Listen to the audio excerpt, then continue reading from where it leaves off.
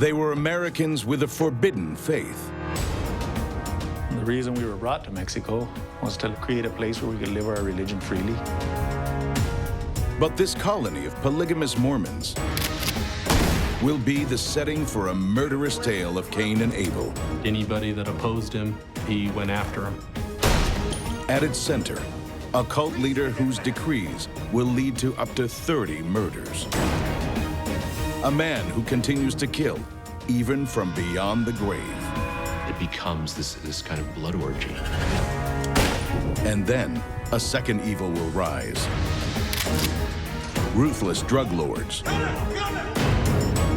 One option was arm ourselves and go look for him. Tainted with tragedy. My children were all crying and weeping, and we were so shocked. Marked with courage. Benjamin was threatened and told to back down, to keep quiet. We got bullet holes here. He's the one that hit me. This is the story of the American colony that resisted the drug cartels and lives in the terrible shadow of a cult leader known as the Mormon Manson.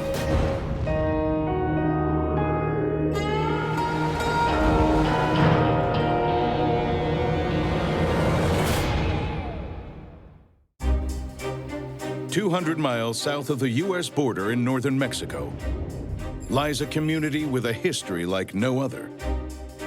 Its children learn American-style English. 2 + 1. Many of their parents have American and Mexican citizenship and drive American cars. It's called Colonia LeBaron, and it's home to 1,200 descendants of Mormons from America. Tough men like Brent LeBaron. I'm from Colonia LeBaron, Galeana, Chihuahua, Mexico. Born and raised here. I'm a Mexican-born American. So what are these American fundamentalist Mormons doing here in Mexico?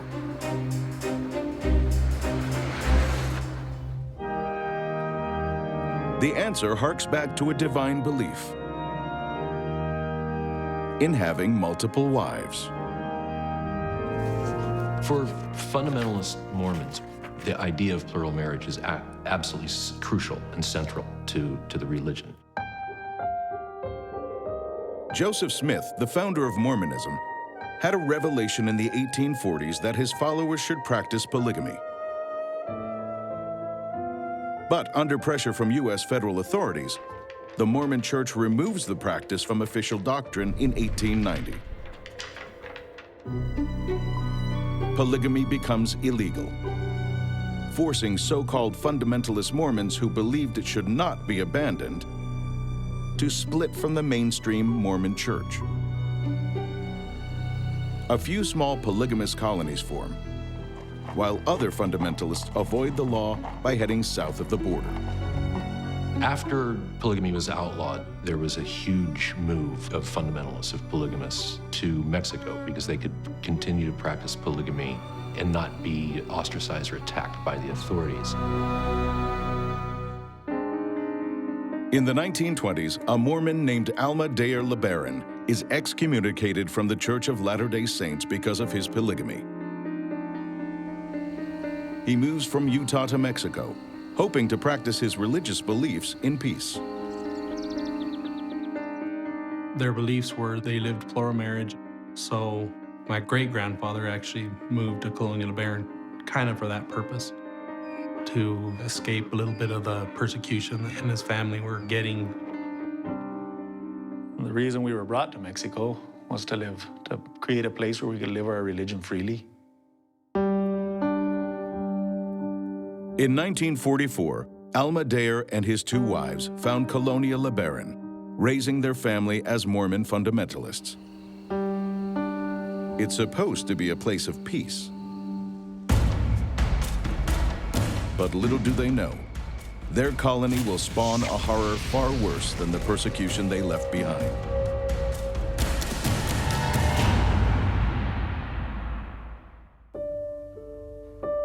It all starts when the family patriarch Alma Dayer LeBaron dies in 1951.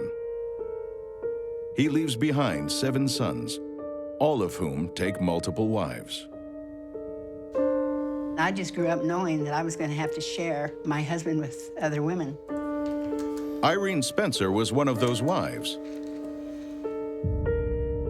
She marries Alma Dayer's youngest son, Verlin, in 1953.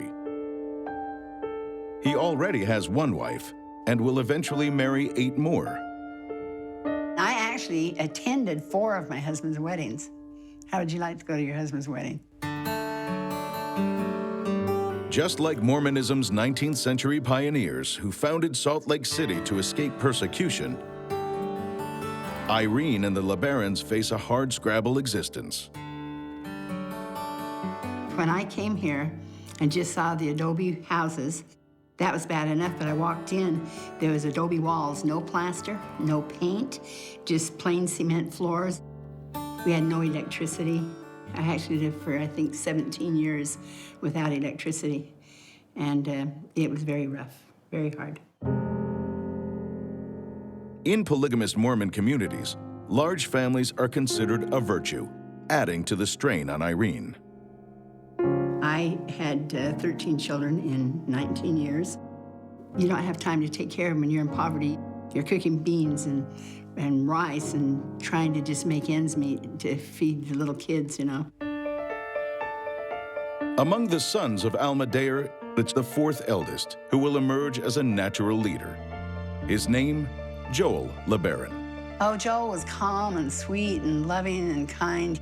He was a nice guy. But in 1955, Joel becomes convinced he's been chosen by God. He got this revelation that he was to be the one mighty and strong, and the redeemer, essentially, of the Mormon faith. Revelations, where a believer receives a divine instruction from God, are a cornerstone belief of the Mormon faith. In 1832, Joseph Smith claimed to have a revelation that predicted, "The Lord God will send one mighty and strong, holding the scepter of power in his hand to set in order the house of God."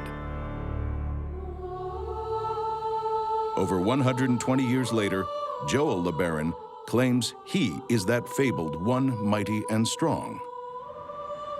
He journeys to the Mormon heartland of Salt Lake City, where in the Utah State Capitol building, he files articles of incorporation for a new church, entirely separate from the mainstream Mormon church. We are gathered here today under the guidance of the Lord, who has made me your... He calls it the Church of the Firstborn of the Fullness of Times, and recruits his family to join it. And we shall always be here. I'll tell you the reason I joined was because I didn't want to be left out. Joel bases his church in colonial LeBaron, where it continues today. He's revered as the church's true prophet, but it's a role for which Joel will pay a heavy price.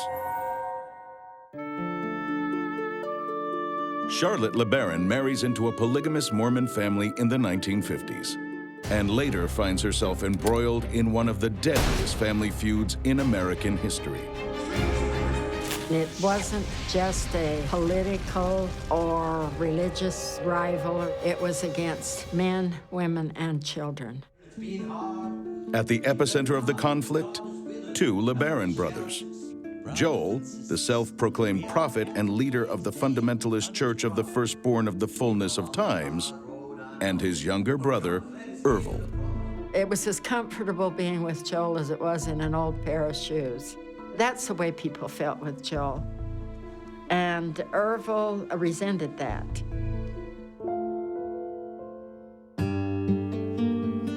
Just 18 months apart in age, Joel and Ervil LeBaron had been inseparable growing up. But by the early 1960s, as Joel's power grows and his converts boost the population of colonial LeBaron to 500, Ervil is tiring of being in his brother's shadow. It was a very competitive relationship. The 2 siblings closest in age, and there was clearly a lot of sibling rivalry. Ervil begins a strategy to unseat his brother. He starts to destabilize the colony by dictating who should marry who. The whole idea of plural marriage was completely based on a different premise. where the woman had her choice. The marriage ceremony for entering plural marriage says, do you of your own free will and choice give yourself to this man, or does he take you as his wife? Of their own free will and choice. And that's very much emphasized. And Ervil wasn't that way. He wanted to be the one that was directing. And it became a real problem. He told me that nobody could get married or function in any way, shape, or form unless he gave the say-so. Ervil's hunger for power escalates. He tries to convince women already wedded to his brothers that God wants them to marry him. He said I was committing spiritual adultery by living with my husband because I actually belonged to him. So he would have revelations that a certain woman, they tended to be very attractive, should be sealed, as it's referred to in Mormonism, should be sealed to him. Ervil's role in his brother's church is to collect tithes from followers. But he begins to use the money to line his own pockets.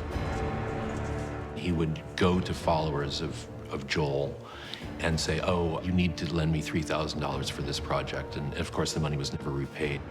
Or it would be, again, it would be a revelation from God that the follower should give them $3,000. In contrast to the humble lifestyle of his brother Joel, Ervil has an attraction to the finer things in life. By the mid-1960s, Ervil was increasingly obsessed with money, with living well. And Colonial LeBaron and the other outposts of the church were very threadbare, very hard scrabble places, set down in these kind of arid flats of northern Mexico. And Ervil liked to drive new cars, he liked to dress nicely. Ervil wanted to live large, and to live large, you need money. So he increasingly was coming up with schemes. One scheme was to build this tourist marina in Baja California. That fell through. There was a gold mining scheme. There was a number of different schemes that Ervil came up with, and they all kind of collapsed. But as a result, and because of his lifestyle, because he had 12, 13 wives to support, he was always grasping among the followers for more money. Then Ervil claims that he, not Joel, is the man Joseph Smith predicted would set in order the house of God.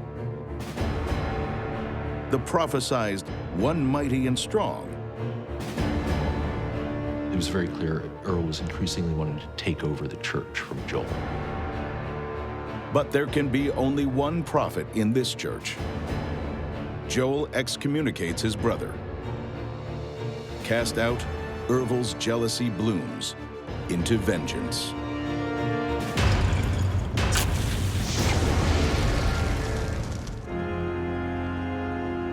Now in San Diego, Ervil starts his own church.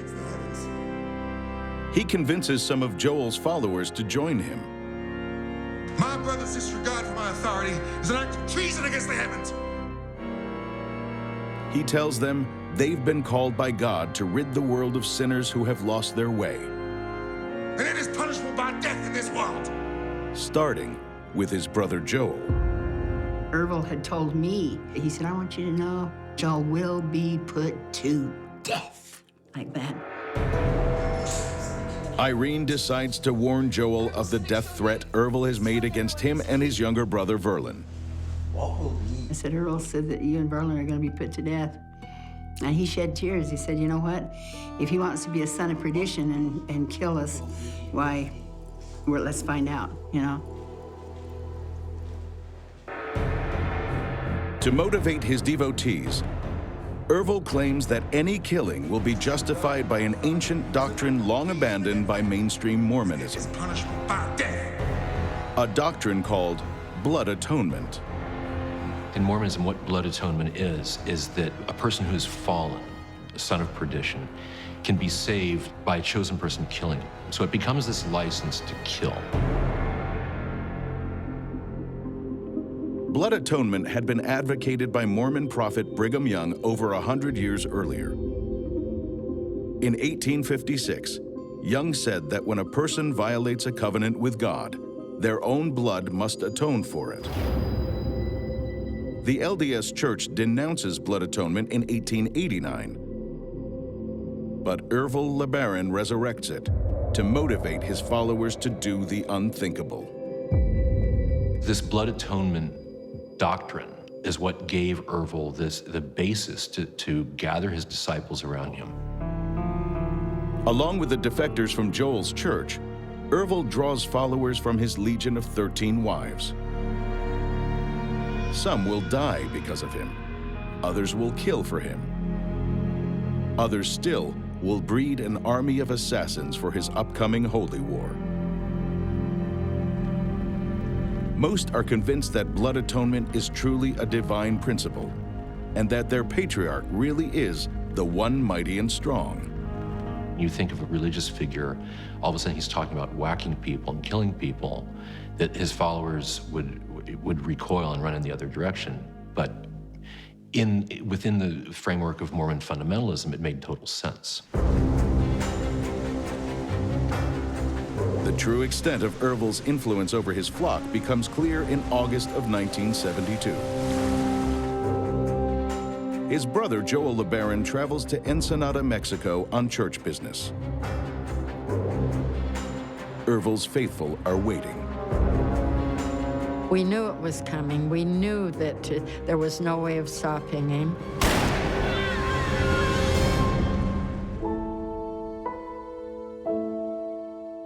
Orville's chief lieutenant, a man named Daniel Jordan, killed Joel in August of 1972. Like the biblical tale of Cain and Abel, the brotherly feud has ended in blood. Joel's sister-in-law, Charlotte, takes the news hard. We had been worried about it for a long time, but it was a blow. It was a blow. My children were all crying and weeping, and I mean, we were so shocked. But if Orville believed his bloody coup d'etat would send Joel's followers flocking to him, he's mistaken. Instead, Joel's devotees rally around the LeBaron's younger brother, Verlin. Orville now has a new enemy. Now that he'd gotten rid of Joel, his next chief target was Verlin. My husband by then had become president of the church, and he was Orville's main target. In fear of Orville's wrath, Verlin LeBaron goes on the run.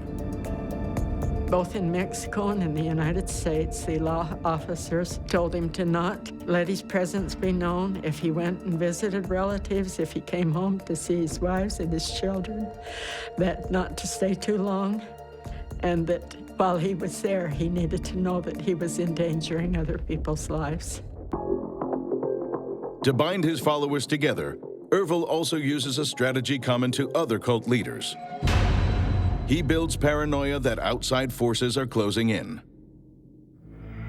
He kept us constantly hyped on the idea that people were out to get us, that our work was so important in the eyes of the Lord that the forces of evil were going to try and kill us. Say he had a tongue of gold, he could convince the devil to go to church, so he was just a good brainwasher. Emboldened by the murder of his brother Joel, Orville will commission more attacks on his own flesh and blood. People you knew were all now potential hitmen. There were threats of them coming to bomb Colonial LeBaron. Everybody was a watchman. Everybody was on their toes. By the end of the 1970s, some media will be calling Orville LeBaron the Mormon Manson. It becomes this kind of blood orgy. When Colonial LeBaron was founded by a Mormon fundamentalist family in 1944, it was supposed to be a promised land. But in just a few short decades, the town would be living in fear of an evil spawned from within.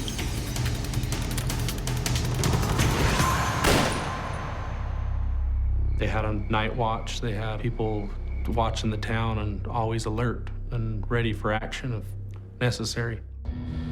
The reason for the fear, is self-styled prophet Ervil LeBaron. In 1972, he orders the murder of older brother Joel. Ervil claimed to be a prophet, and he actually had his brother Joel put to death. He didn't do it himself, but he had somebody go kill him. Ervil has started his own fundamentalist Mormon church, drawing followers mostly from his 13 wives and children, and motivating them with a deadly doctrine called blood atonement. It was very, very sick, warped, and terrible, terrible teaching that he taught. Across the American Southwest, several different sects of Mormon fundamentalists are living their own versions of polygamy and competing for members. In 1974, Ervil LeBaron tours their communities, trying to gain converts and donations to the church he has founded. He said he was the head of a political kingdom of God and that the world would be under his jurisdiction and rule. We were to start obeying the rules or we would have to suffer the death penalty.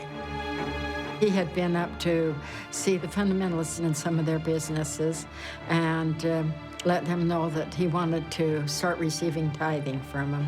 And if they didn't, they would be in danger of the judgment. Against the heavens. But Ervil's efforts are to no avail.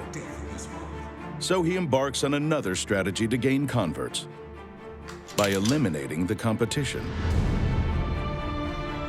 Starting with his brother Verlin LeBaron, head of the Church of the Firstborn of the Fullness of Times.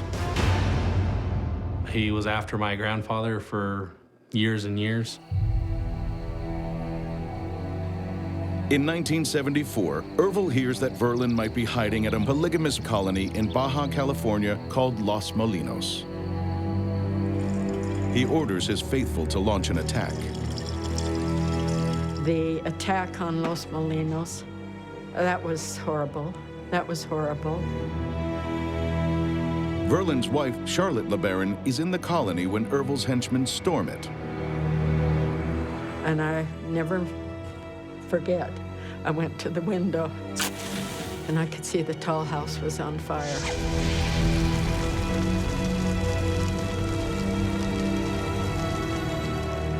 And I says, it's Ervil's people. Charlotte's home is burned to the ground. 13 people are wounded, 2 shot dead. But Verlin is not in the colony. He's hiding in Nicaragua. So Ervil concocts a diabolical Plan B. So the most amazing tactic that Ervil came up with was he thought, if I kill another Mormon fundamentalist leader, Verlin will have to come to the funeral. And then I can kill Verlin at the funeral. The man singled out to die is Rulon C. Allred, head of a polygamous sect in Salt Lake City. I grew up in his group, and he was really a wonderful man. At the time when I knew him, he had 7 wives. But in 1977, Ervil tells his followers that the Lord wants Rulon Allred to be blood atoned. His 13th wife, Rena, is allegedly chosen as the assassin. She walks into Rulon Allred's office in Salt Lake City and shoots him dead.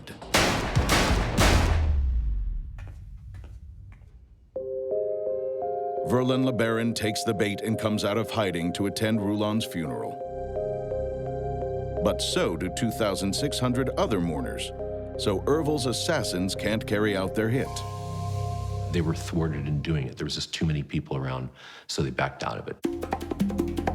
While Ervil's deadly hit squads roam from Utah to Mexico, in colonial LeBaron, where inhabitants are loyal to the slain prophet Joel LeBaron, a culture of terror reigns.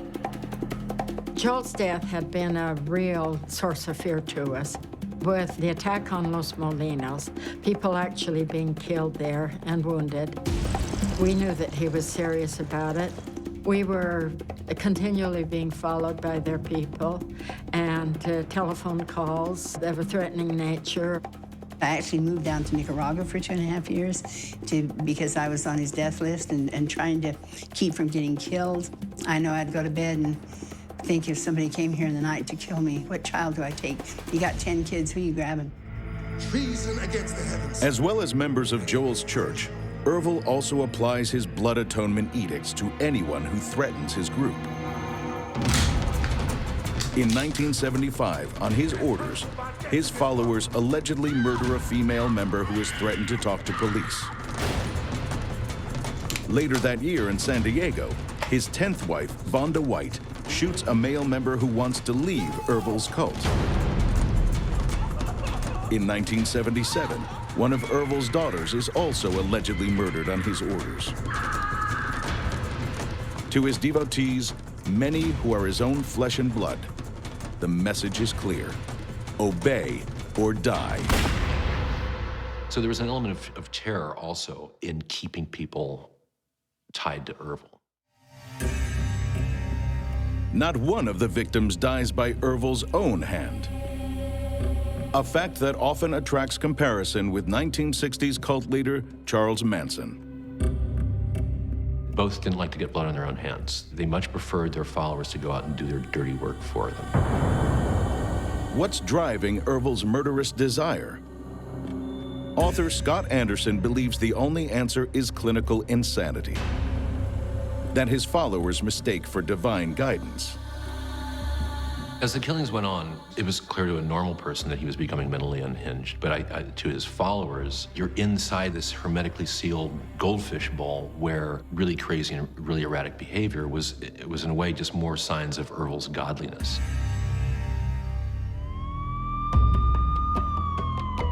But by the late 1970s, American justice catches up with Ervil and his cult.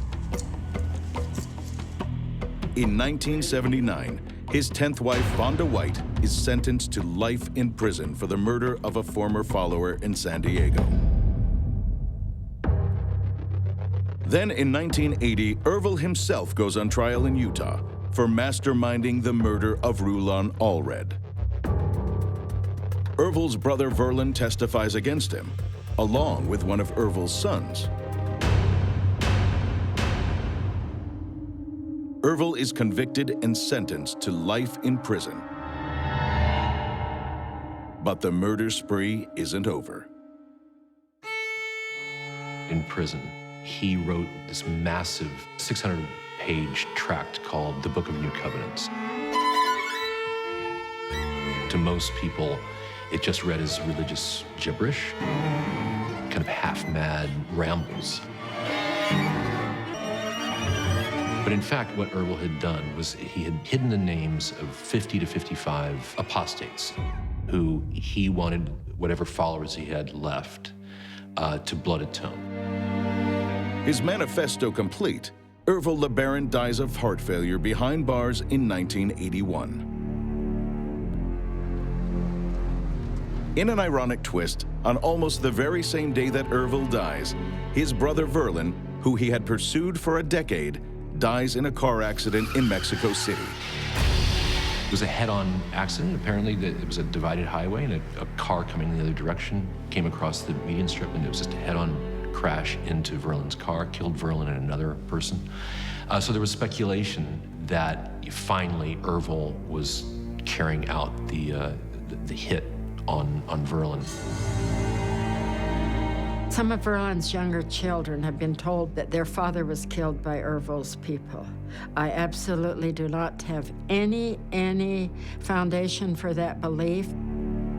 But the final horrifying chapter of the Mormon Manson's reign of terror remains to be written. In 1981, cult leader Ervil LeBaron dies in a Utah prison. Many believe the killing spree of the man dubbed the Mormon Manson is over. But he has left behind a coded hit list. He had hidden the names of 50 to 55 apostates who he wanted whatever followers he had left to blood atone.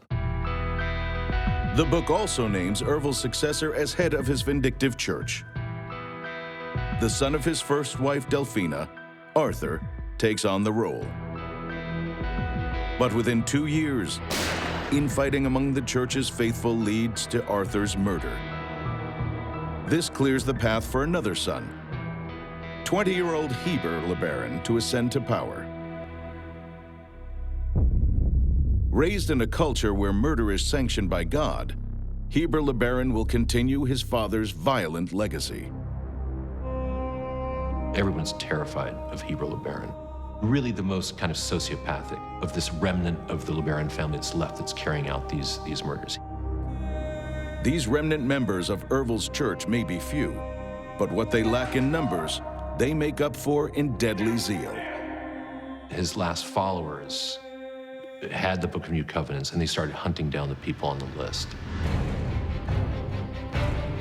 In the years after Ervil's death, up to 10 murders are committed by his followers in America. Most of the victims are former members deemed to be apostates or heretics.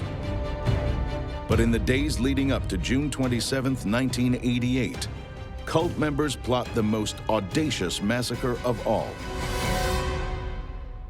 The 4 o'clock murders was a name given to this astonishing quadruple homicide that occurred in Texas. In his manifesto, Ervil had identified former church members, Mark Chenoweth, Dwayne Chenoweth, and Eddie Marston, as traitors who needed to be blood atoned. They had been 3 of Ervil's closest lieutenants. They had now left the church. It was decided that all 3 must die exactly at 4 o'clock on June 27, 1988. For Ervil's faithful assassins, the date has spiritual significance. That was almost exactly the time that Joseph Smith, the founder and the first prophet of the Mormon Church, was killed in 1844. But the timing also has a practical purpose. If they killed one of them, the other 2 were going to disappear. So they realized they needed to kill all 3 at the same time in 3 different places. In different parts of Texas, driving identical cars, I'm ready and in position.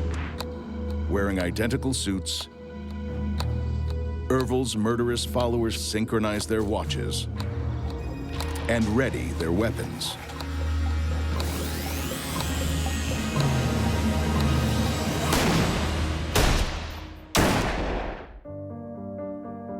Houston, 4 o'clock.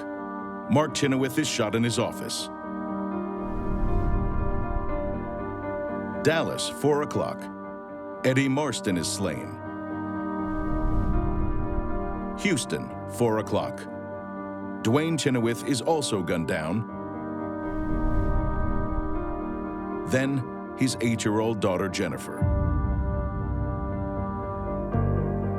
She was murdered also because she was the eyewitness to the murders. So there were 4 people killed. But these brazen murders will signal the beginning of the end for the cult's vicious vendetta. The killers had worn identical suits and driven identical stolen cars in an effort to confuse investigators.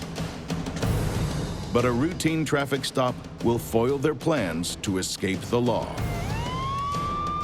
A few days later, they're still driving the stolen pickup trucks. And they're stopped in Phoenix with the stolen pickup trucks. The killers are brought to justice, including Heber LeBaron, who receives 4 life sentences for his role in the 4 o'clock murders. The last of those involved, Jacqueline Tarsa LeBaron, is caught in 2010 and sentenced to 3 years in prison. In all, the horrific body count attributed to the cult of Ervil LeBaron is estimated at up to 30. There was an ingenuity, a kind of a diabolical ingenuity about this cult. I mean, it started under Ervil, but it continued under his sons and daughters. Today, it's believed the church started by Ervil LeBaron is no more. But in Colonial LeBaron, the fundamentalist church founded by his brother Joel continues to this day. On Sundays, armed men often guard worshipers entering Joel's church because another evil has risen against the colony. We started hearing about deaths, and We started realizing this was getting really bad. It was getting really out of hand. Starting in 2006, rival Mexican drug gangs fight a vicious war for control of the border zones. By 2009, the body count passes 15,000. Suddenly, the once peaceful country surrounding Colonia LeBaron is awash with illegal guns and outlaws looking for ways to get rich quick. They started kidnapping a lot of innocent people for just kidnapping them for money. They were searching out wealthy people. In the decade since Alma de LeBaron came to Mexico, Colonia LeBaron has advanced. It's grown from just a single founding family to around 1,200 citizens. Many LeBarons intermarried with Mexicans and learned Spanish. But many also take advantage of ties to their motherland, retaining American citizenship, and running lucrative export businesses of the pecans and other crops they cultivate. Thriving farms, big houses, expensive cars. To local criminals, all this spells dollar signs. Being very prosperous in the LeBaron community, we knew that we were a target.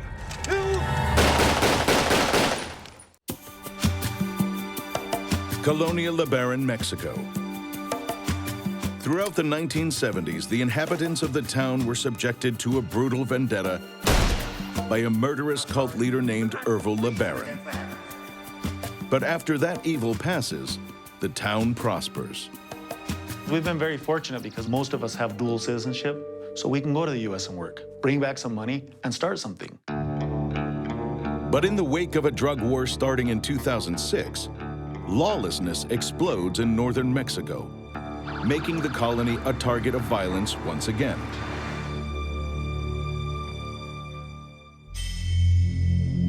On May 2nd, 2009, 16-year-old Eric LeBaron is kidnapped from Colonia LeBaron by a drug gang. They demand a $1 million ransom. The men of the colony come together to decide how to respond to this new threat. We got together and had a meeting with Eric's father, Joel, and told him, hey, whatever your choice is, whatever we can do to help, we're there. One option was all arm ourselves and go look for him. And the other option was, do we pay the ransom? And everybody said, no, if we pay the ransom, they're going to be back tomorrow for 2 more. As for using guns to settle conflict, the LeBarons have lived through that during Ervil's murderous spree, and know it can only lead to more violence. The LeBaron people were in a sense, spiritual, and it would go against our conscience and our religious belief to arm ourselves and go up in war. So instead of paying the ransom or taking up arms, the LeBarons do something almost no one in Mexico dares to do. They stand up in public to demand action. Our entire community went. We petitioned the government, and we're at the state capitol for 3 days. We blocked the streets and just held signs. We're kind of on strike. It had never been done before. The LeBarons appealed to the government to do their duty and protect its citizens. We had a meeting with the governor, and we pushed, and we said we wouldn't leave this place until Eric was free. Incredibly, it works. The kidnapped boy is released by his captors and returns to the colony. No one knows how the government negotiated his release. All they know is he's free. We got him back safe. We felt, we got his victory. What we did was the best thing we could have done. For the LeBarons, it's a triumph for nonviolent action. For the drug lords, it's a humiliation that must be avenged.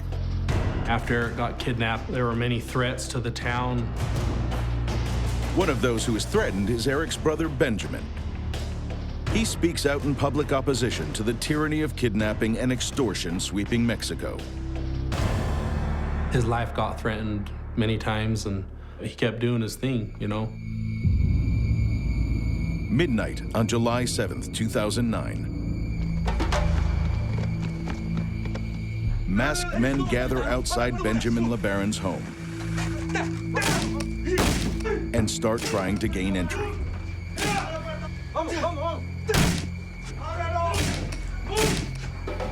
He calls his neighbor, Luis Widmar.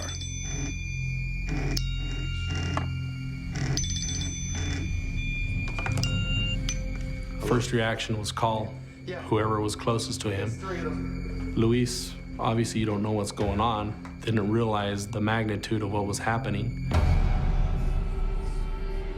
Meanwhile, another neighbor sees the trucks and calls Lenzo Widmar. Sister Ruth lives directly in front of him, and my phone rang and she said, hey, something's happening at Benji's house. And I asked her what, and she's in panic and said, I don't know, get over here. As Lenzo rushes to the scene, the gang resort to extreme measures to get Benjamin to come out. After threatening Benjamin's family with a hand grenade, he opened the door so they wouldn't hurt his family. As Benjamin is dragged from his home, his neighbor and brother-in-law, Luis, appears. And they took him out and took Benjamin and was there loading them in the truck. Lorenzo showed up in his Suburban, and these guys opened fire. One man opened fire, then another one opened fire, and then two stood up and opened fire. Violence has again struck the LeBaron clan, and what happens next will change their community forever. On the outskirts of Colonia LeBaron, Lenzo Widmar relives the moment he was almost killed by a Mexican drug gang. We got bullet holes here.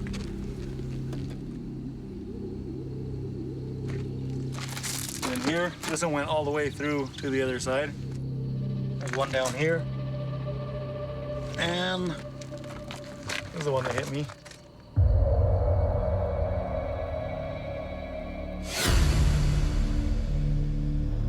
After having his bullet wound patched up, Lenzo went in search of his kidnapped relatives, Benjamin LeBaron and Luis Widmar.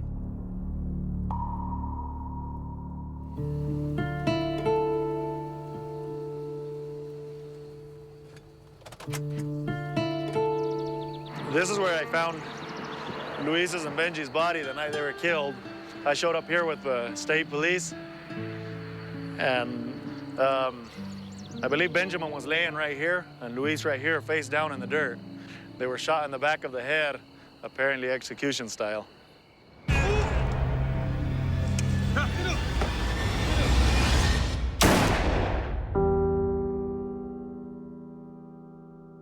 But I do have a lot of anger bottled up inside of me, especially when I remember looking at Luis and Benji thrown on the ground there, you know, seeing their lifeless bodies there.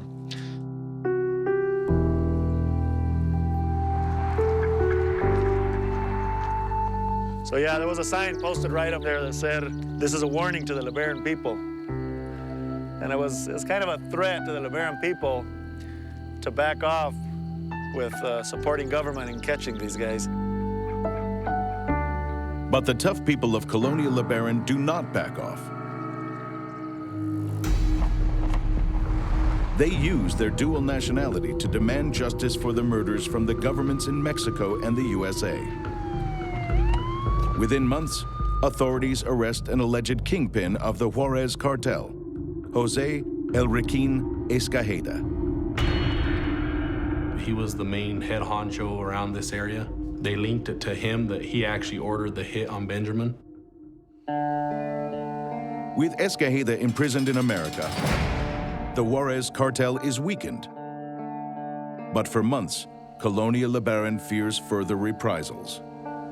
So just as they did when threatened by Ervil LeBaron's followers, they begin a night watch. We come up here to this spot and, you know, just watch the whole town. The word went around that we had high-powered rifles and whatnot up here. We're ready to shoot anybody that was that got in our way. Obviously, we didn't, but it was a good hearsay that went around. But today, there's no need for rumors about weapons. Respected and influential have these third-generation American transplants become that the Mexican government has stationed 50 heavily armed police to guard their tiny colony. There's a lot of people in the area that say, oh, why do these LeBarones get so much help? Why not everybody else? I think it's because we squeal louder. And we're willing to not participate in crime. At the contrary, we're willing to participate to catch these guys. With no major incidents since 2009, the LeBaron's policies of nonviolent resistance and refusal to pay ransom seem to be making their colony safer. And while the LeBaron name was once synonymous with Ervil's murderous spree, today the new generation of LeBarons are making a stand for peace. I'm trying to give us a good face, you know, try to rectify the wrong that Ervil, you could say, did for us as a community, as a people. We're not that way in the least sense. We're the complete opposite. As a new era dawns for the LeBaron colony, it seems even the practice that brought Alma Dea LeBaron here in the first place is changing. Today, weddings in the colony are most often between one woman and one man. Because of cultural and economic pressures, polygamy is fading. I believe it's slowly but surely being done away with, but it's not that we're ashamed of it or anything like that. I'm proud of where I come from. I really am.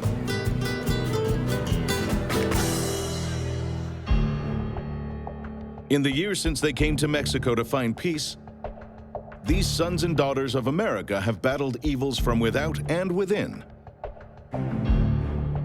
But their colony has weathered the storm. And its greatest strength in the future may be the spirit forged in its tumultuous past. I think because of these events, it's made us stop and recollect our thoughts. So we're definitely progressing in our values. We're progressing in industry. You know, our farms are growing. These events have made us more courageous people. They've brought us closer together as a community. We've been able to overlook a lot of differences and focus more on looking out for each other.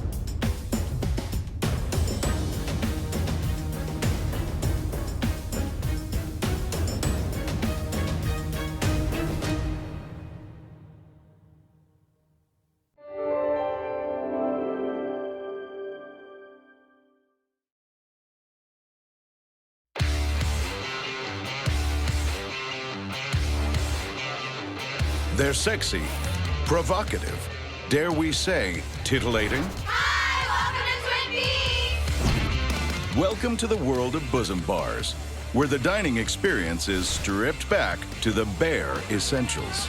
We're America's only restaurant. We got some good friends, good drinks, good food. It's all good. Don't dare call them sleazy. There has to be a little bubble, as we say, and like a little distance. They are perfectly formed, socially acceptable business models. We're opening a new restaurant approximately every 2 weeks. Growing 30% faster than regular restaurant chains. It's hanging out with your buddies and looking at beautiful women. The American way. Sure, skimpy outfits help, but there are secrets to succeeding in the themed restaurant end of town. We work hard at it. It's all about names, it's about unique, it's about identity. There's 1,000 things that can go wrong. Sit back with a cold one while we dig deep to discover why the bosom bar business is booming. Looks good!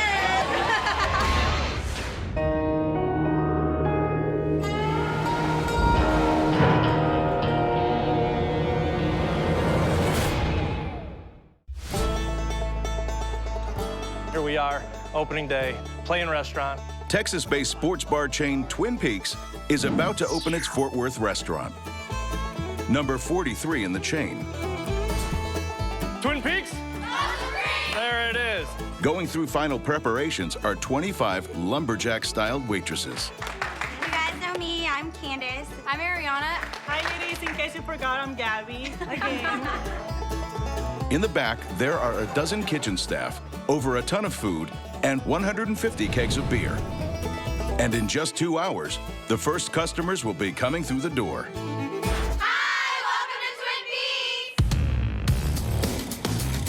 There's a battle ablazing in the casual dining sector, and Bosom bars are taking down the opposition with a strategic attack plan. One chain have even coined their own unique classification: restaurants. I had heard the word restaurant used a few times, and the word restaurant just described us to the T. So we kind of put our arms around the word.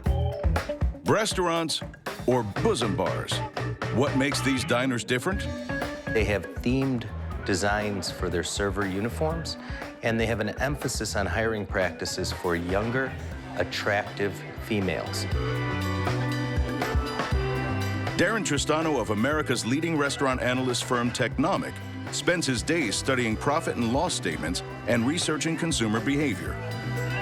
And he likes what he's seeing. Over the next few years, we would expect it to grow from around $2 billion to closer to $3 billion.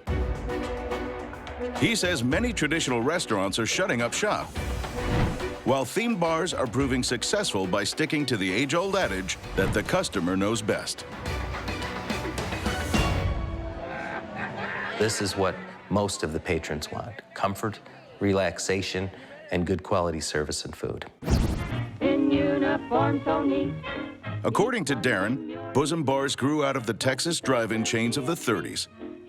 And then along came Hooters. In 1983, Hooters opened out in Clearwater, Florida, and has grown over the past 30 years to be a very large and dominant leader in the restaurant segment.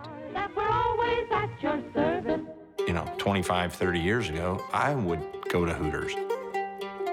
Twin Peaks CEO Randy DeWitt knew Hooters was onto something, but felt he could offer a new twist. I zeroed in on things that I would want to experience if I went to a sports bar. I wanted great made-from-scratch food. I wanted beer so cold you would get ice in it. And I wanted a great audio-visual package. And, of course, who doesn't appreciate a really pretty waitress?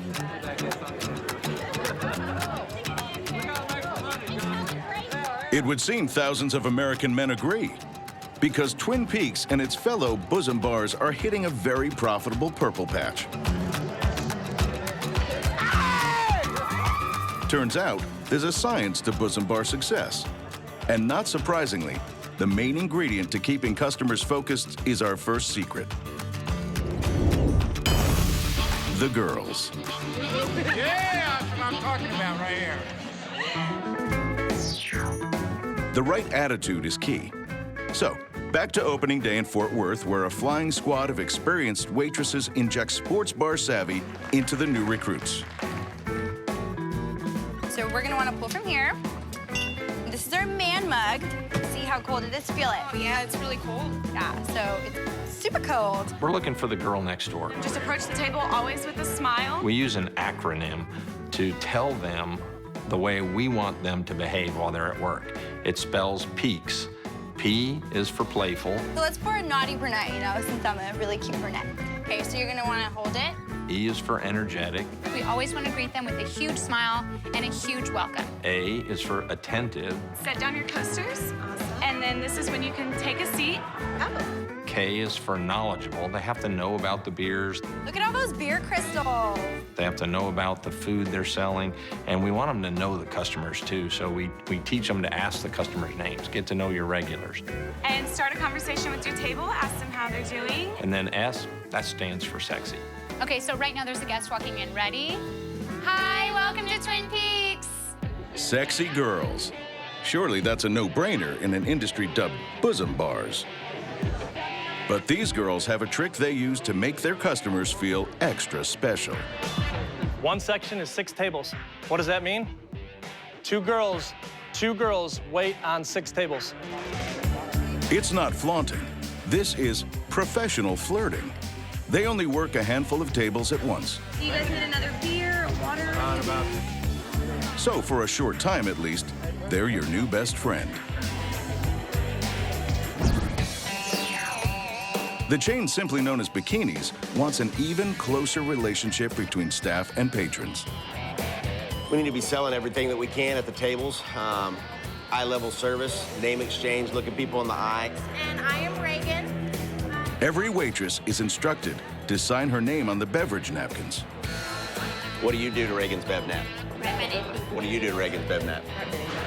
The more y'all are around, the more y'all are around each other's tables. It's gonna create a thing where we're making a connection and everybody in the room is making a connection with these people. My team works a lot on finding the right image, the right personality. We kind of look for the girl next door, even though they've never really lived next door to me. Very wrong person. Do you know how to pronounce her name? Yet the girls and what they wear, or perhaps what they don't wear, do attract criticism. But according to restaurant consultant Linda Duke, Bosom bars are servicing a legitimate niche. You know, you have to find your niche. It is about who can serve them the best in a beautiful way and create an environment that is very appealing to men in the United States. One of the outlets leading the way is Tilted Kilt, where hiring the best possible staff is considered vital. The hardest one is just finding the right girls for the show. Welcome to the Tilted Kilt. You know, we have the stage set up with the TVs, with the cold beer, with the great food. Just kind of finding that right talent that fits our image. How's Ashley doing for you guys? Good? Awesome. Store General Manager Erin Columbi prefers her staff smart and perky. We gotta have somebody who's intelligent, portrays class in all aspects of our business at all times, somebody that has a sense of humor. Do you want it in a bottle? That kind of has that wow factor that makes us a little bit different. I've heard we exploit women. I would beg to differ. I'd think maybe it's, if anything, it's the other way. And I'd say they don't really know our concept. They're missing a lot. Ron Lynch at Tilted Kilt says don't judge a book by its lack of cover. Come in, have a beer, and get to know the staff. Like Shelley Rivera. There was one time where I had a guest try to get a little grabby, but we make sure, I told them that's not allowed on here, and we had security handle with them. Look but don't touch is always the rule, no exceptions. The girls make sure that they can't touch anything over here, and we're not here for that. We're here for business. We're here to entertain them, make sure that they have a good time, but also make sure that they know they're not in a strip club or anything like that. It's more of a waitressing, hey, here's your food and drinks, and have a good time, other than you're here to touch us. Keeping it safe and sexy as opposed to sleazy also attracts female staff who want a friendly, flexible workplace paying big tips. The girls that work there, you know, we're all super intelligent. Almost all of us are in school or getting our masters or getting our bachelors. You want to grab that side for me? Married Ashley Ray has an automotive degree, and she's studying law. But her job at Tilted Kilt is what pays the bills. I don't feel exposed in any way. And, you know, it's not for everybody, and that's all right. But the girls that are there, you can tell they're outgoing, they're happy, and they're confident. Do you guys have anything special planned for today? 19-year-old Michaela Francis is a dedicated Twin Peaks girl. She relies on her job to help her care for her grandparents who raised her. Basically, my mom decided that she couldn't take care of my brother and I. So my grandparents came and got me. My grandpa has kidney failure, and they both have diabetes. How are you guys doing today? As a Twin Peaks girl, she earns better money than she would in other retail jobs, meaning she can repay her grandparents' kindness. Hey, guys. There are many secrets to running a successful Bosom bar. She's doing a wonderful job for us, but she has not given us any free drinks yet, and this is a bachelor party weekend. If hiring the right waitress was rule number 1, rule number 2 is all about creating the best customer experience. And for that, you need a theme.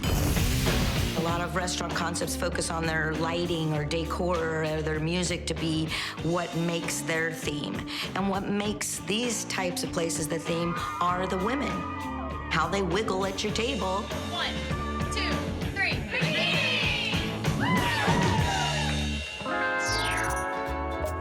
We're so proud of our team and what we've built, and we believe that it has a lot of legs, pun intended.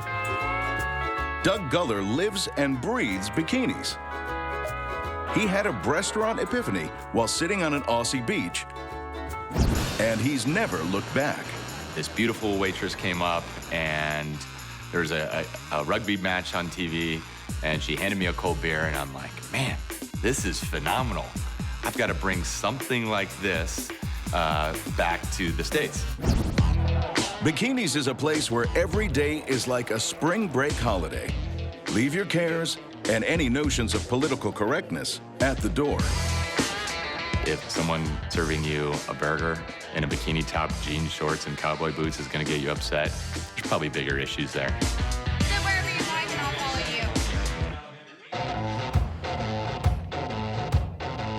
you. The beachy theme fulfills a male fantasy. If you're ready to see some girls in bikinis, make some noise! Where patrons become pageant judges. Brittany from the block! And bar taking boomed by 50%. It kind of embodies a culture where you say, be yourself, be independent, be sexy, be whatever you want to be. Everything Doug does promotes the bikinis lifestyle. We've come up with some really cool PR events to get the word out there. So why not buy an island? Say, a remote paradise. There's a country where you have the local bikinians, and that's how the name bikini came to be. So I called the gentleman who runs the country out there in the Marshall Islands, and it turns out the country is not for sale. But Doug still wanted to see the bikini's name on a map. Yeah, how's the day? So he searched closer to home and found out the ghost town of Bankersmith, Texas was going cheap. We saw the ad on Craigslist. We contacted him, and lo and behold, we bought the town and renamed it Bikinis, Texas. Doug plans to turn the entire town into an outdoor music venue. But for his next stunt, he's taking customer loyalty to whole new levels. Love bikinis? Why not get it tattooed forever onto your body? We floated it out there to our most loyal fans, and the response was overwhelming in terms of getting a tattoo. Miss, my very first tattoo. A little nervous about it. That's right. Doug's most loyal customers can have the letter B indelibly inked. Clearly, he's very confident bikinis will survive more than just a couple of years. New restaurants have a very, very high failure rate. The culture within our industry is a short time span. The staff are backing Doug, as if turning up to work with little more than a bikini and a smile wasn't enough. Some are also getting bikinis branded. That's quite a loyalty program.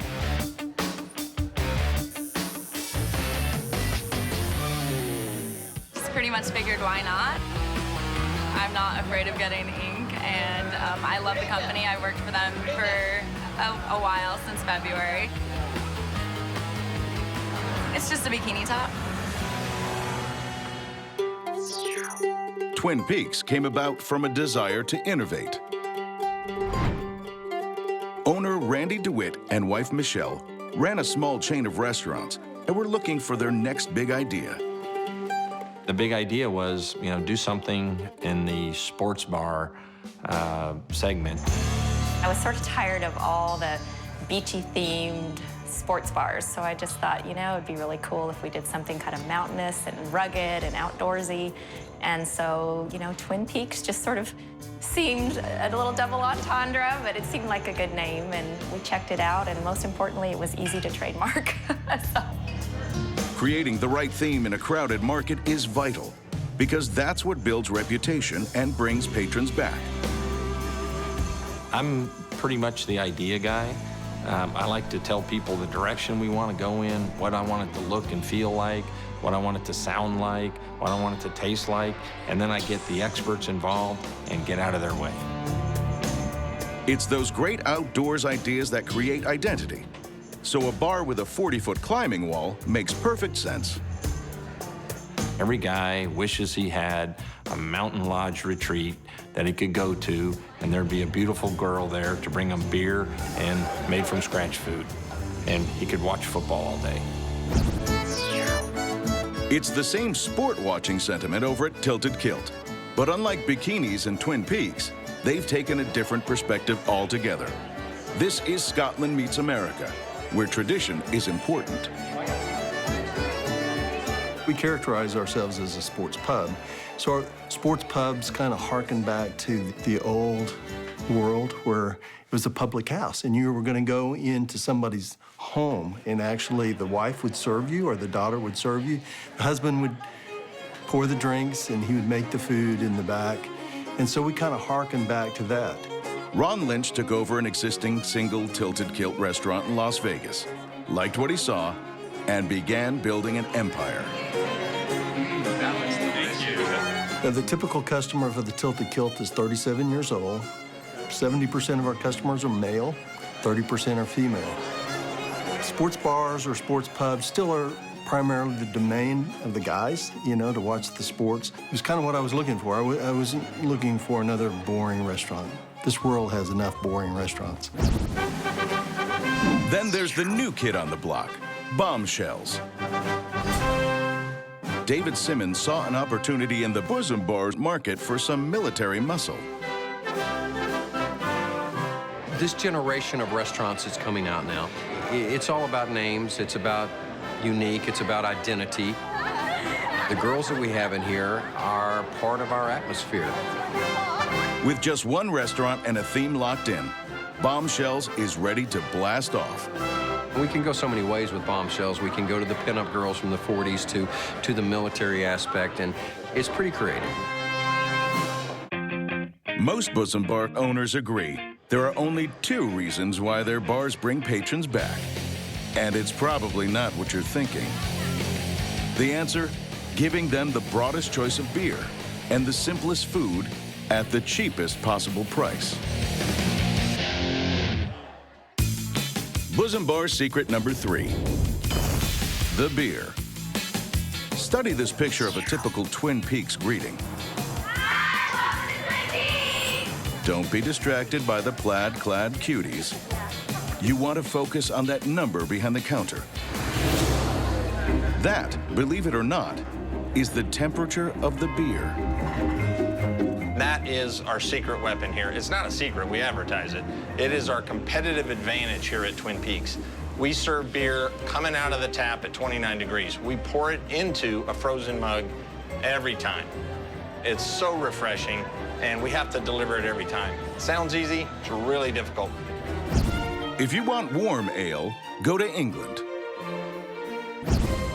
But here in America, beer is a drink served cold. Frosty cold. There's an estimated 20,000 beers in the world, and most bars will offer 60 or more. Bikinis keep their beer in a cooler just like you're at the beach. Staying on their summertime all the time brand requires that much attention to detail.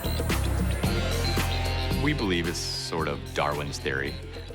You know, it's going to be the survival of the fittest out there. It may seem obvious, but you can never take your customer for granted.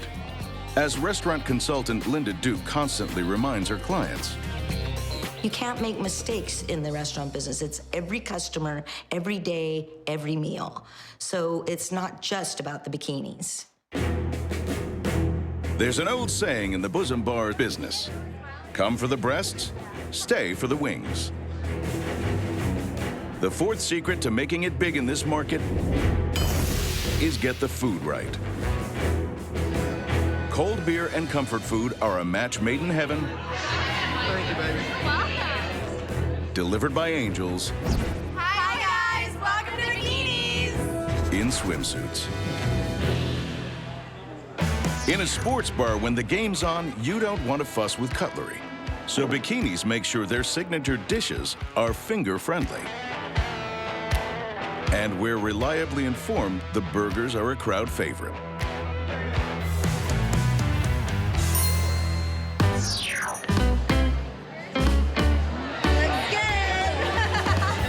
Bombshells and Twin Peaks stick to much the same safe food formula. Our menu is mom's cooking. But, you know, it's not the mom from yesteryear, it's the mom of today.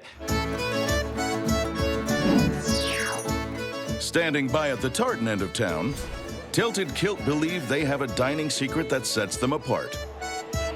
Carefully selected menu specials. We probably have the best food in the sports bar segment. We work hard at it because our belief is that we know what attracts people into our concept the first time. But to keep that repeat customers, our food has to be dead on. So, Curly, what do you have for us today? This is Tilted Kilt's engine room. Ideas are hatched, plans are made, and the serious side of satisfying thousands of hungry bar patrons every day is given to head chef Curly.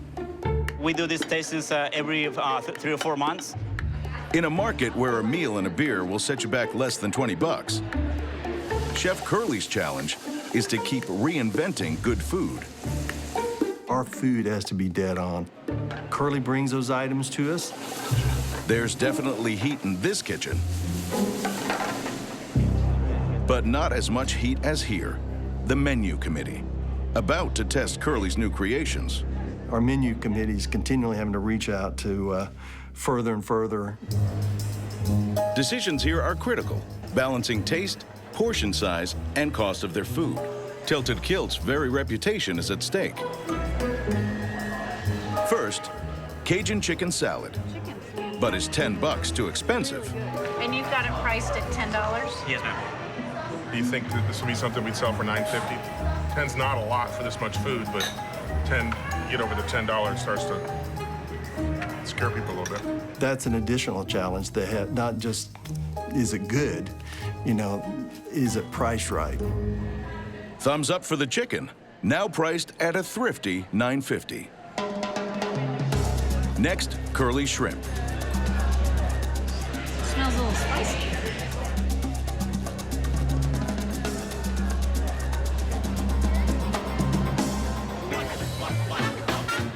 It's a little too spicy. Is it spicy? Yeah. I mean, I like it this way, but I don't think. Excuse me, I gotta go with you. Yeah, there we go. Your nose is turning red. Like it literally goes right to the back of your throat. It's back to the kitchen for Chef Curly. Live sports, cold beer, hot girls. The testosterone-fueled end of the food chain doesn't want for much to satisfy customers, even when there's no testosterone. Got the tatas showing and the plaid, it's awesome. But get a tiny part wrong, and sexy can turn shabby. Secret number 5 in Bosom Bar's success: the uniform. You can have the best furniture and the best TVs and the best food, and that's expensive. But our greatest asset is really the girls that we have working in here. This is Bombshells, a military-themed sports bar. CEO David Simmons has a Bosom Bar predicament. I think the uniforms that we had initially were conservative. They were very basic. They did have the military feel. We had a bullet belt on, we had camouflage shorts on, and we had our logo on there. But they just didn't really complement the girls the way that we want it to. A Bosom bar's uniform needs to be like a cheerleading outfit. Revealing, but socially acceptable. So David called in the grand mistress of the uniform makeover, Tara Saunders. Well, we originally started doing restaurant uniforms, and we actually got a trademark on the term restaurant uniforms. 1, 2, 3. Great. Tara knows her tops from her bottoms. This former Dallas Cowboys cheerleader perfected her skills designing cheerleader outfits. One day, I had a phone call from a person who said, hey, I'm opening a restaurant. Would you like to make me some uniforms that look like cheerleading uniforms? And it was like, ding. So, David, tell me what you're thinking. Well, obviously we want sexy, number one. David's brief is, well, briefs. Well, you know, David, looking at your staff, it is very, very clear that they can pull off something a little sexier than this. But definitely, we can find a way to still keep it classy, fun, and playful. Bombshells is an amazing concept. It is very, very throwback, Army, all-Americana. The look is sexy, military, hot. Sexy, military, hot, but not offensive. Can Tara pull it off? David sure hopes so. It's important to create the uniform to keep bombshells in here and the concept of that, but I want their personality, whether it be their tattoos, their hair, maybe a piercing or two. I want them to shine through. While Tara sweats on the bombshell shine, she may reflect on what's working for other brands. Tilted Kilt avoided a dress dilemma. Their cue came from a Scottish tartan. It must be incredibly challenging to serve food and beer with next to nothing on, and you have to be very confident. I don't think I could do it myself. It's all about being sassy, not crassy, because you never know who's the next customer. Like a mom who's dropped in with her boys to watch their favorite team. I don't even notice it really myself. I'm kind of like, oh, whatever. I talk to my kids and stuff. But I know that my boys notice it.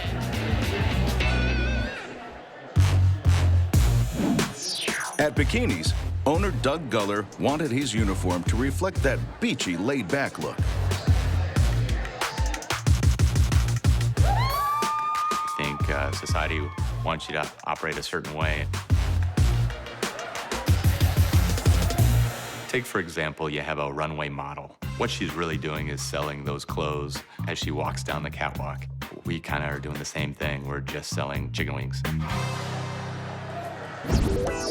Meanwhile, at Twin Peaks, the scenic views double entendre makes the perfect peekaboo pairing.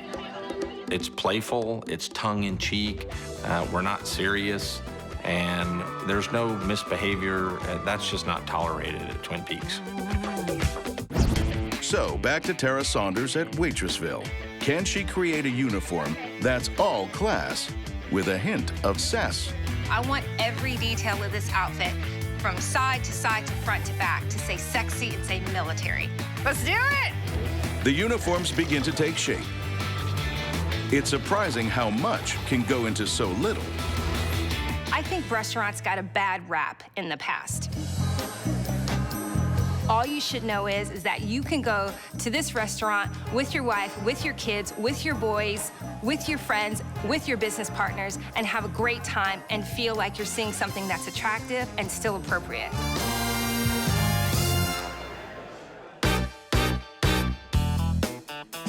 Time for Bombshell's David Simmons to see if his saucy brief has become a sexy reality. Okay, here we go. Wow. But she's taking the ideas that we've thrown out there and melding them together into an incredible outfit.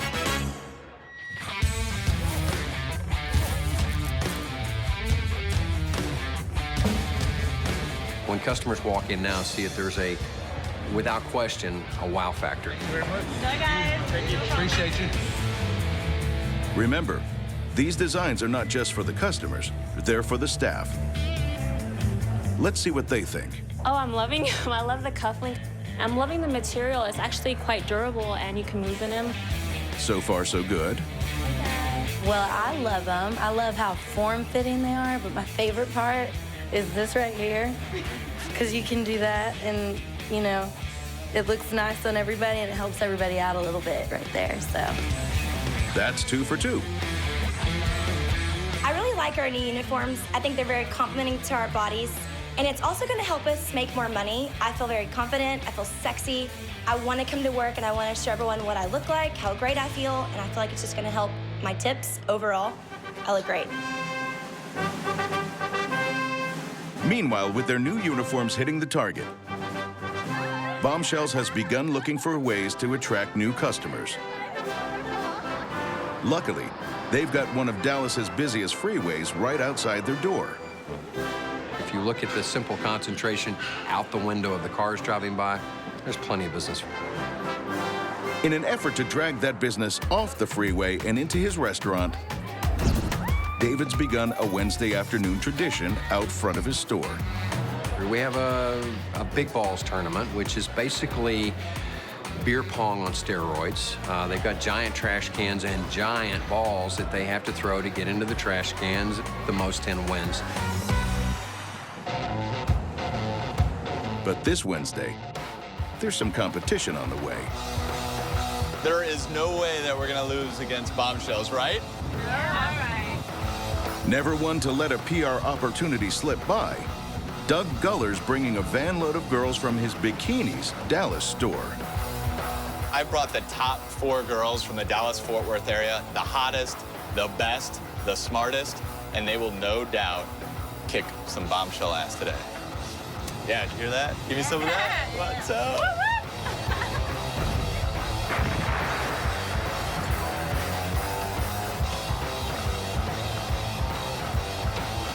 We don't want our girls just to come to work and have to wait on tables and take care of customers. We want them to also enjoy a certain level of lifestyle when they work for us. And part of that's the playfulness and the fun. Today's tournament may be playful, fun, and of benefit to both brands, but to Doug Guller, it's still a competition. They've been really good to communicate with and set this up, but I'm pretty sure we're going to be victorious on this. It's not about win or lose, it's just about having fun, and maybe we'll win. A chorus of honks from the freeway heralds a contest like no other. We have it set up outside where Bikinis is there and Bombshells is there, and they'll go back and forth and compete. The battle for sports bar supremacy has come down to this. Sure, we shop our competitors. We make sure that we know what they're offering, and then we internalize that and make sure that we're putting out the best offering that we have. As for the game itself, in 10 minutes of play, no one scores a point. But passing cars are honking and exiting the freeway. It's putting butts on Bombshell's seats.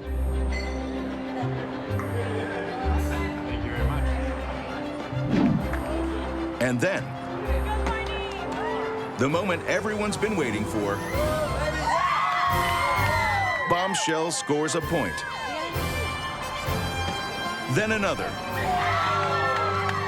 Team Bikinis is defeated.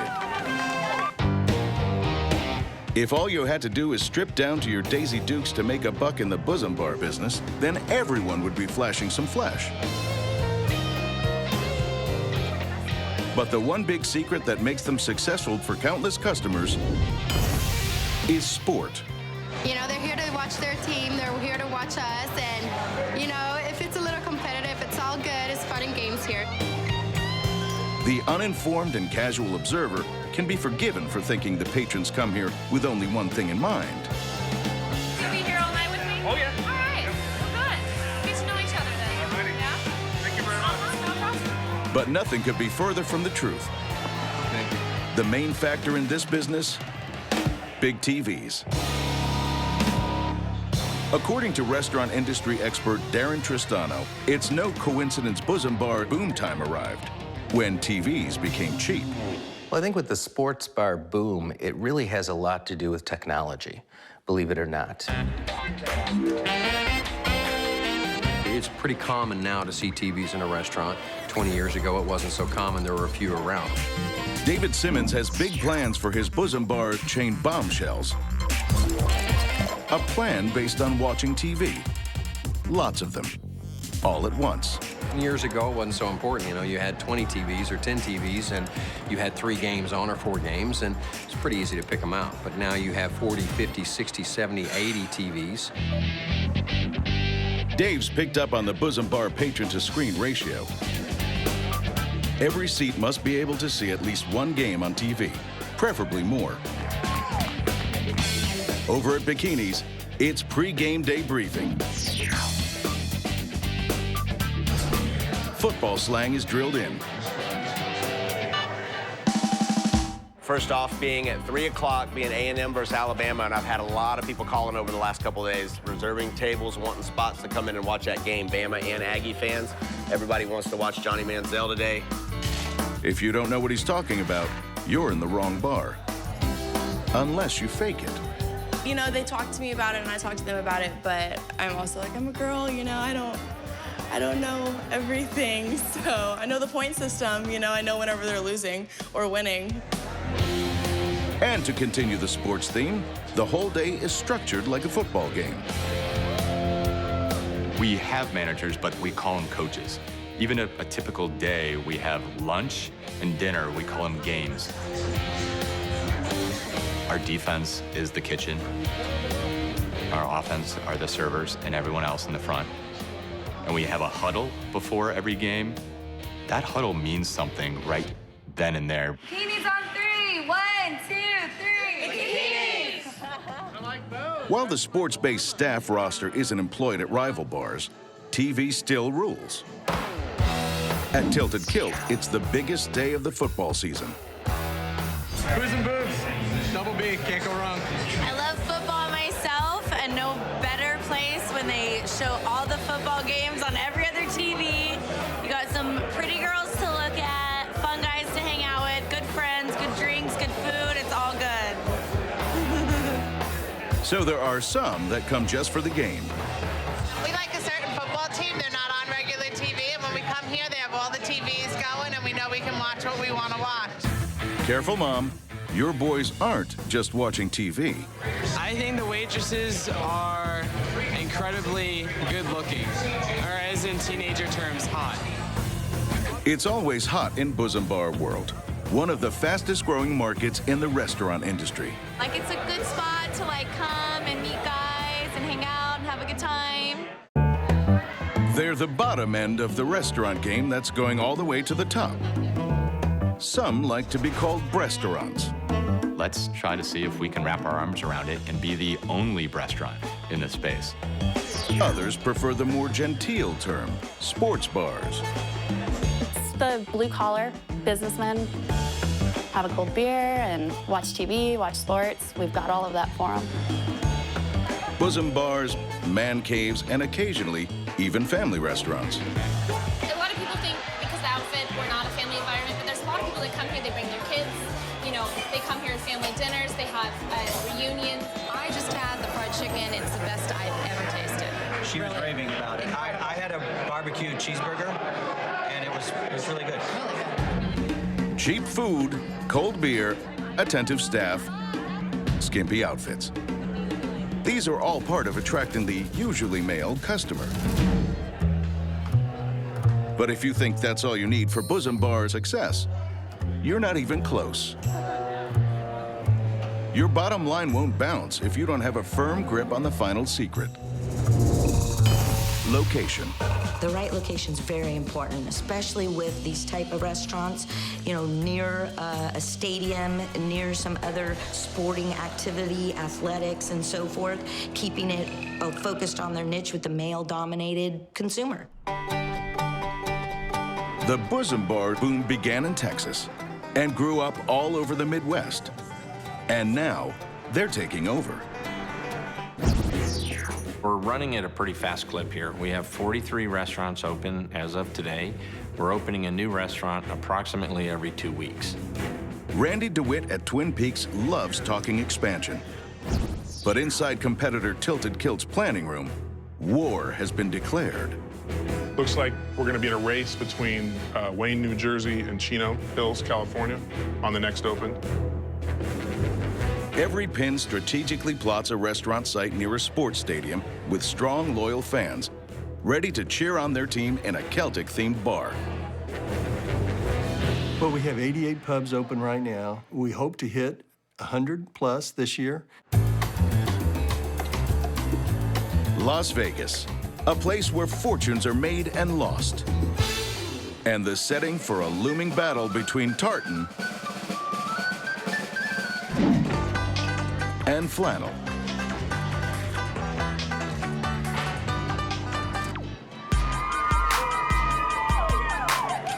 In the red corner is Twin Peaks, with a gigantic store on the Strip spanning over 1/3 of an acre. This store is its own separate type of animal. It's got 3 stories. We could get a party of 20, we could get a party of 200. There's something going on all the time.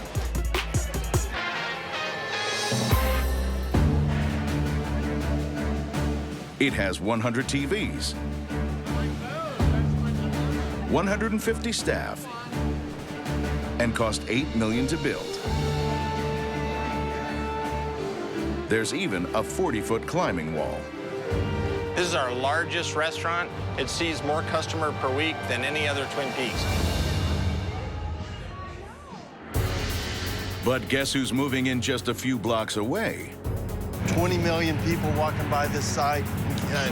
Can't beat that anywhere on the planet, I don't think. Our pub will be 9,000 square feet, Nice. 2 levels. Nice. It's going to be great. Right. Ron Lynch's chain Tilted Kilt was founded here in Las Vegas in 2003.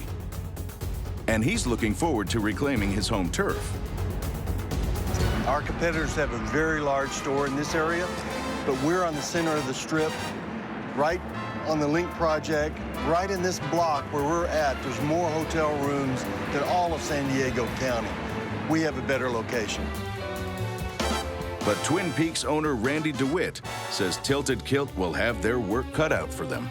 The Tilted Kilt is building their new restaurant up the road here a little bit, and that's good competition for us. I think it's a brave move by them to enter this market, and they're going to be surprised at how difficult it is to execute here on the Strip. And, not to be outdone, at Bombshell's restaurant, it's boom time. I really expect us to open at least one every 60 days going forward, and we'll probably pick that pace up by the time we get to 2015. All right, y'all want to follow me? And then there's bikinis, the skimpiest of them all. And business has never been better. The first one opened up in '06, and then we just opened up our 14th in Dallas. Bosom bars are taking over, fearlessly treading where other restaurants are failing. And that spirit isn't going to stop.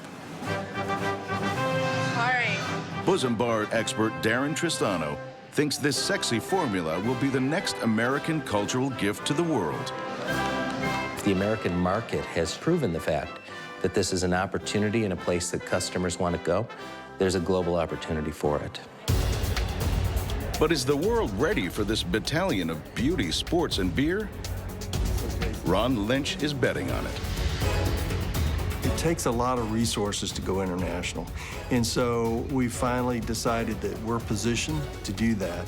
And we're getting a lot of interest abroad.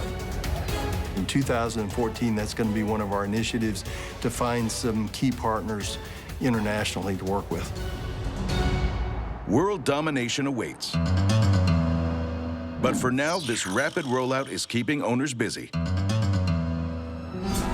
Randy DeWitt spends his days ensuring the Bosom Bar secrets to success are hitting the mark. He knows the location is right. The promotion is perfect. It's a surprise visit like all of my visits to my restaurants are. He inspects the girls. Check. Check. Check. All right, Brian. He samples the food. Great. And how about the sour cream? I've got to make sure that's in the safety zone there. All right, very good. Check. And finally, he enters Twin Peaks' most sacred area. Brian, let's get in here and check out the walk-in cooler. All right. All's cool and calibrated in the beer fridge. So, after Randy's surprise audit, the word for the day is awesome. Awesome. Awesome. Absolutely awesome. Awesome. They're awesome. Awesome. The pot roast, it's really awesome and delicious. Let's open up these doors. Let's open this baby. Let's go. And another Bosom bar is open for business.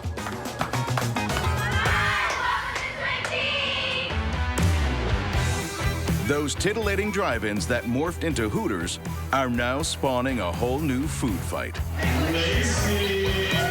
Our restaurant's a passing fad. It's part of our culture. That's right, this is culture. As refined as a Rembrandt. With a tried and true flavor that's purely American. Whether it's tame or not tame, it's been in our American history, from the pinup girls to Miss America and the swimsuit competition. You know, back in the day, there were flappers and strippers, and now we've got restaurants.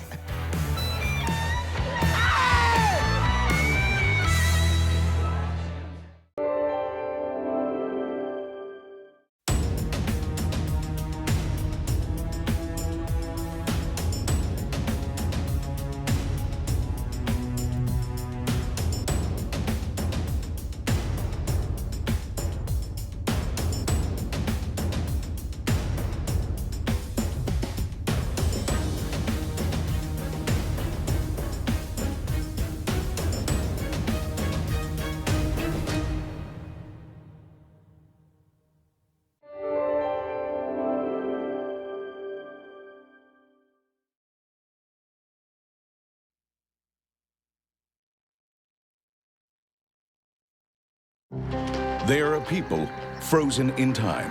Very holy, humble, not proud, close to the land and close to God. But hiding in their midst, a dark secret. Who would imagine those people would be involved in drug trafficking? Who?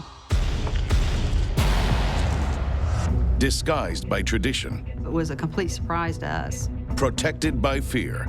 For $200, they can hire somebody to go to kill you. An underworld crime syndicate worth millions. Nobody's ever going to suspect that this farmhouse would be receiving 1,200 pounds of marijuana at this home. Exploiting the most vulnerable. It's one thing to be a crook, but it's another thing to enlist your children to become crooks too. Terrifying those who investigate it. Right there, I think, I'm just gonna die. This is where he's gonna pull out a gun and blow me away. Executing those who snitch on it. We tell them not to go to Mexico. That's not a smart thing to do. He was electrocuted, castrated, ultimately murdered. It's the world's most unlikely crime gang. Born from a conservative religious sect. And shipping drugs to a street corner near you. This is sophisticated, it's complex, it involves tons of drugs, hundreds of millions of dollars. Its name, the Mennonite Mob.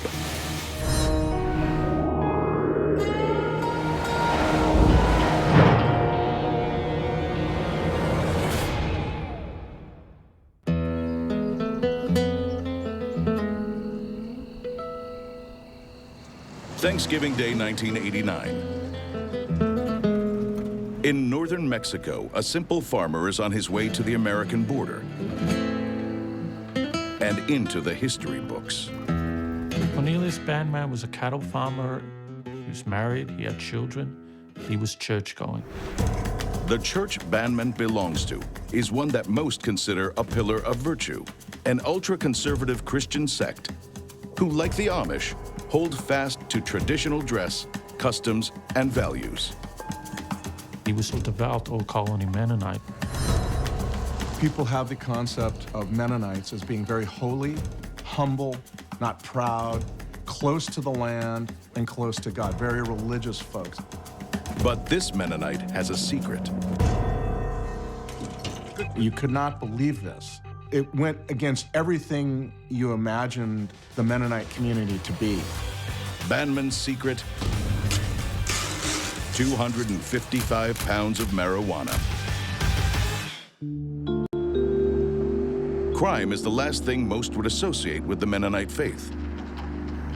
Mennonites have been part of the North American landscape since the 17th century. It's ultimately God who allows us to have all these good things. Some, like this congregation in Seminole, Texas, are progressive in outlook, wearing modern clothes and speaking English.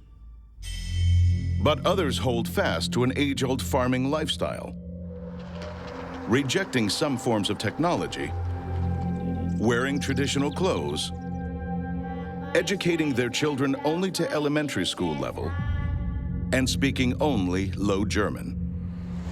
They're known as Old Colony Mennonites. Well, the Old Colony mentality is a simple way of life. They really try to maintain their order or their way of life, their traditionalism. They really do try.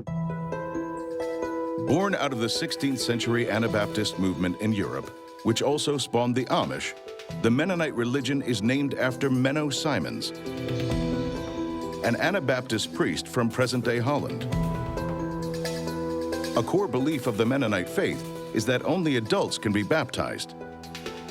They also revere family, hard work, and they're committed pacifists. Some of the core issues that are very important and dear to an Old Colony Mennonite setting would be peace. Apart from that, retaining the Low German language is important. Retaining the traditional way of life is important. Low education in the Old Colony setting is important. And then, of course, the whole God-fearing religious component, church life, is important for anyone that is under the umbrella of Mennonite. Mennonites are God-fearing, pacifist, and most people assume too morally pure to be tempted by crime. Until that incredible day in 1989, when Cornelius Banman becomes the first Old Colony Mennonite convicted of drug smuggling in America. Even more amazing, Banman's just the tip of a very big iceberg. It's inconceivable, it's unimaginable that a community that has a fidelity to God and the land and hard work would turn to drug trafficking.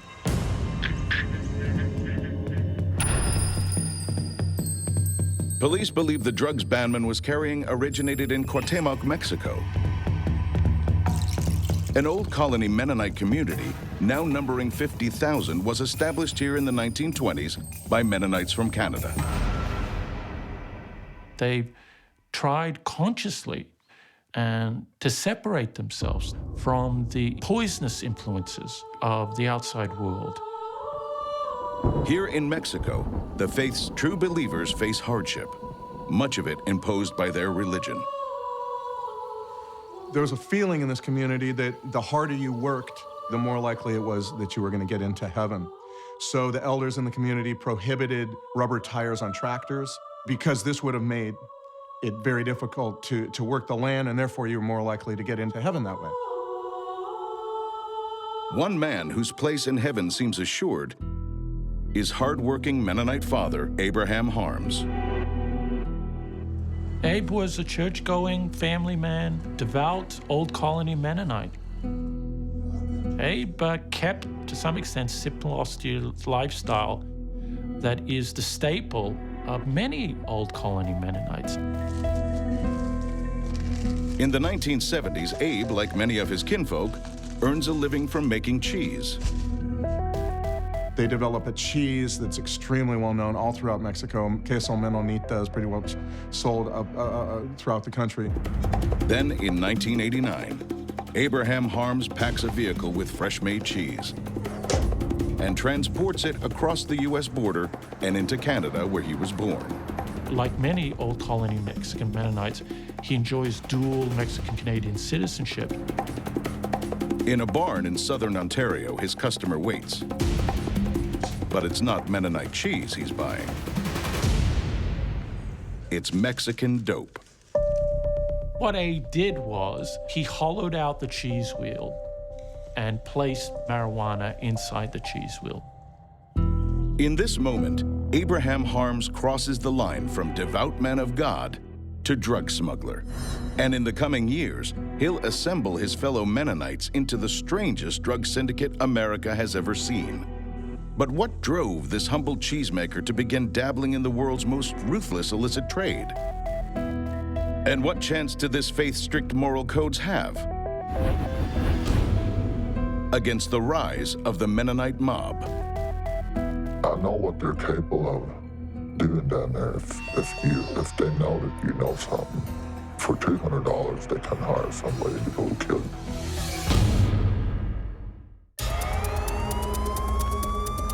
Across America, law enforcement are struggling to contain a drug syndicate that stretches from Mexico into every corner of the nation.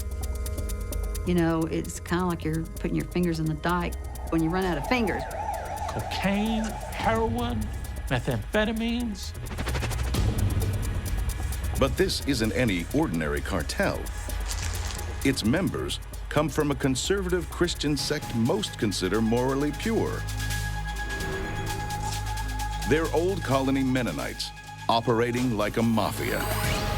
Mennonite mob is real. It's long-standing, it's lucrative, it's ruthless. So ruthless, law-abiding Mennonites fear they'll be killed for revealing its existence. I know what they're capable of doing down there. If they know that you know something, for $200 they can hire somebody to go kill you. This man grew up in a Mexican Old Colony Mennonite village and says drug running is rife in his community. I mean, years and years ago, I remember they was really distant from all that, but over the years it just really exploded. And I think it's just out of control. But how and why could members of such a conservative sect, associated with purity and piety, become involved in one of the world's most immoral and illegal trades? Most people will look at these sort of bucolic scenes of Mennonites in their horses and buggies, and the women in their simple gowns. And that, for the longest time, was a pretty picture. But the picture has turned, to some extent, nightmarish. The nightmare starts off as a dream of a new beginning in a new continent. Originally from present-day Holland, Old Colony Mennonites immigrated from Russia to North America in the 19th century. I think our track record shows wherever we have been, whatever country we have been, we've never been violent. But in the 1920s, their pacifist ways, along with their refusal to speak English, placed them at odds with some authorities. There was a feeling like these folks needed to get more assimilated. Some people decided to do that, and a chunk of people really decided they did not want to do that. So 5,000 Mennonites settle in Cuauhtemoc, Mexico, and begin farming. But by the 1960s, they begin to run out of land to work. After a while, there really wasn't the same kind of land available to the younger folks that there had been to their fathers or their grandfathers years before. Then in the 1970s and 80s, droughts sweep the Mexican countryside. Poverty and hunger take hold. We couldn't win for losing. I mean, the house we lived in, there was no running water, there was no electricity. It was very poor. Many of the Mennonites fell into destitution. They became poor. They couldn't live off the land. There had to be other ways to make money for their families. Yet with limited education and no Spanish or English, the Mennonites' options are few. But there's one industry where lack of education and language isn't an obstacle to success. And in the 1980s, it's beginning to boom. That's when it really exploded. That's when it really started. coming out. The 1980s sees the rise of Mexico's drug cartels, starting with Felix Gallardo, the former Mexican federal cop who is known as the godfather of Mexican drug syndicates. As well as controlling all drug trafficking in the country, in the early 1980s, he cultivates a 2,500-acre crop of marijuana worth $8 billion called Rancho Buffalo, not far from the Mennonite colonies. Before long, some Mennonites realized dope could be an answer to their desperate plight. The Mennonite godfathers feasted on this vulnerability. In the 1980s, Mennonite father Abraham Harms begins smuggling marijuana to Canada in wheels of cheese. According to journalist Sam Quinones, he may have been motivated by money, but also by the value Old Colony Mennonite culture places on acts of boldness. One of the ways you kind of show yourself to be a child of God and also kind of part of the Mennonite faith is you display a quality that they called narba. It's nerve. It's kind of backbone, you know, guts. It's one of the reasons also that drug trafficking took hold, because people didn't view it as this completely amoral thing to do. It was more of a display of your guts and your ability to deal with the world and flout the world. Motivated by money or bravado, Abraham Harms begins his own drug syndicate. And he discovers in his community of ill-educated farmers a recipe already tailor-made for success. They're already farming. They just switch from corn to marijuana. They're already traveling to North America with furniture and cheese. Now, they'll just pack the goods with drugs. And to get past the border, they already have the most perfect disguise. They went unsuspected, precisely because of the way they looked. For a long time, these guys were kind of like given free pass through the border because no one could imagine that these Mennonites were drug traffickers. Because no customs agent really is going to suspect that a guy with a straw hat and overalls and rosy red cheeks and his wife with a bonnet and long flowery dress all the way down to her ankles and an old lady who's like 80 in the back seat is really involved in drug trafficking. And who would ever suspect that they have strapped around the grandmother a big pack of cocaine? Harms starts small, enlisting trusted associates to package and traffic marijuana to Canada, where it's distributed into the community by other Mennonites. But in 1989, he makes his first mistake. He carries a load of dope himself and sells it to an undercover cop. He was swept up in an undercover operation that was run by a Leamington police officer in southwestern Ontario. Abraham Harms is charged with drug trafficking, but he quickly posts the $10,000 bail and skips back to Mexico. Abe's learned his lesson, and in the future, he'll get others to do his dirty work, including those closest to him. Abe simply continued to do his work in northern Mexico, far from the clutches of law enforcement officials, and he then used his children as mules to try to ship drugs into the United States. In 1993, Abraham's 17-year-old son Enrique is caught on the Mexican-U.S. border with 90 pounds of his dad's dope. He does time in a Mexican prison. It's one thing to be a crook, but it's another thing to enlist your children to become crooks too. So that tells me that he was prepared to do anything for money. As his son languishes behind bars, Abraham maintains the facade of a faithful Mennonite. And church leaders' attempts to stop their flock entering the drug trade fall on deaf ears. The pastors have tried. Every Sunday at the sermons, They might make mention of what's going on.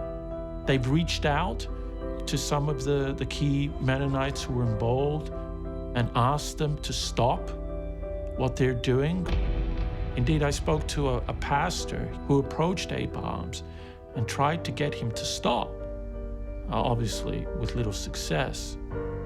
The lure of money is just too great.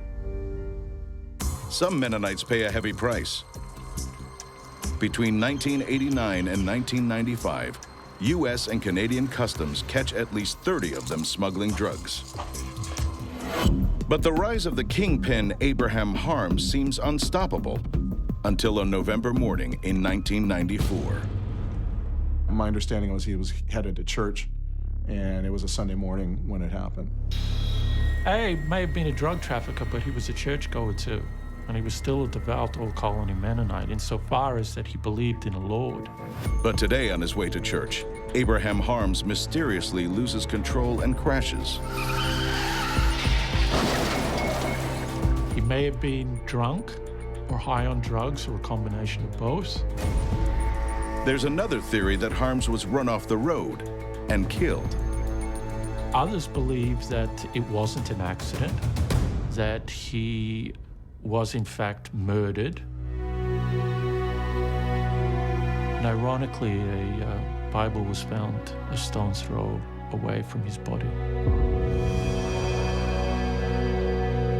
As the godfather of the Mennonite mob lies dying, it seems the syndicate he founded might die with him. Because in the Mexican drug industry, a new, more ruthless age is dawning. A vicious world of multi-ton deals and massacres, where there'll be no place for a syndicate spawned from a quaint, pacifist Christian sect. Or will there? Nobody's ever going to suspect that this farmhouse would be receiving 2,300 pounds of marijuana, 1,200 pounds of marijuana at this home. We were told that he was electrocuted, castrated, and ultimately murdered. In the late 80s and early 90s, a drug smuggling syndicate is born in the most unlikely society. Among pious, conservative, Old Colony Mennonites. It bothers me a lot that our backgrounds has just fallen completely apart, that they're completely into that instead trying to move ahead legally. They became expert at the entire complicated infrastructure of drug trafficking. The simple people. It's unbelievable. Then, in 1994, Mennonite mobster Abraham Harms is killed in a car wreck. And pastors pray Mennonites' involvement in this ungodly trade will die with him. But 5 years later, in Thomas, Oklahoma, there's a sign those prayers may be in vain. Police Chief Ronnie Jackson makes what he thinks is a routine traffic stop. He pulls over a Mennonite farmhand, Abraham Wiebe. Just a laborer. He worked for a local farmer. Wiebe's driving without a license. He lost it a year back in a DUI. I told him to take his vehicle home and park it. He said that he would. And then, perhaps in an attempt to avoid being booked, Wiebe says something strange. He said, "I'm going to tell you something that's going to make your career." Wiebe tells Jackson to meet him that night at his home. I showed up and we began talking about what he knew. Wiebe's secret? He's got inside information on a syndicate bringing tons of drugs into Oklahoma from his former hometown in Mexico. A syndicate run by Old Colony Mennonites. To this day, when I speak of Mexican Mennonites as drug smugglers, people are shocked. Narcotics agent Cindy Cunningham had been trying to crack Oklahoma drug rings for over a decade. She'd never heard anything like this. One day we get a call from Ronnie Jackson, and he said he had stopped Abraham Wiebe, who happened to be a Mennonite, had information about Mennonites from Cuauhtémoc, Chihuahua, smuggling drugs from Mexico throughout the United States and into Canada. So it was a complete surprise to us. Could the Mennonite mob still be active and now be operating in rural Oklahoma? And if it was, who was the kingpin behind it all? To answer those questions, Oklahoma drug agents begin a complex undercover operation. They secure a remote rural house, tap its phones, wire it up with surveillance, and put inside it the man who tipped them off in the first place. Abe was the contact person for the organization that was shipping the drugs into Oklahoma. Abraham Wiebe has agreed to cooperate with cops by running a so-called stash house for the Mennonite mob. He tells cops he's motivated by a desire to do the right thing by his people. But as a police informant, his life is at risk every moment. If they even have a hint that you're cooperating with the police, you know, you're done. At first, the only activity is late-night phone calls. He would be contacted by that group and told that a load's coming in today. Then the drugs start arriving in amounts that are staggering. When the load of drugs would come in, Abe's responsibility was to unload it from whatever it was concealed in. And sometimes it was in fuel tanks in the back of a pickup or in the wheels of the vehicle that it was brought in, or in the semi that brought it into the States. He was responsible for unloading that and then repackaging in 1 or 2 pound packages. This Oklahoma drug agent helped run the wiretap operation. Well, for us, when we first started with the case, to even hear Mennonites involved, it was out of the ordinary. Because of threats on his life, he doesn't want his identity revealed. Nobody's ever going to suspect that this farmhouse would be receiving 2,300 pounds of marijuana, 1,200 pounds of marijuana at this home. The investigation reveals that the tiny town of Thomas, Oklahoma, is being used as a drop-off point for Mexican-grown marijuana, truckloads of it.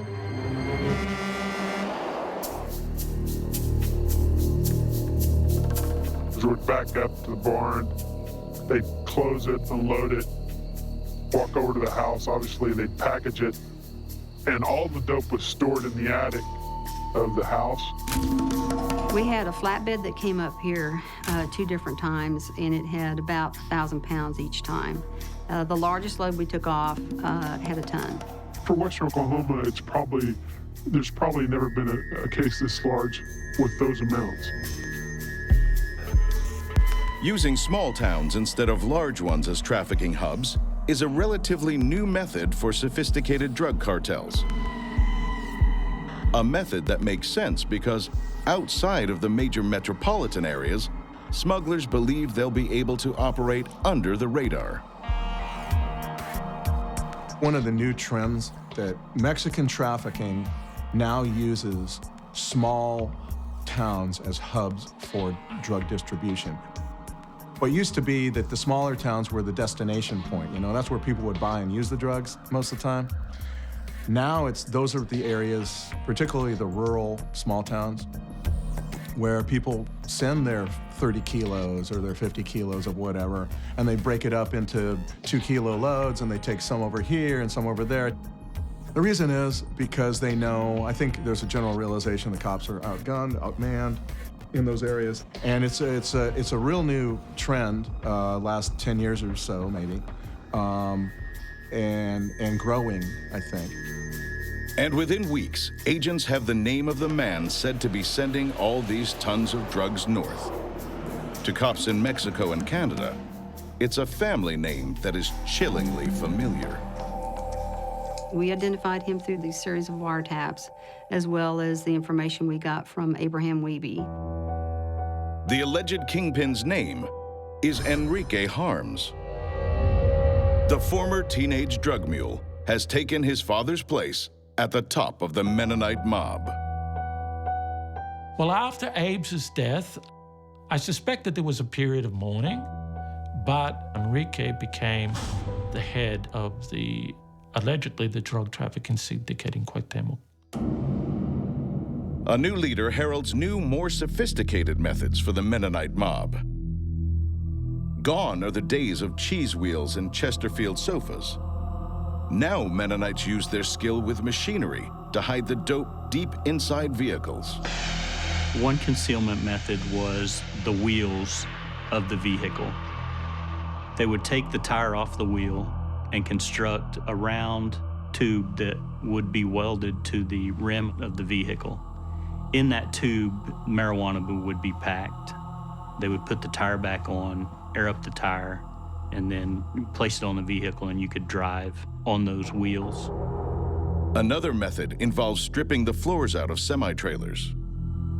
They would remove it, and it would expose the frames of the trailer, which were tubular. And then they would just place packages of marijuana as far as they could push them into the tubes, and then put the tailboard back on, and you would never know that anything was in it. And though traditionally Mennonites stayed with their own kind, Enrique has strengthened his syndicate by forging links with Mexican cartels, including the notorious Escalate family of the Juarez cartel.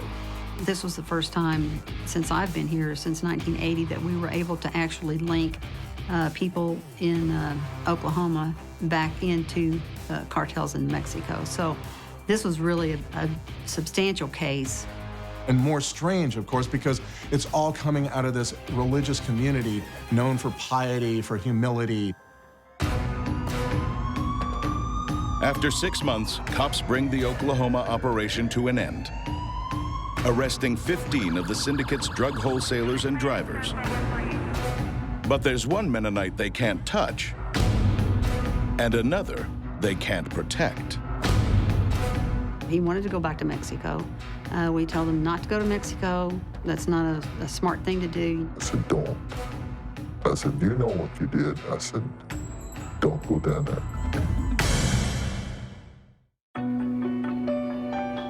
Farmhand Abraham Wiebe had informed on his own kind, blowing open a drug network operating within his seemingly devout Mennonite sect. Wiebe was the Oklahoma police's guide into how extensive the drug trafficking network was. For 6 months, Abraham Wiebe had been working with the Oklahoma drug squad to run a stash house for the Mennonite mob, receiving and distributing thousands of pounds of drugs. This was an eye-opener to the fact that this type and quantity of drugs were actually coming into Oklahoma. It wasn't just something that you see on TV. It was real. In late 1999, the operation is brought to a close. 15 drug runners are arrested, but cops can't reach those who are still in Mexico, including the alleged kingpin, Enrique Harms. He was the head of the organization. I've been told that he's very powerful and controls a large drug organization and a lot of people working for him. After the Oklahoma bust, the informant Abraham Wiebe is offered state protection and advised to go into hiding. We told him not to go to Mexico. That's not a smart thing to do. You need to stay here, in Oklahoma, or we would send him someplace and set him up. But Wiebe doesn't think he needs protecting. After all, the Mennonites have always been pacifists. To engage in violence would break with 500 years of tradition. He told me I'm going to go to Mexico. And I said, no. I said, you can't. I said, there's no way. He said, nobody is going to tell me what to do. He said, I'm grown. I said, do it at least for your kids. I said, don't. This man is a former associate of Abraham Wiebe. He does not want his identity revealed because it might risk his life. I said, you know what you did? I said, don't go down there. I told him straight up, I said, all the families, they know what happened here. And I said, all of a sudden, you're going to show up? I said, that's not going to work. Don't do it. And he left that evening. And I said, I don't think we'll ever see him again. Wiebe travels to Cuauhtemoc, Mexico, his hometown and birthplace of the Mennonite mob. Probably part of him believed that they were still faithful, that they would forgive him. Because he likely thought that, well, they are Mennonites. They are like me. They can't have abandoned all of their faith, all of their belief, all of their pacifism. After arriving in Mexico, Wiebe is seen drinking in a bar in a border town. He gets drunk, and while he's drunk, he confesses his role as an informant to other Mennonites. Soon after, Abraham Wiebe, the man who informed on the Mennonite mob, disappears. We were told that he was electrocuted, castrated, and ultimately murdered and dumped into a lake. His body has never surfaced. To the family, there's never been any closure. For Abraham Wiebe's grieving friends, only scars and fear remain. So, are you afraid? Yes. Are you fearful for your family just because you knew him? Yes. Discarding 500 years of pacifist tradition, the Mennonite mob have proved they can adapt to drug trafficking's new, more violent age. And now it's not just informants who need to beware of their wrath. It's American reporters, too. Right there, I think, I'm just gonna die. This is where he's gonna pull out a gun and blow me away. Right there, it's what's gonna happen. In the late 1990s, a drug kingpin rises out of a conservative Christian sect renowned for piety and pacifism. His name is Enrique Harms, and he'll shatter every code of the Mennonite faith in his scramble to build a drug syndicate worth millions. He's alleged to have expanded the network in the United States, so they're going to more cities, selling in more towns. But like any successful businessman, Enrique must also learn to adapt to market forces. In the late 1990s, the Mennonites had to change tact because the US market and the Canadian market was being flooded with high-grade marijuana that was being produced in British Columbia. It's more commonly known as BC Bud. And the kind of the seedy, low-quality Mennonite dope was being pushed out. So they needed to diversify. Enrique Harms also expands by handling harder drugs like cocaine. And when a police wiretap operation knocks out one of his supply hubs in Oklahoma, he just creates a new trafficking route further west through Colorado. So they're constantly shifting these routes, like any expert drug trafficking network. They're not a static organization. They're an organization that adapts and changes its tactics, particularly how they route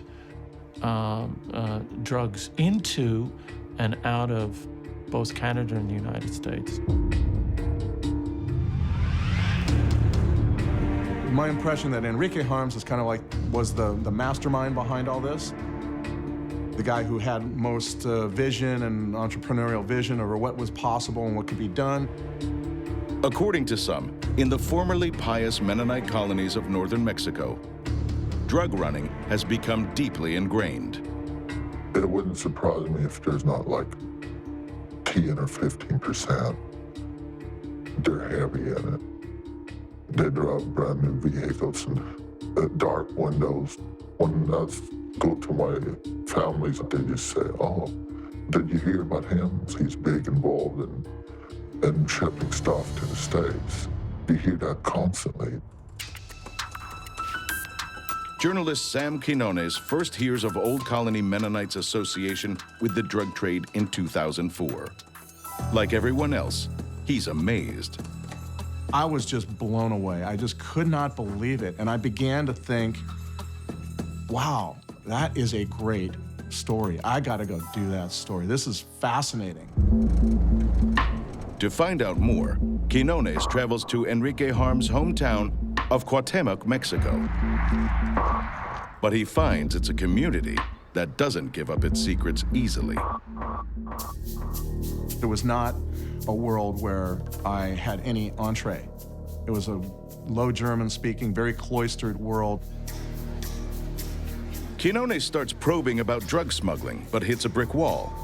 Then he makes the mistake of mentioning the name, Enrique Harms, to a restaurant owner. And I say to him, and if Enrique Harms wants to speak to me, here's my card. I was just clearly perceived as a threat. Encountering hostility, Sam decides it's time to leave town. About a half mile after the restaurant, I look in my rearview mirror, and I'm being followed. I begin to get seriously terrified. At some point, I realized, I gotta do something here. I grew up in the 1970s watching all those detective movies, and so I start to do like these, what I take to be some kind of evasive maneuvers or some damn thing, right?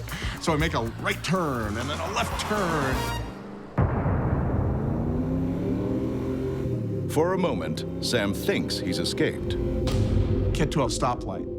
I'm sitting there in my car waiting for the light to change, waiting to get on the highway to head back to Chihuahua City, take my airplane out of there. And this guy pulls up right next to me. Right there, I think, I'm just gonna die. This is where he's gonna pull out a gun and blow me away. Right there, it's what's gonna happen. He pulls out instead a digital camera and starts aiming it at me and clicking and bam, bam, bam. Is the photograph destined for a hitman tasked with assassinating this nosy journalist? Quinones doesn't wait to find out. He calls a contact in Mexico City, who arranges a police escort to the airport. The whole time we're being followed. We get to the airport. I give these cops every dime I have on me. I say, thank you. I don't know how else to thank you. Here's all the money I got. And I run into the airport. As the plane banks into the Mexican sky, Sam vows never to return to the hometown of the Mennonite mob.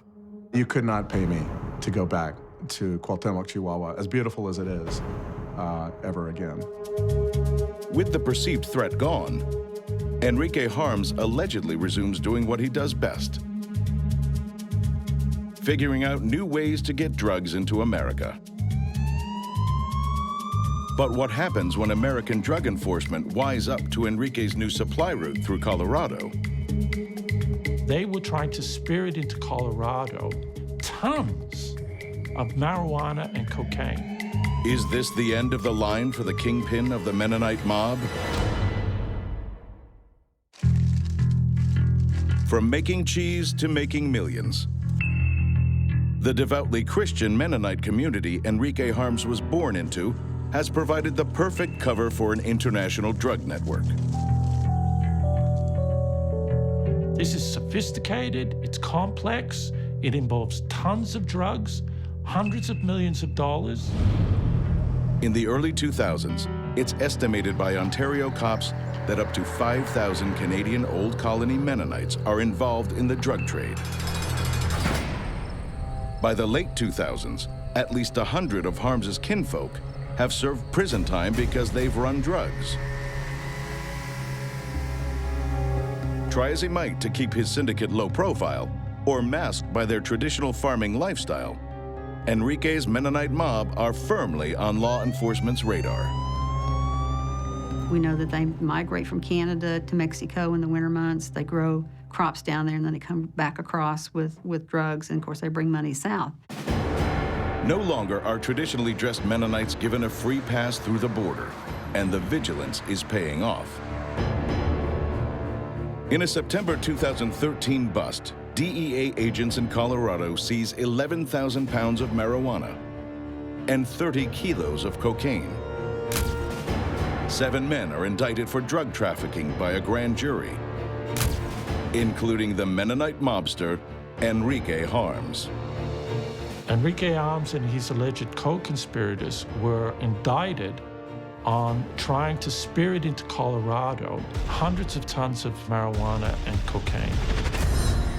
As he has in the past, Enrique Harms evades capture by remaining on Mexican soil. To journalist Andrew Mitrovica, the indictment is more proof of the cancer eating away at the old colony Mennonite community. And anyone, including members of the Mennonite community, who try to dismiss this as either a mirage or some kind of rumor, are acting like the proverbial ostriches in the sand. And according to one young Mennonite, involvement in the drug trade is spreading to the next generation. The young människor de säger att man kan stå ett young jobb från 15-16 år young så. Det down the range de mer om fan vad det. Det var down the down just det har som. What is time for? And this wise man in Ecclesiastes chapter 3. Meanwhile, those who stay true to the traditional values of the Mennonites are concerned that a criminal minority may tarnish the integrity of this ancient faith. The Mennonite people and the Mennonite faith will be labeled through some of the activities that are happening through those that engage in unacceptable or illegal ways of life. That's for sure. Brother, how are you? But it's not part of our lifestyle, it's not part of our faith, and I think our history speaks for itself. But why some people would engage in that, I don't know. Though the vast and overwhelming majority of Old Colony Mennonites are upstanding and law-abiding, it's feared by some that the outlaw gang operating in its midst may be growing stronger. For Americans and their law enforcement, that's cause for concern. I've had a couple of threats with this particular group to kill us. But I think there's a little bit of courtesy there because we don't lie, we don't steal from them. Pretty much it's our job to do this. It's their job, if you want to say, to smuggle drugs into the United States. For Enrique Harms, that job has paid off. Turning his back on the high moral codes of his ancestors, on their commitment to hard work and their pacifist roots, his lifestyle flies in the face of 500 years of tradition. Enrique, unlike his father, appears to enjoy flaunting his wealth.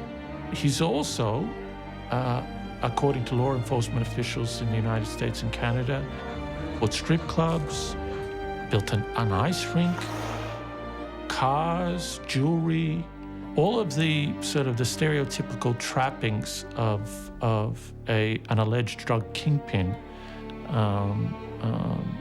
Enrique apparently is lavished upon himself. He certainly lived a long life down there. We see so many homicides, drug-related homicides down there, which tells me if his life hasn't been jeopardized, that he is pretty well entrenched down there with the cartels. To many, Enrique Harms embodies all the vices the Old Colony Mennonite faith tried to protect its people from. And now that he's on the top, the only question for the kingpin of the Mennonite mob is, will American justice ever bring him down? I think Enrique Harms is living comfortably in northern Mexico, safe from the clutches of U.S. and Canadian authorities.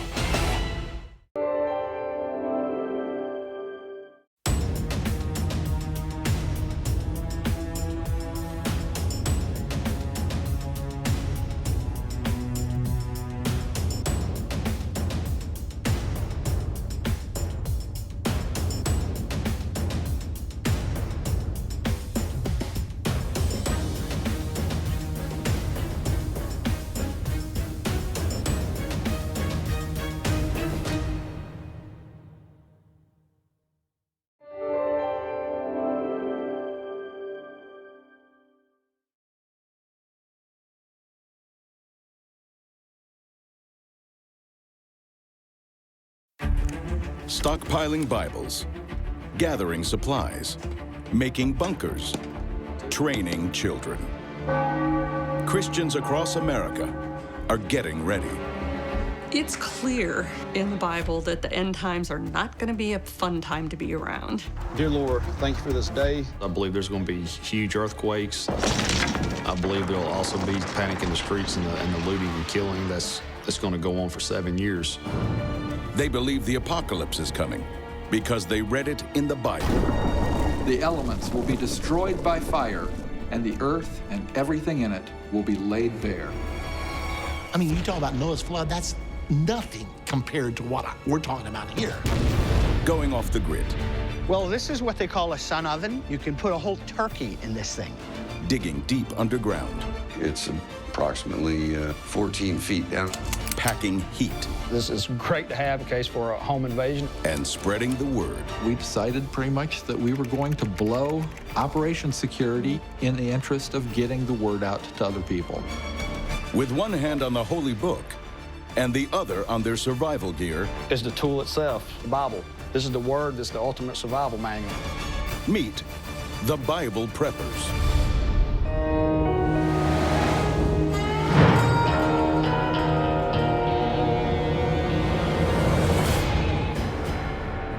Across America, preparing for doomsday has become a national phenomenon.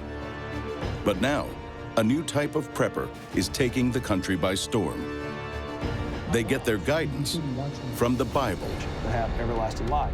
I believe the Bible is the first and the main prepping tool out today. These Bible preppers use the scriptures to tell them what's coming and how to prepare for it. From the suburbs of Georgia to the deserts of Arizona to small-town Ohio, they're sounding a holy warning. Things are going to get crazy before the Lord returns.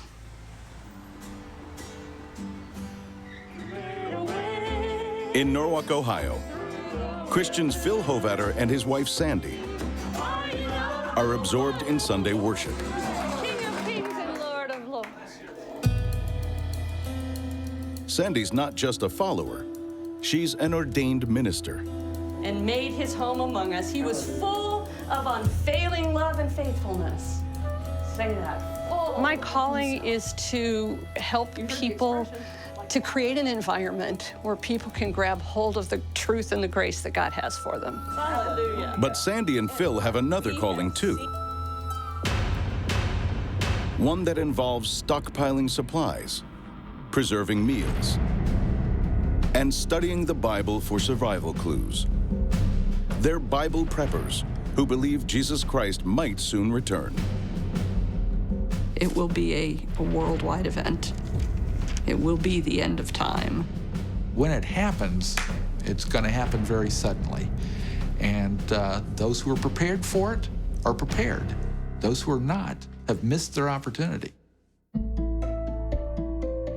Jesus Christ's second coming is prophesied in the Bible, including in the book of Revelation. Many Bible preppers believe those prophecies are coming true. When I first became a believer in Jesus Christ back in 1971, I was reading through the New Testament for the first time. I came to passages like Matthew 24, Luke chapter 21, the book of Revelations, where it talks about end-time events. There will be signs in the sun, moon, and stars. On the earth, nations will be in anguish and perplexity at the roaring and tossing of the sea. I was so gripped by those when I first read them, I said, he's talking about now. He's talking about today, my lifetime right here, right now. That's been 42 years ago, and I can still look at those passages and say, you know, they're even closer to being fulfilled right now than they were then. The Bible warns that the time around the second coming will be marred by horrific events.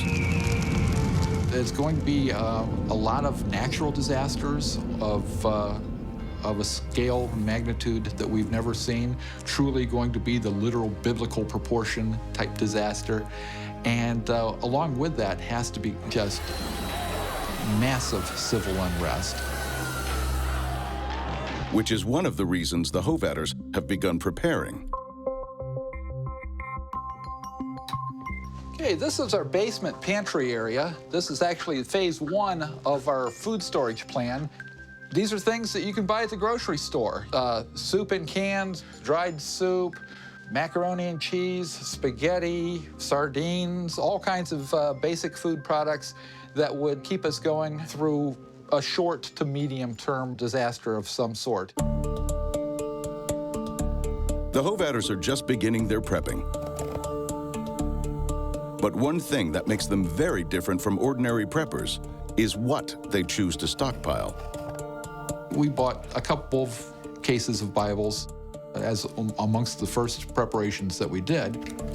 Phil figures when times get hard, God's Word will be the first thing people will need.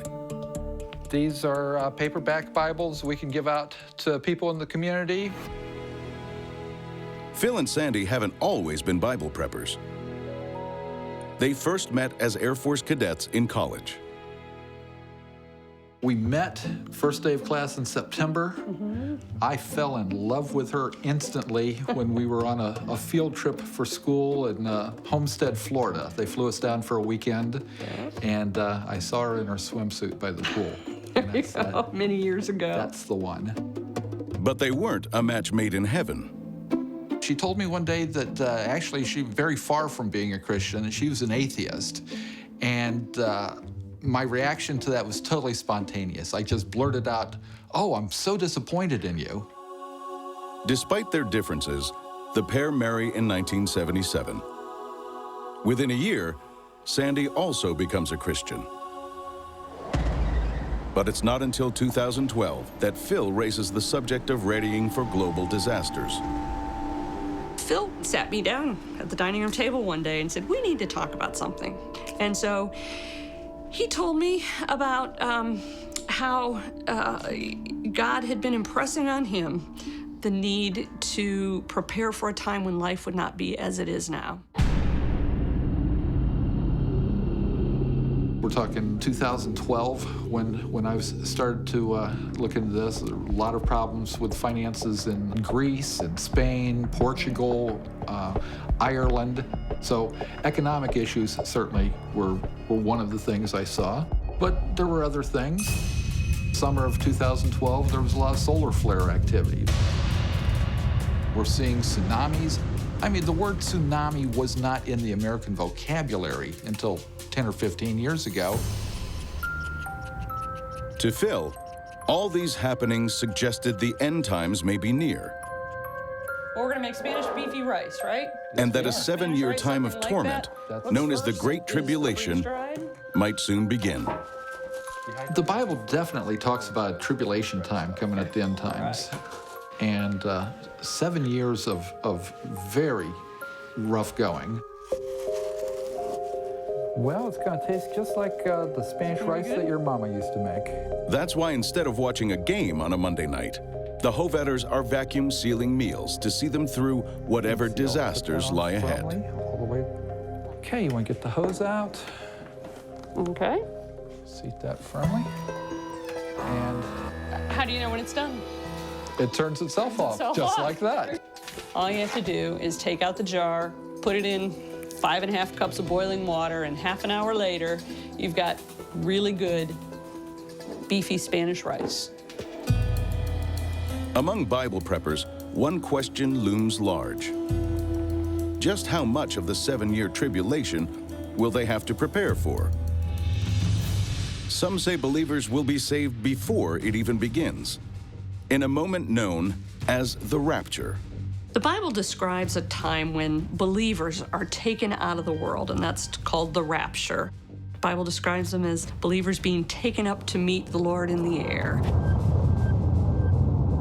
According to how the Bible is interpreted, the rapture could happen either pre-tribulation, mid-tribulation, or post-tribulation.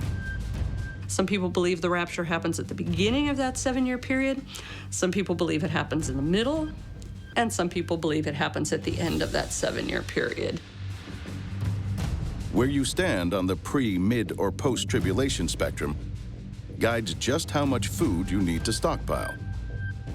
He can come and take me anytime he wants, but if I were to have to come down on one opinion, I tend to be more mid-trib these days.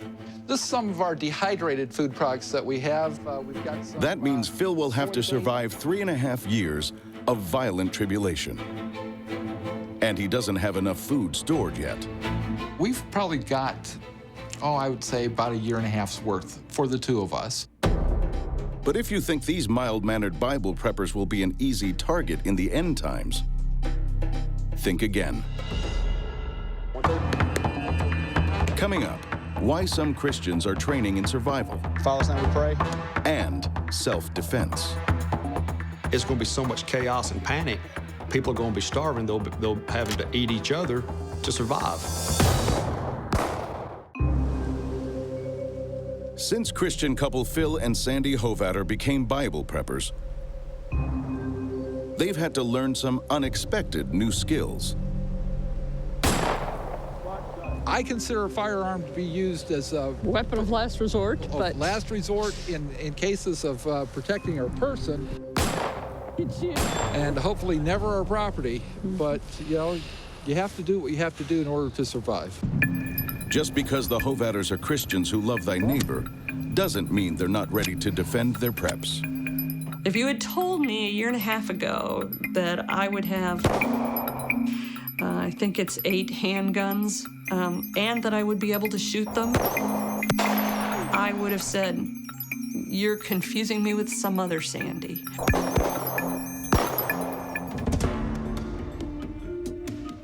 But how does using lethal force jive with the Hovatters' Christian principles? From a Christian perspective, the 10 Commandments in common English say, thou shalt not kill. A better translation of that passage would be, thou shalt not murder. God doesn't sanction murder. God has sanctioned a lot of killing over the course of human history. He calls nation to go to war against nation. So God is not strictly opposed to killing. God is opposed to murder. And when I defend myself, I am not committing an act of murder. I am committing an act of self-defense. I'm not a marksman by any means, but I've become confident that I can hit a person's center mass if I need to. I've never had to point a gun at someone, even in jest, and pull the trigger. I hope I never, ever have to. It's against, decent human nature to even do such a thing as that. But when you're faced in a life-threatening situation, you do what you have to protect your life and the lives of your loved ones.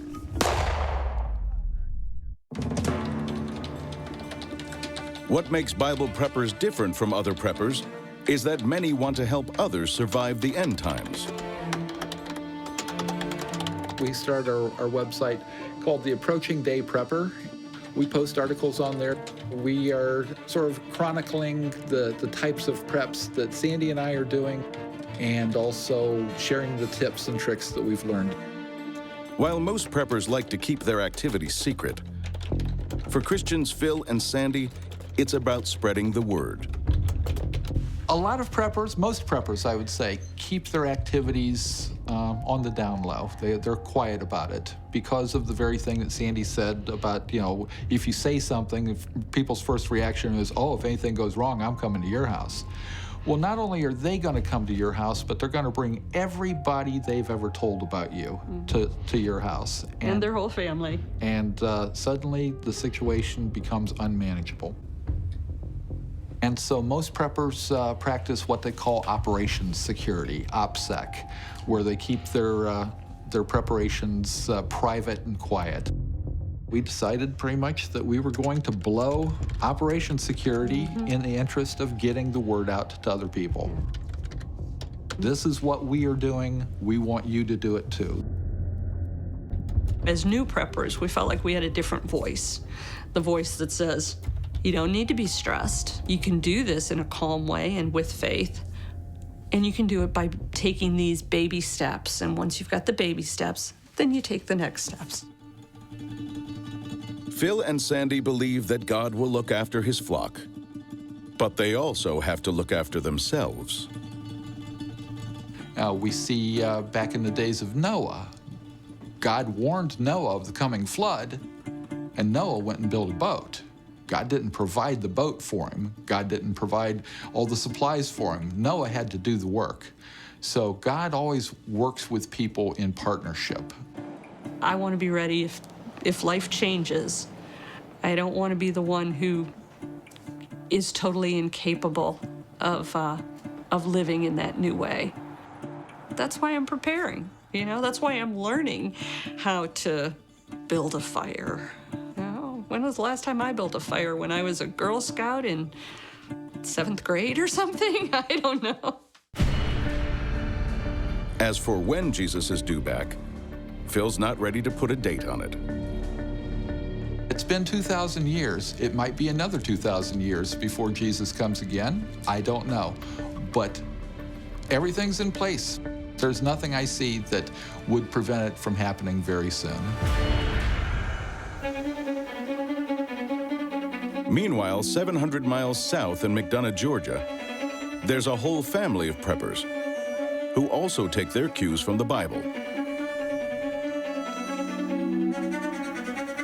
It's like Noah, he told him to go out and prepare. He told everybody to, hey, come with me, help me prepare. They didn't listen, they thought it was a joke.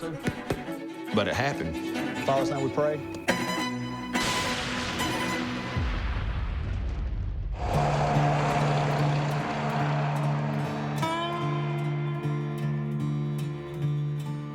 Today we're going to be going over John 3:16, so turn to the book of John. Mark Sanders is a Georgia 16. father of 4. For God so loved the world that he gave his only begotten Son. He's a good Christian who fears God. Should not perish, but have everlasting But life. his greatest fear So it says, is "For not God so being loved ready the for the world disasters he's read about in the Holy Book. In the Bible, it states that in the times comes during the tribulation, it's going to be so much chaos and panic. People are going to be starving, having to eat each other to survive. So Mark's begun preparing his family. He believes prepping is part of every Christian father's God-given role. If it was a stiff snatch, I believe, being the man of the family, I believe God's given me certain skills to be able to prepare and the mindset. It's a role he sees outlined in the Bible's Timothy chapter 5. But if any provide not for his own, and especially for those of his own house, he hath denied the faith and is worse than an unbeliever. It states that if I don't prepare for my family and friends, and especially my immediate family, that I'm gonna be worse off than a non-believer. What I have here, I have a bug-out bag. It's for me personally. It's to put anything you can put in there to survive on. Fire starters, food, cook kits, medical equipment, your shelter, that sort of thing. Here we have my hatchet. You gotta have your flint and steel to start fire. What are you gonna do? If the trucks stop rolling because they're out of fuel, there's not gonna be a grocery store around where you can just go pick up the nearest hamburger. And the very last thing, but it's the first thing you should put in your bag, the Bible.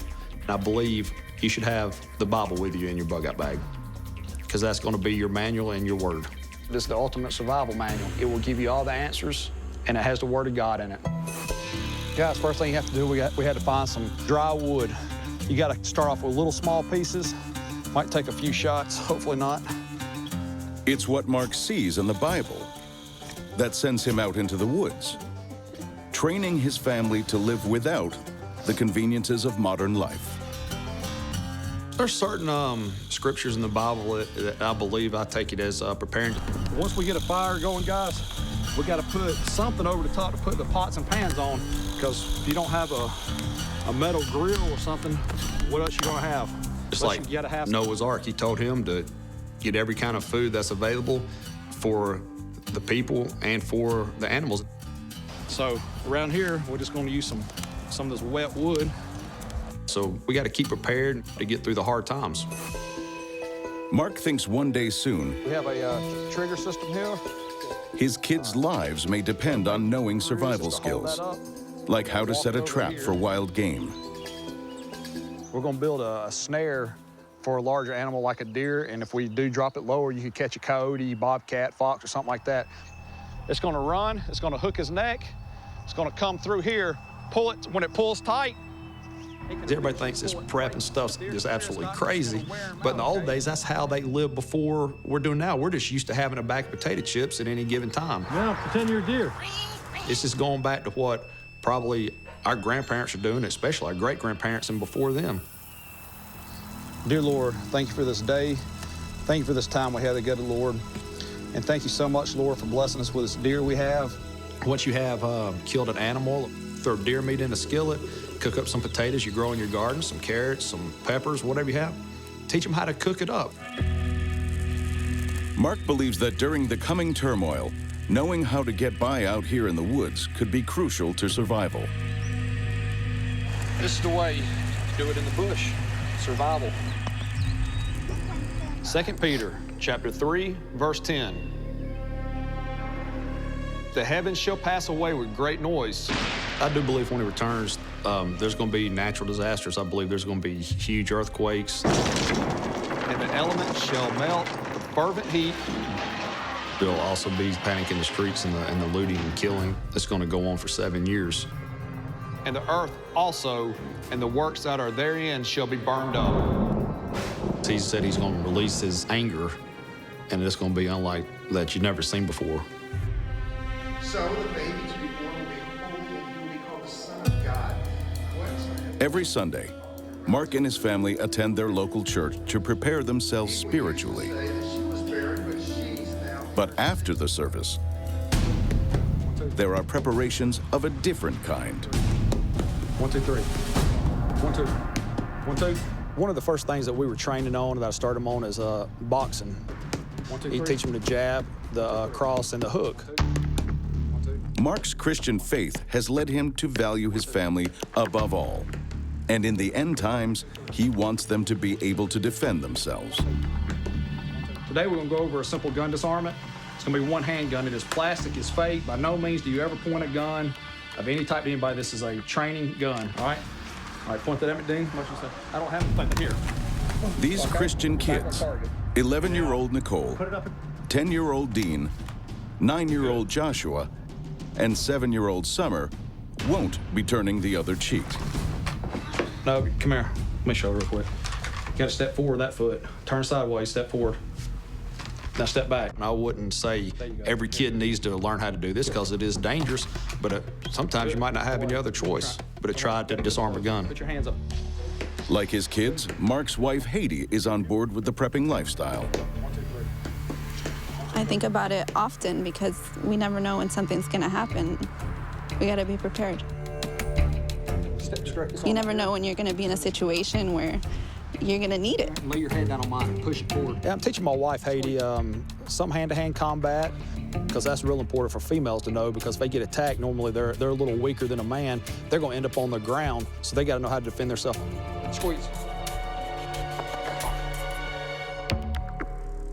Like other Bible preppers, Mark wants to help other believers prepare. So he has started a web channel to tell them how. It's gonna be the warning from this right here. He says sourcing water should be #1 in everyone's end-time survival plan. 1 month supply of food.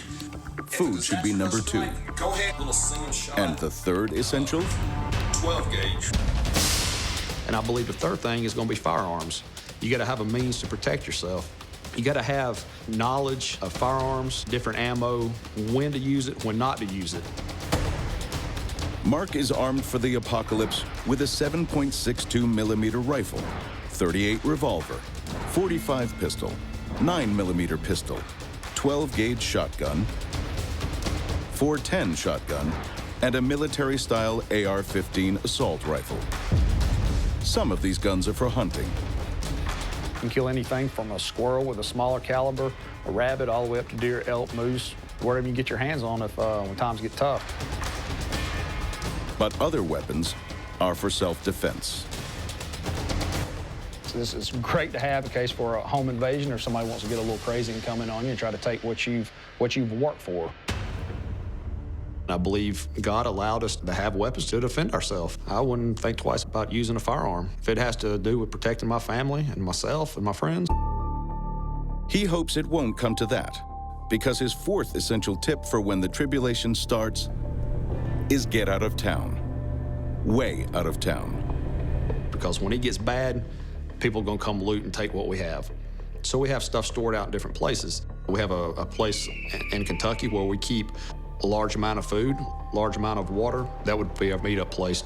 It's kind of hidden away, so we'd get out of this area. According to Mark, the most significant prepping advice of all within the Bible is that Jesus and the Great Tribulation could come at any moment. In Matthew 24, it states that you don't know the time or hour that the Lord's coming.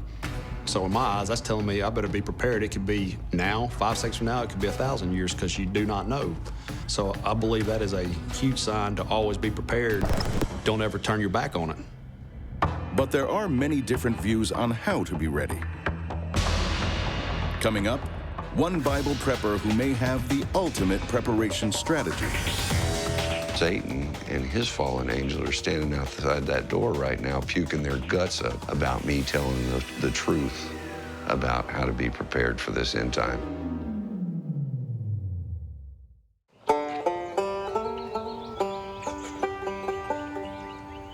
Somewhere in Texas, this looks like an ordinary farm, but hidden beneath the surface.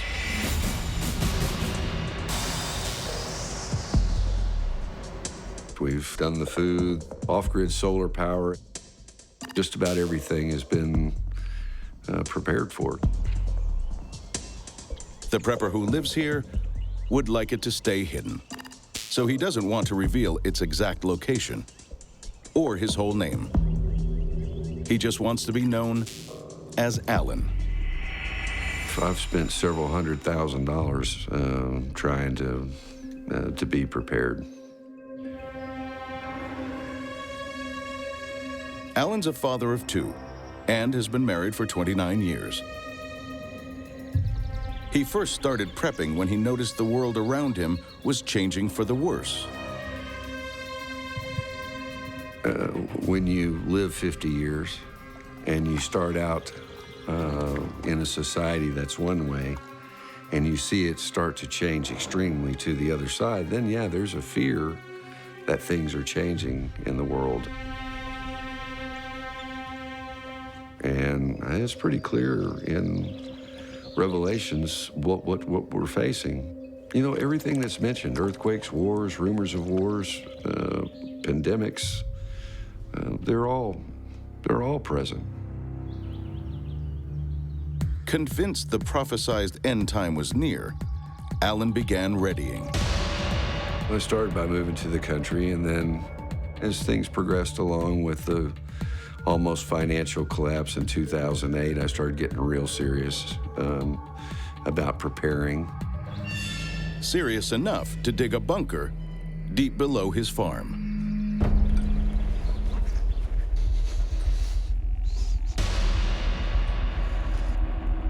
It's approximately 14 feet down in the ground. And this is where we would come if we had some kind of a threat from the environment or nuclear or nature, such as a storm.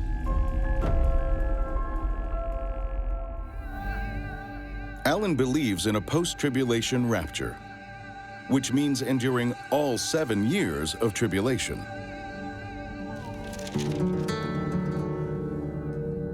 For proof that it's upon us, he looks to Matthew chapter 24.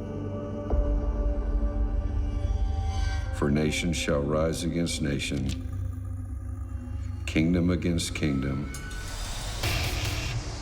and there shall be famines and pestilence and earthquakes in diverse places. Well, Jesus said there will be earthquakes in diverse places. Texas has never been a place that you thought you'd have an earthquake, yet we're starting to have them here. Elsewhere on his farm, more structures purpose-built for the apocalypse. Jesus said in Matthew 24 that there would be wars and rumors of wars. This is a building that we built to withstand the threats of the times to come. This building is built with metal ceilings, metal walls, so that it will withstand an electromagnetic pulse. The biggest concern from an electromagnetic pulse is a nuclear weapon being set off above the United States, which would send out a wave that would literally melt wiring and electronics. And so to protect it, the wiring has to be shielded. Basically what we do is we build what's called a Faraday cage, and that consists of a metal layer between us and the outside that's grounded that would catch this wave and divert it into the ground. It's an airtight building so that it'll withstand contaminants from breaching in the walls. We have food storage here.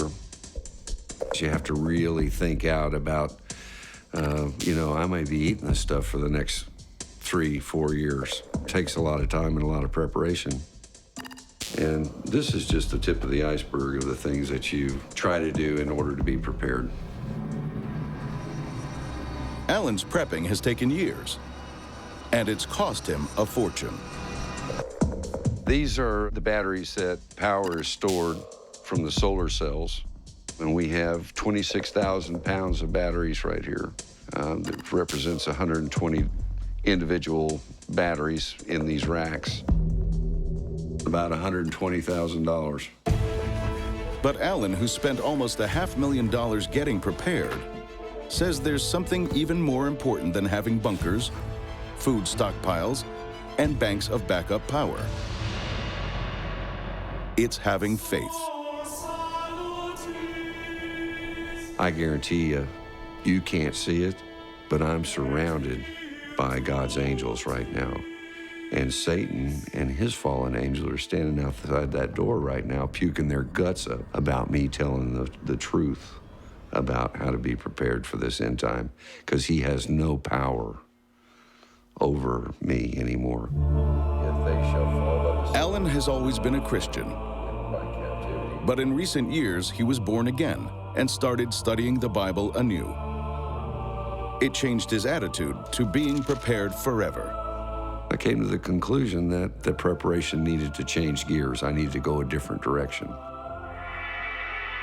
That different direction? Preparing spiritually.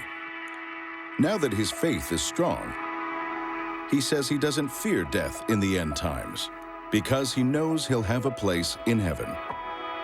I used to be very afraid of the things that were coming during the tribulation, but Satan and his Antichrist have no power over me anymore. They definitely have power over this flesh, but they don't have power over my soul and my spirit. If a nuclear warhead falls on this body this afternoon, I'm guaranteed that I'm going to get a new one, an eternal body, according to scriptures. From deep underground to way off the map. Coming up, the Bible prepper who sees dark days ahead. We're seeing storms that have almost never been seen before. People are starting to say, maybe we are entering the end times.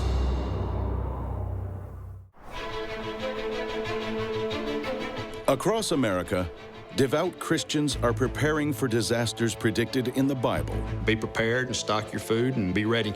Food is going into storage. Children are being trained. Guns are being stockpiled. And in Texas, Bible prepper Alan spent years getting prepared for every possible scenario, including the crash of America's currency, when he'll start trading in gold. You can just barter with it. It's a means of barter. People recognize gold as a store of wealth, as something of value. The face value of this coin is $50, but in actuality, at the time that we're currently in, this coin's worth about $1,300 to $1,350. That's $25,000 in small change in Alan's hand. And to protect these preps, there's no shortage of options. Everything from ARs to AKs to SKs to Mini 14s to you name it. Well, I think we pretty much have it. If for some reason he can't get to these guns, he could always stash some anywhere on his property using a special technique. Well, this is a way that you store guns for long term. Oil them and vacuum seal them, and then they can be stored underwater, in the ground, anywhere for long periods of time. This particular gun's been bagged up like this for 3 years. I've both tested them by burying them, and I've tested them by storing them underwater. The reason secretive Alan's revealing some of his preps? It's because by doing so, he hopes to warn other Christians what's coming. When you come to a knowledge of Bible prophecy, it very much becomes your responsibility as a Christian to tell others. Alan's final message for Christians. As the end times near, even if you haven't prepared physically, make sure you're prepared spiritually. You can be at comfort and peace during the tribulation and know for a fact that you've got your ticket, and that's the most important thing. But to other Bible preppers, the best ticket to survival is to get way off the beaten path and way off the grid. The sooner, the better. There will be famine, and there will be wars, and there'll be anarchy. If you're out in the country, you know, where there's less people, it's probably a safer place to be. John Shorey was a traveling evangelist before retiring to his small Arizona farm. But while other retirees are looking forward to a safe, secure future, John's preparing for the worst. There's a period of time before that last 7 years that Jesus referred to as a time of birth pains, where we would see an increase of earthquakes and natural disasters. We're seeing storms at category levels that have almost never been seen before. All of a sudden, now people are starting to say, wow, maybe we are entering the end times. I heard, but I did not understand. After studying the Bible, John's Christian values compelled him to warn other believers by writing a book. I actually believe that we're entering what I call a window of the Lord's return, that sometime between now and 2020, we'll actually see the Lord coming back. And those, the Bible, you know, lays out that those are going to be some pretty trying years. Trying years where, according to John's interpretation of the book of Revelation, food won't be readily available. Reveal the man doomed to destruction. The Bible says that in the last days that a quart of wheat will cost a day's wages, which means that either food becomes very scarce or money loses a lot of value. So during that period, the people will literally be starving to death. So it's not going to be a pretty picture. But John doesn't plan to be amongst the starving. Coming up, his off-the-grid techniques to provide his own food during the end times. We are literally in the time of the last days right now. You can put a whole turkey in this thing.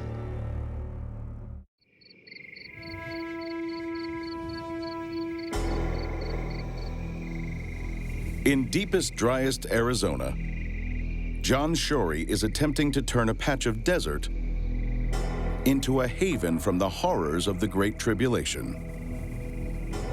All of these people that were scoffing and laughing at Noah, but when the rain started falling, they were all knocking at his door saying, "Can I come into the ark?" John used to believe Christians would be raptured or saved before the Great Tribulation, but now he's firmly in the mid-tribulation camp. And with mid-trib, my position is showing that we will go through 3.5 years of tribulation.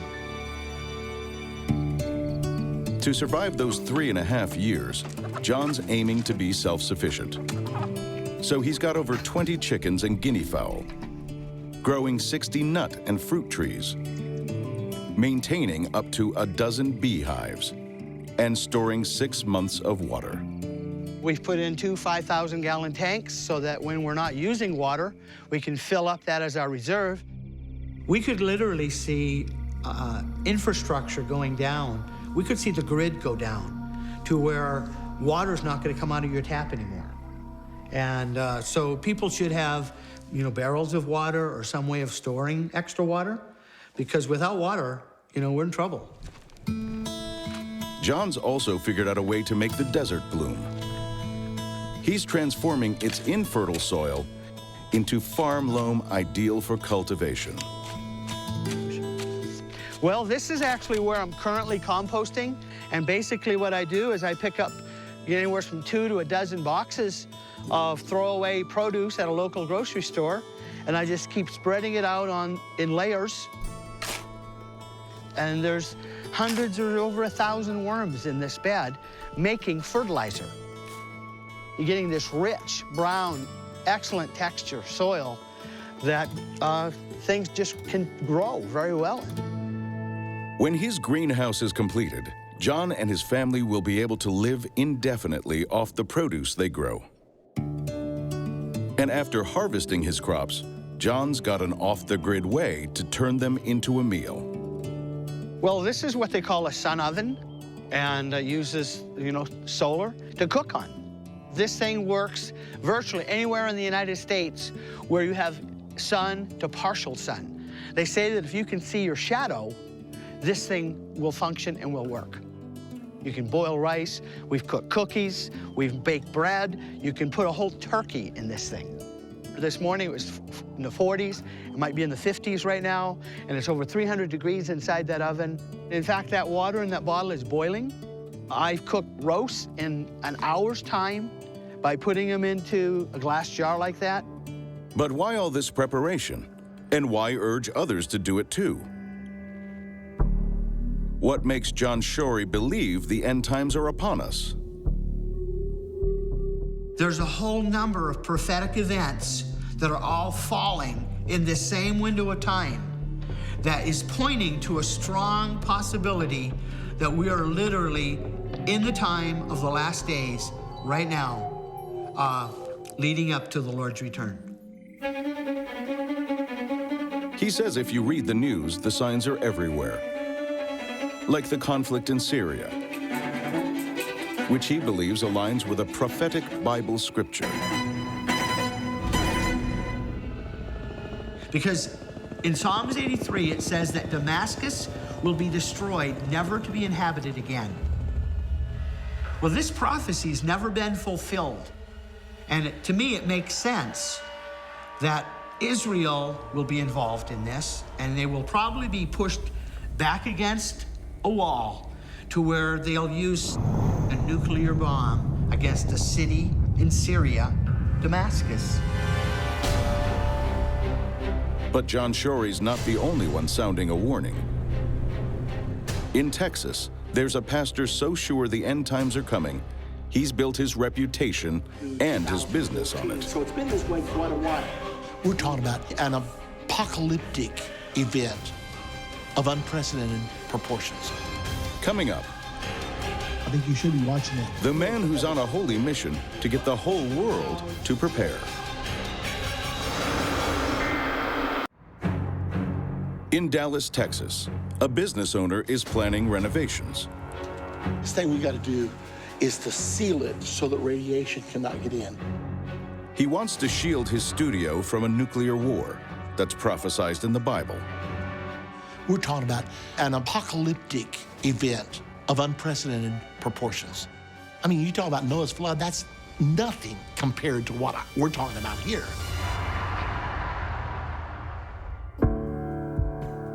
Irvin Baxter is a minister on a mission. Out of the blue comes this announcement. Hamas. He's been studying Bible prophecy for over 30 years. And he's got an alarming message. Well, there's a huge breaking story in the news today. We're a lot closer to the end of everything than most people realize we are. Irvin Baxter is so sure that we're nearing the apocalypse, he staked his reputation and his business on it. End Time Ministries is broadcasting radio shows, producing DVDs, TV shows, and magazines. We have our End Time magazine. This is published bi-monthly. It goes out all over the world. Irvin Baxter's got thousands of followers worldwide and 40 staff, including his daughter, Kara. We have all bought into Irvin's dream and into his vision. And so all of us have that same common denominator, you know, that we're all working towards and striding toward. The goal? To prepare all of the world for the coming of Jesus and the tribulation. We're so short on time, you know, with World War III possibly coming up and everything else. We want to get this message out as soon as we possibly can. Of most concern to Irvin, a passage in the book of Revelation that predicts we're headed for nuclear war. We know a war is coming that's going to kill 1/3 of mankind. Much of the world is going to be affected. Irvin believes in a post-tribulation rapture, meaning Christians will have to endure all 7 years of tribulation. So what is he doing personally to prepare himself and his business? Okay, now, Kara, what I think we could do, let's go over here and take a look at this. We can totally seal this in, even across the bottom here and right up the middle. That would be part of what we could do. Okay. And then I have made inquiries recently about what it would take to turn our studio into a safe room. The biggest thing we got to do is to seal it so that radiation cannot get in. Right. There's going to be nuclear exchanges. Our ministry's right here in Dallas. Could Dallas be hit by such an exchange? Possibly.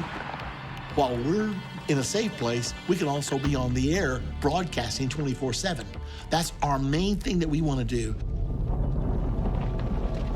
When the tribulation arrives and nuclear bombs are falling, Irvin plans to be bunkered down here, broadcasting advice both spiritual and practical. The most important thing, number one, with you and your loved ones and your family, to have a plan. Say, okay, if all cell phones are gone, if all electricity is gone, where do we meet? And if people can immediately go there, and they've made some preparations, they have some things stored there, then they can possibly ride out the situation. The reason Irvin can't rest in his mission to let Christians know? He believes an imminent event in the Middle East could soon cause the tribulation to kick off. The Bible prophesies an event called the confirmation of the covenant. It actually will be the signing of a Middle East peace agreement. That peace agreement will establish a Palestinian state. When that agreement happens, that marks the beginning of the final 7 years. You know what withholdeth, or you know what with Irvin believes that agreement could happen soon, which means we are here to declare absolutely we are in the end time right now. We're very near the second coming of Jesus to the earth. Guided by the Holy Book, Christians across America are on a crusade to save themselves and their neighbors, spreading the word that the time to get busy is right now. I believe every person should prep. You have to take care of your family, as written in the Bible.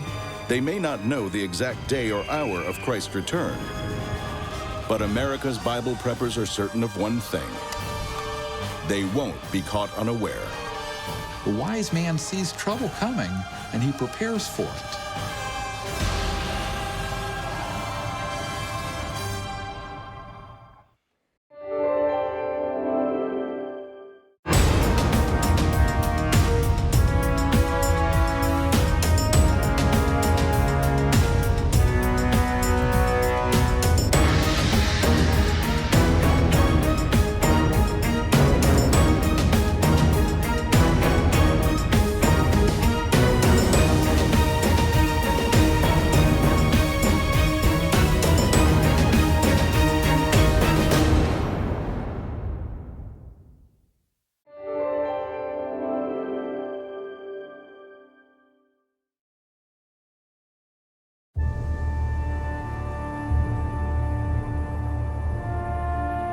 Alaska.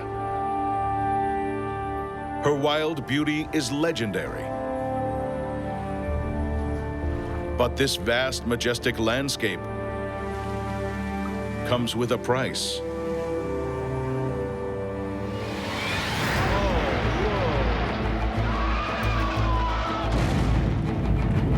It's just a land of extreme everything. Here in the last frontier, cataclysmic natural forces come with the territory. The biggest earthquake in the Northern Hemisphere. It sounds like a freight train, and it's coming right at you. The most massive volcanic eruption of the 20th century. Katmai was many, many, many times bigger than Mount St. Helens was. Glaciers bigger than a city. The scope and scale of everything is so crazy. And the largest tsunami ever witnessed on Earth. And he said, son, start praying. And I did. With forces this massive shaping the terrain, it's one of the toughest places on Earth to call home. Welcome to Alaska, Disaster Zone.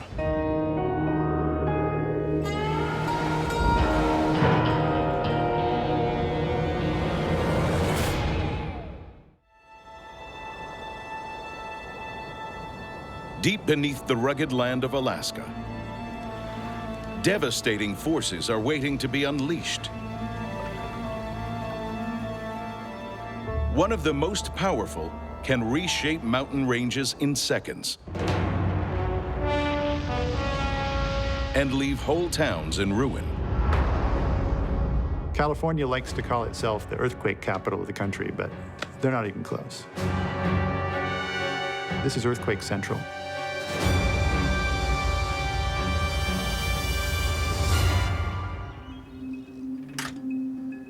Lori Gillum knows exactly how destructive Alaska's earthquakes can be.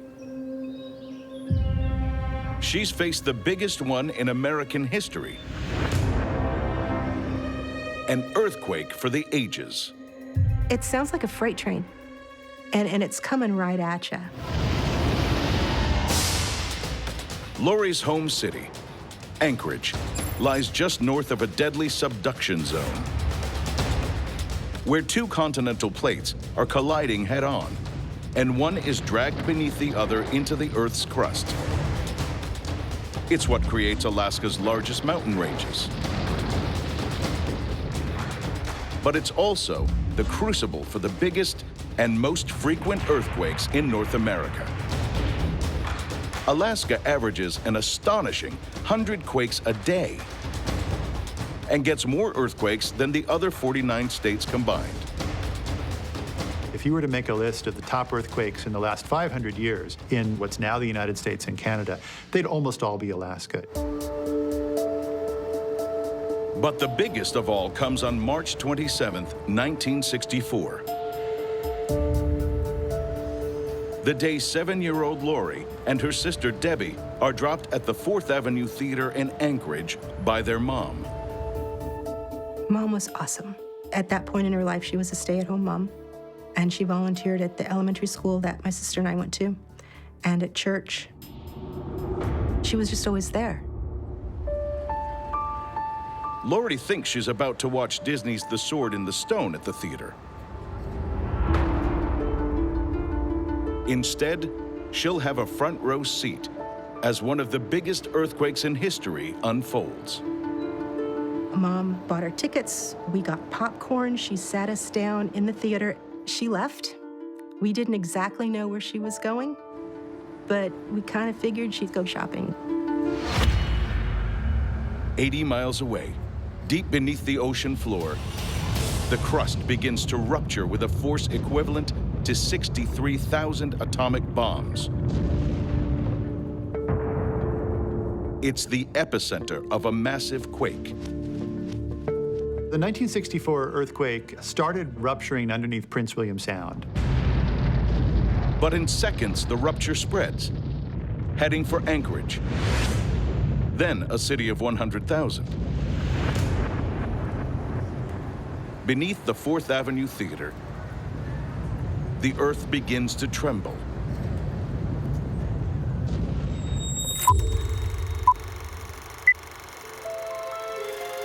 The curtains part, the movie starts, and Disney starts with the music and the book, Once Upon a Time. And the book opens up, and that's when the earthquake hit. My sister flies over the top of me, throwing her popcorn, and starts running up the aisle. I run after her, and we made it outside when the earthquake was still rolling. 7-year-old Lori witnesses Alaska's fury firsthand. We were hanging on to the parking meter because by this time the earthquake was really rolling and shaking and we couldn't stand up. And the flagpole is waving back and forth and back and forth, and you can see the rolling waves just come down 4th Avenue as it comes down the street. The curb separated from the sidewalk, and I'm thinking, wow. And it was loud. I remember the noise. It sounds like a freight train, and it's coming right at you.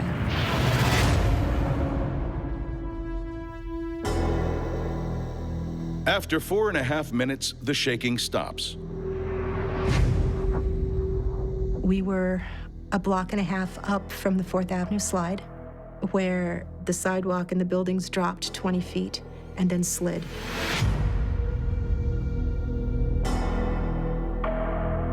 The damage you see in the photos from 4th Avenue, for example, were caused by a cliff that basically just collapsed, and whatever was on the top just slid down somewhat to the bottom.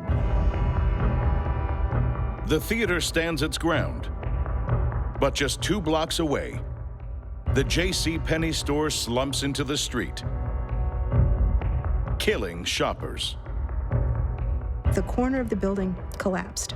I think my sister was, being 4 years older, was more in tune to what was going on. Her concern was that Mom was in Penny's. Have Lori's family paid the ultimate price for living in this disaster zone?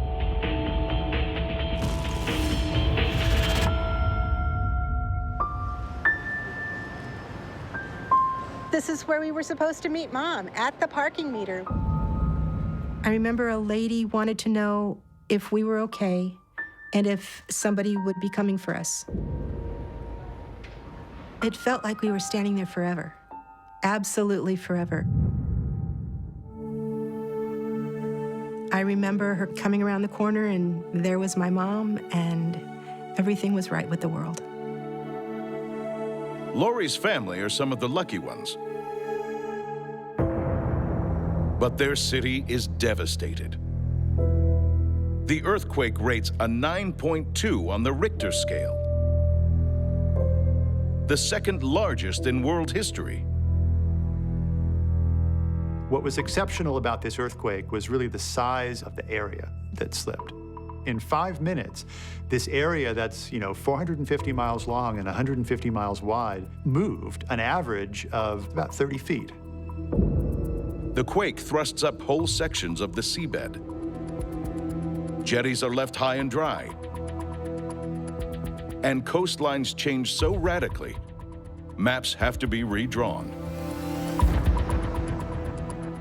The uplift was as big as 30 feet off of the edge of Prince William Sound. So huge amounts of uplift, which all of a sudden brings stuff right out of the ocean. Also coming out of the ocean immediately after the quake, 30-foot tsunamis. Created by vertical motion of the seafloor, these giant waves devastate southern Alaska and more distant shores. It went across the ocean, it hit Hawaii, it hit California. And so it killed people in California from the earthquake in Alaska. The final death toll from the 1964 earthquake and tsunamis stands at over 130. And although that quake is unprecedented in size, since it happened, Alaska's had no less than 6 earthquakes, ranking over magnitude 7.8. The most recent big one in 2002 cleaved massive glaciers in half. And with so many fault lines in southern Alaska, another 1964-size quake isn't out of the question. It's not likely to get something in the same place of that size, so close to the event, but there's places right next door that could be ready to have a sizable earthquake. So the risk is always there. One thing's certain, with a population 3 times bigger than 50 years ago, modern Alaska has a lot more to lose.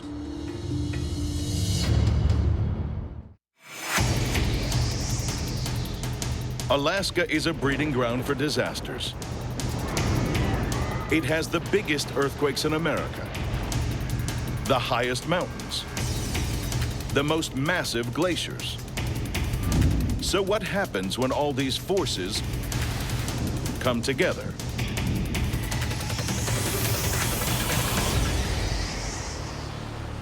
Ask Howard Ulrich Jr. He's the only man alive who has seen it firsthand. I saw this big wave. It was coming around on the far side of the island. I was scared, you know. It's the biggest wave in the history of the United States and potentially in written history.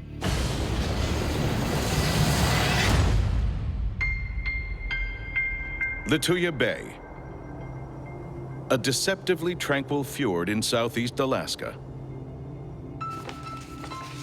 On July 9th, 1958, Howard was just 8 years old when he came here on a fishing trip with his dad. My father had said it was a good place to spend the night. But if Howard's father had talked to the native Tlingit people, he might have reconsidered guiding his boat into this glacier-carved bay. They said there was a monster that lived in the bay, Ka'alituya, and the monster would be displeased if people were there too much.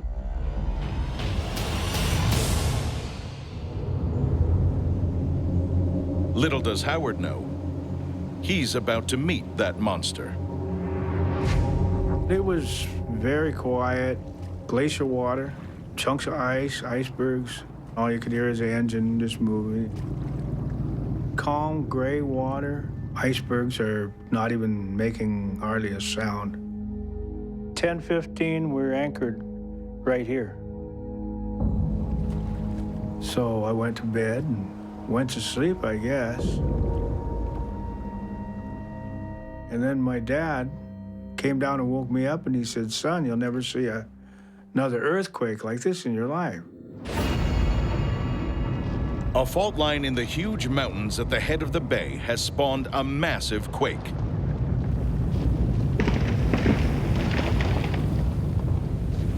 As we're sitting there watching, off to, I think, our right, was a big explosion, a big boom. 40 million cubic yards of rock and ice, dislodged by the earthquake, plunges into the bay. It came down from a great height, too, so when it hit the bay, at the head of the bay, there was a gigantic splash. This simulation, created by a scientist at the University of California, explains what happens next. The splash wipes out trees on the adjacent point to a height of over 1,700 feet. It's bigger than almost every building in the United States. It's around the size of the new World Trade Center.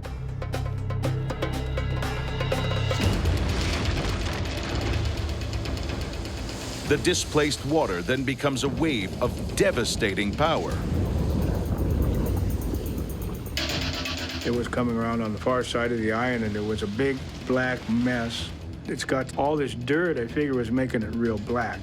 And it's got these little things sticking out of it like porcupine quills or something, but those are trees inside the rolling black wave. This is no ordinary wave. Bearing down on Howard and his father is a mega tsunami. The largest ever faced by a human in recorded history. And my dad, about that time, he threw me the life preserver and he said, "Son, start praying." And I did.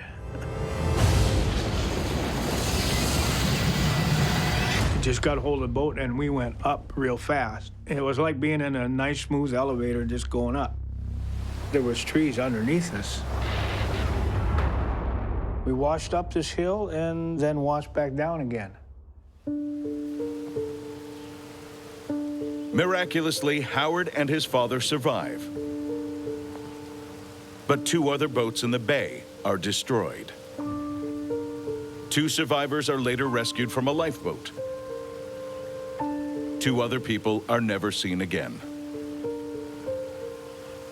From going to think that you were going to die 1 minute and then survive through it, yeah, we were very lucky.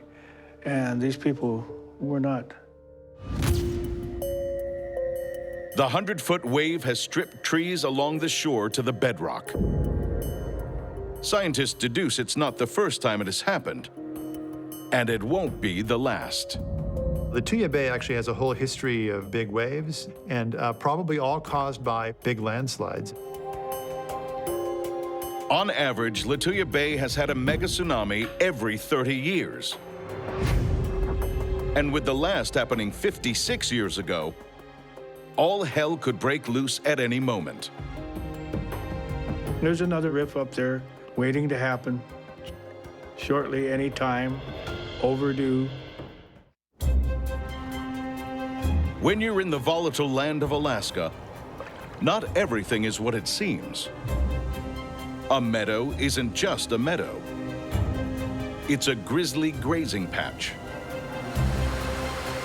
A river isn't just a river. It's a salmon superhighway. And sometimes a mountain isn't just a mountain. We have 52 historically active volcanoes in Alaska. More active volcanoes than anywhere else in the United States by far.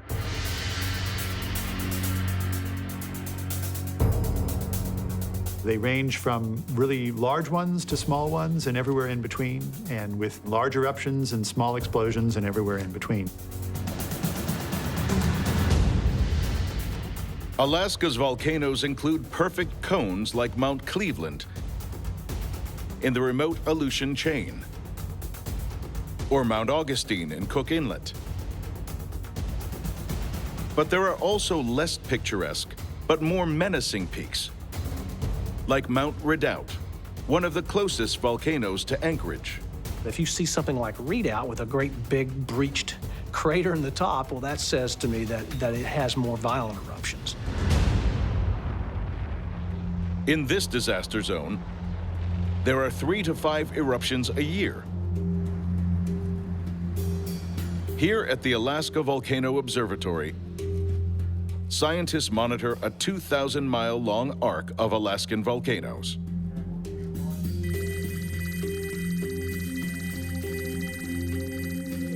They're an explosive side effect to the continental plates colliding on the so-called Ring of Fire.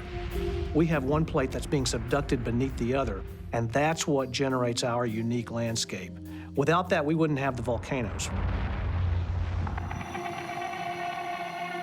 In true Alaskan style, the state holds the record for the biggest eruption of the 20th century.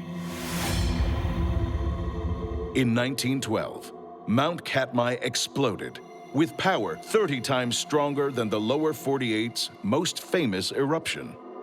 Katmai was many, many, many times bigger than Mount St. Helens was.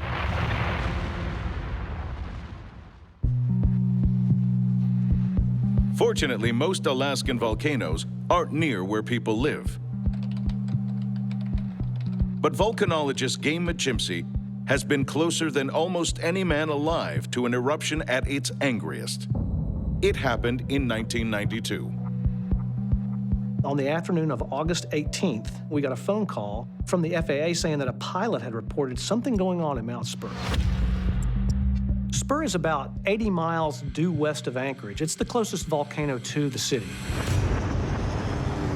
Game hops aboard a small plane to check if the report of an eruption is true. So we took off, and there was about a 7,500-foot cloud ceiling that day. When we popped through that, it was obvious that this was a major eruption going on. As they approach Mount Spur, Game starts rolling with his Handycam, capturing some of the most violent footage of an Alaskan volcano ever. It was just exhilarating to see these huge cauliflower, roiling ash clouds coming out of this vent and big blocks the size of Volkswagens and small vans being heaved, 500 meters to 700 meters above the vent.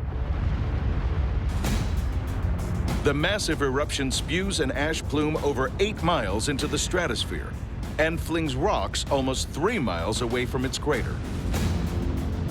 But I can remember wondering at the time, wow, we're really close to this, and if it was to go really big, I'm not sure what would happen. Something else worries Game: the direction the wind is taking the ash cloud. We noticed the ash is going to Anchorage, so we need to beat this back.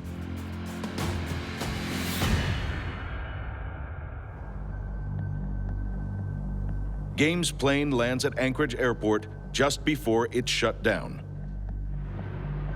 Because if there's one thing Alaskan airports don't take any chances with, it's volcanic ash clouds. The North Pacific air routes are a very busy air corridor. There's about 250 flights per day, up to maybe 30,000 people on those flights, and then billions of dollars of cargo and equipment. And all of those flights are passing over Alaska's active volcanoes, so potentially in harm's way. I'm standing just inside the inner operations room of the Alaska Volcano Observatory. We use this room primarily when we're having an eruption of one of the Cook Inlet volcanoes, or if there's a large-scale eruption somewhere else in Alaska. And it's a place where we can sit and, at one full sweep of the room, see lots of different data. There are webcams, seismographs, satellite images, flight trackers, and a special red phone. This phone has one purpose and one purpose only, and that's to put the people in the ops room in direct contact with the people over at the Federal Aviation Administration, so that in times of volcanic eruption crises, we can speak directly. Volcanologists know aircraft and ash clouds can be a bad combination. It's a lesson the world learned over Alaskan skies on December 15th, 1989. That morning, Mount Redoubt, 100 miles from Anchorage, erupts. Just as a 747 from Holland is coming in to land at Anchorage Airport. The jet, with 231 passengers, flies straight into the ash cloud.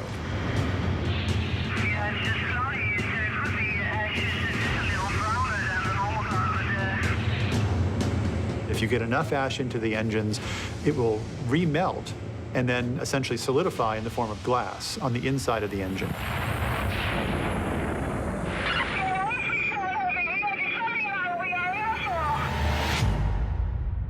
All 4 engines flamed out. The cabin of the plane became very thick with ash.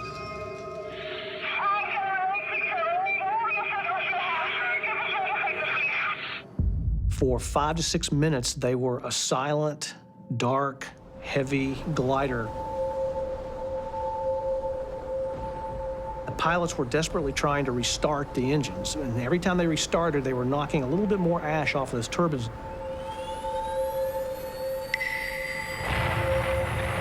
Until finally, they got 2 of those engines started, and they limped the plane on into Anchorage, landed, and miraculously, no one was even injured. The near miss shakes everyone. But it may not be the last. Alaska is crisscrossed with busy international air routes. They can be choked at any time. As happened in Iceland in 2010, when a volcano plume grounded over 100,000 flights. And there's every chance Alaska's next eruption could be the biggest ever, affecting not just aviation, but weather across the globe. The chances of Alaska experiencing a catastrophic eruption, I think, are fairly good. They happen in Alaska about every 100 years or so. The last one happened in 1912, Katmai. So with as many active volcanoes as we have, with it being so tectonically active up here, It's only a matter of time until we have another Katmai-style eruption. Coming up, awe-inspiring and deadly. The billion-ton juggernauts reinventing Alaska's most spectacular terrain. To be near the glacier in that kind of a time would be a frightening experience.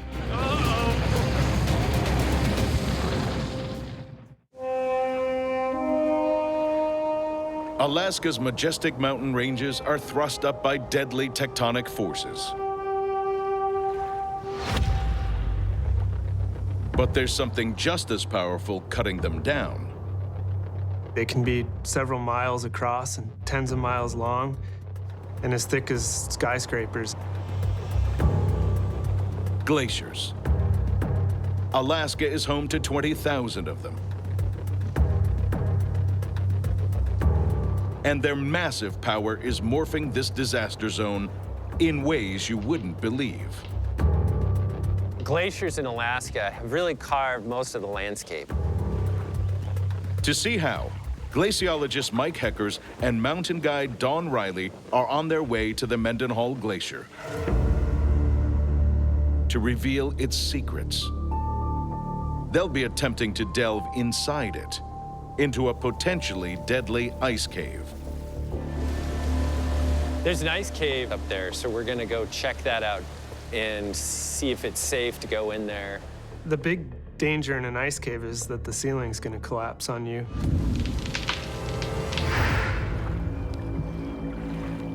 But before they even get to the glacier itself, there are other hazards. This is the terminus of the glacier. It's dangerous to get really any closer than this. Oh, look at this. This amateur footage taken at Alaska's Holgate Glacier shows why. Oh, here you go, more. Icebergs break off into the water, and we call that iceberg calving. The scale ranges from, basketballs of ice falling off to basically pieces of ice the sizes of small cities breaking off.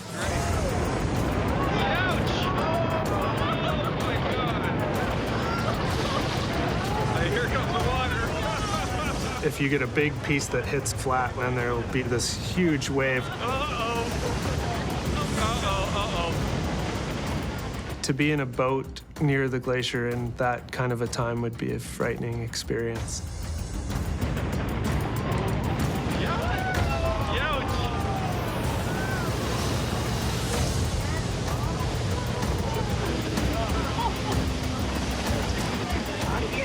We'll be all right.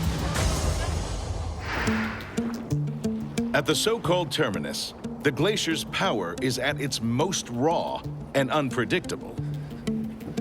It's kind of like a slinky pulling apart. So the ice is coming down, flowing by gravity and being pushed from above and coming over this cliff and just breaking apart. This is where the glacier ends. But to discover where it begins means going to the source of its immense power.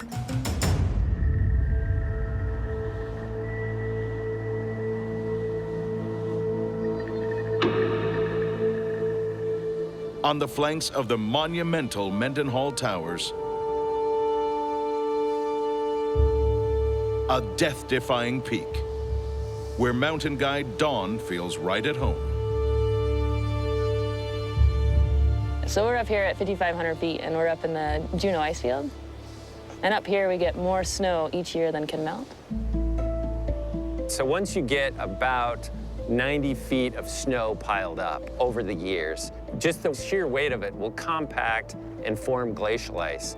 And it's heavy enough that it flows downhill just like a river does. The ice's journey to the glacier's end takes 200 years. They're big conveyor belts. They're moving the ice down through the mountains.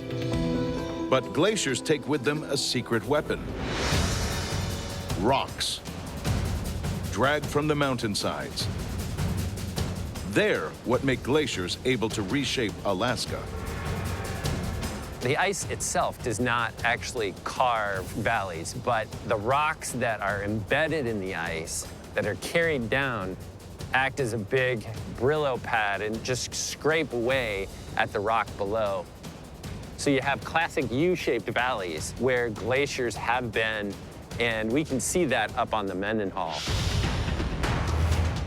Add giant glaciers to ever-shifting tectonic plates, and you get the extreme landscapes Alaska's famous for.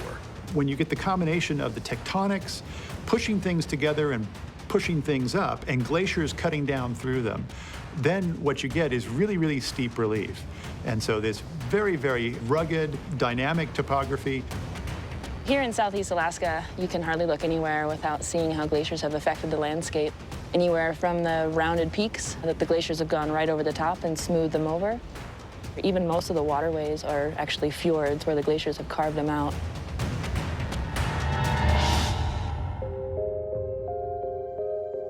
Just as a river forms whitewater, a glacier will splinter as it hugs a bend in the valley,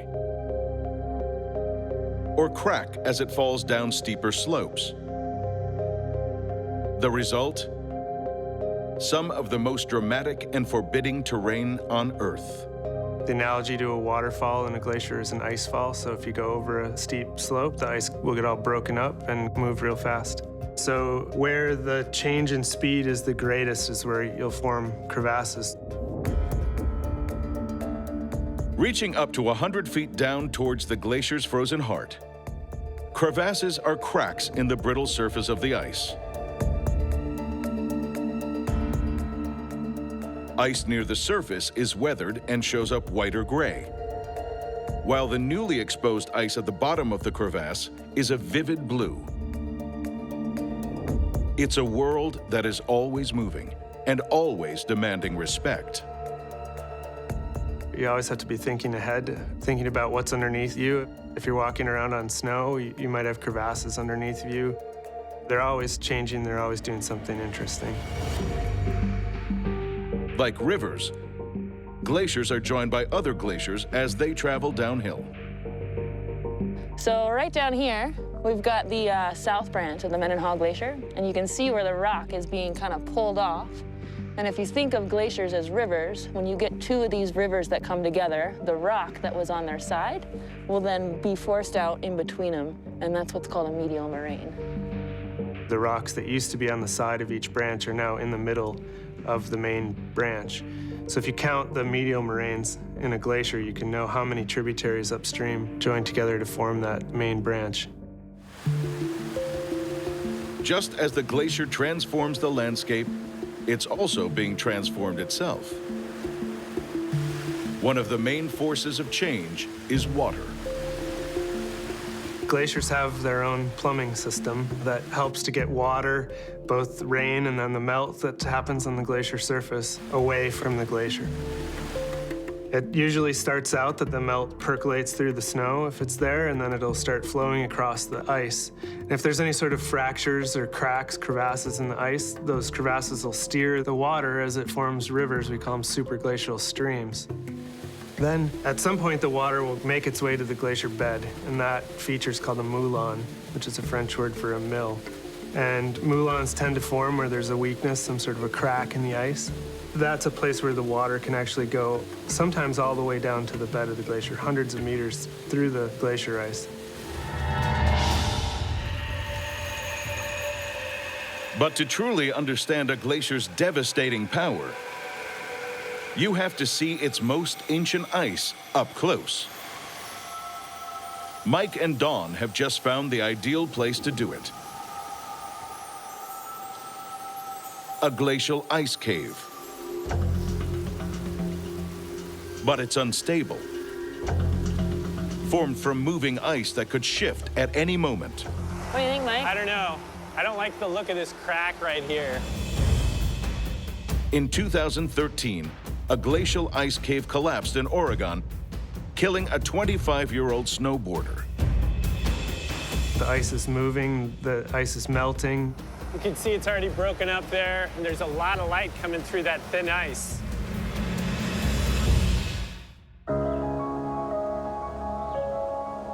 Alaska is a land shaped by awe-inspiring forces, giant earthquakes, towering volcanoes, and glaciers that would cover Manhattan 3 times over. These enormous slabs of ice have the power to grind mountains to dust. To understand how, you have to venture where most don't dare.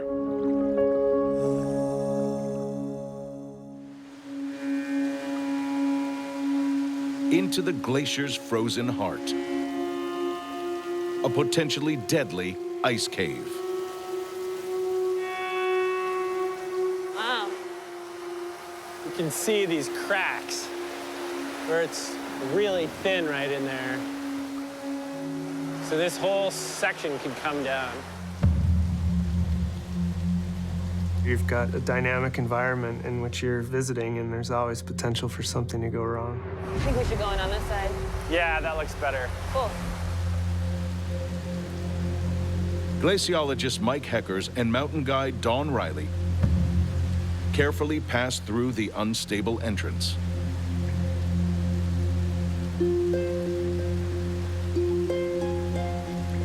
Inside, a cavern of otherworldly wonder. Look at this ceiling. This is gravy. It's probably, what, 20 feet of ice above us, maybe? Towering over their heads, enough ice to fill 10 Olympic swimming pools. If the glacier shifts, it could all come crashing down. I mean, it's amazing, these features. You can see some of these bubbles and cracks. Yeah. See a big boulder up there.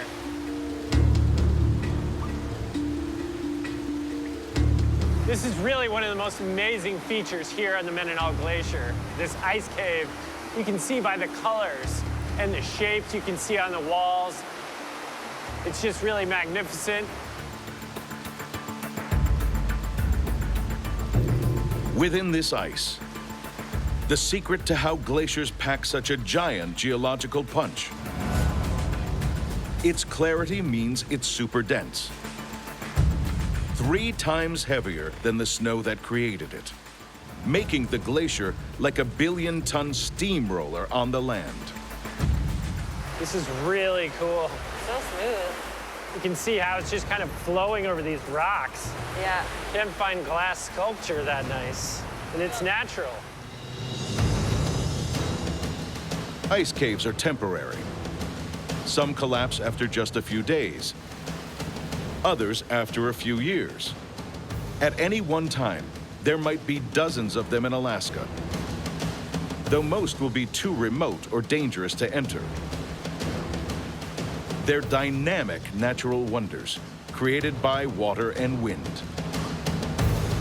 This ice cave is formed by the heat from this creek right here and the wind blowing through here, just basically melting and sculpting the walls as the heat flows through. This cave is unusually large because it's drawing air not from one entrance, but from 2. Ah, look at this. I think I even see blue sky up there. This shaft was first cut by water boring down from the glacier's surface, a feature called a moulam.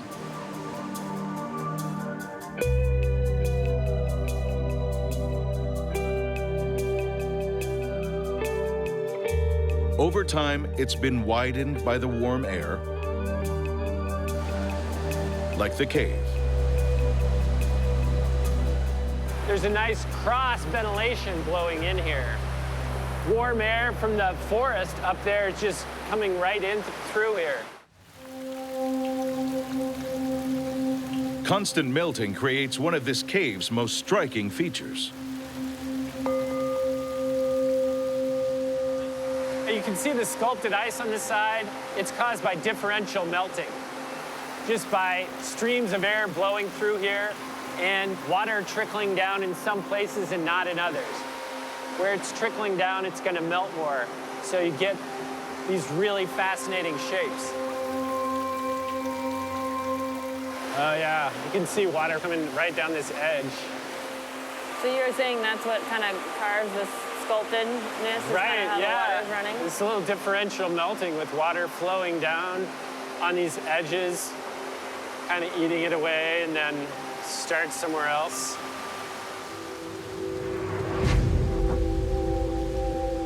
Glacial ice absorbs all the colors of the visible light spectrum except blue,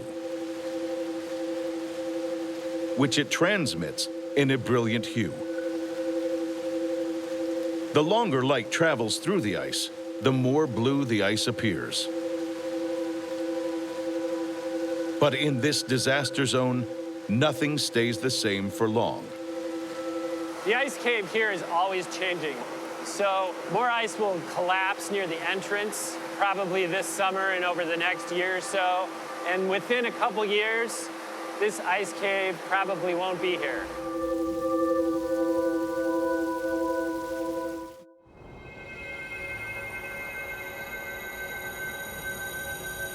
Beneath an ancient Alaskan glacier, an ice cave receives a visitor from another world.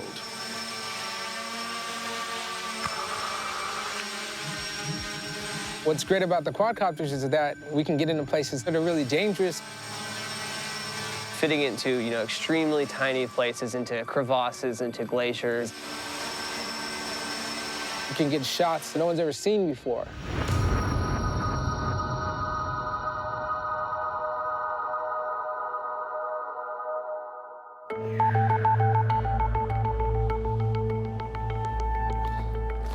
To better understand this last frontier, Christopher Carson and Lion Elaton are ushering in a new era of exploration. They're looking for an undocumented ice cave, a place human eyes have never seen before. Check that out down there. Is that one? Maybe. We walked all along the ice right alongside the glacier, and we found a new one. Gosh. Oh, man, look at that. That is amazing. They're not sure how stable it is or how deep beneath the glacier it goes. For a human to go down there might be deadly. So they've enlisted some high-tech help. This is our quadcopter. This is used to record all of our aerial shots. It has a HD minicam and 9-inch blades that keeps it up in the air. It's gyro stabilized so that no matter where you turn it, it stays in that same area. Over the past months, they've used their quadcopter to reveal views of glaciers that have never been captured before.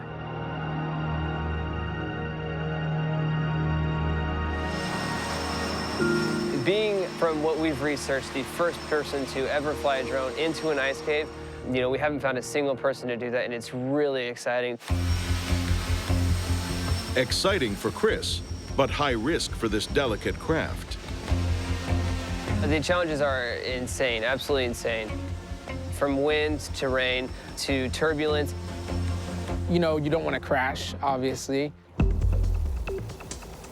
But today's cave is extra challenging.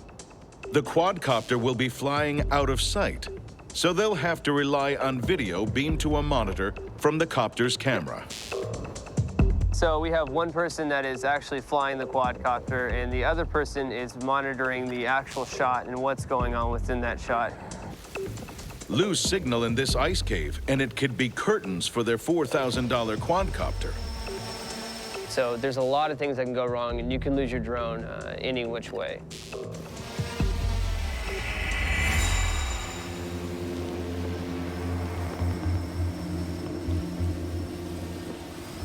Watch out on the right. So one of the obvious challenges was the degree to which the ice cave actually descended. Turn a little left. All right. All right, good. Okay, I'm about to go out of sight, though. You drop down into it, and there's water falling everywhere. It's dark, and you have to go in at an angle. We had no visuals, so we're flying only off the monitor. Look at that. I think it goes all the way down, maybe like 30 more feet. That's amazing. They discover a subglacial tunnel running deep beneath crystalline ice. The ice cave was absolutely amazing. Very, very deep blues. Feed into it. They're capturing never-before-seen views. Perfect, beautiful. Now, all they need to do is bring the copter back. A little more towards us. Keep going. I can't see. We're starting to lose signal. All right, be careful. All right, I'm gonna angle up. When you lose signal, you are flying blind. There's nothing else you can do. Wait, come back, come back. All right. I can't see.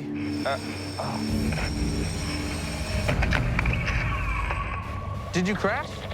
It's done. You crashed it. It's done. I didn't know if it fell into an abyss somewhere. The quadcopter has crashed near the entrance, where the cave is most dangerously unstable. All right, you have to go get it. You go get it. I'm not gonna go. You crashed. He wanted me to go down there, but he was the one who lost it, so it was only fair that he get it back. I'll hold on to everything for you. I think you got it. I'll get it.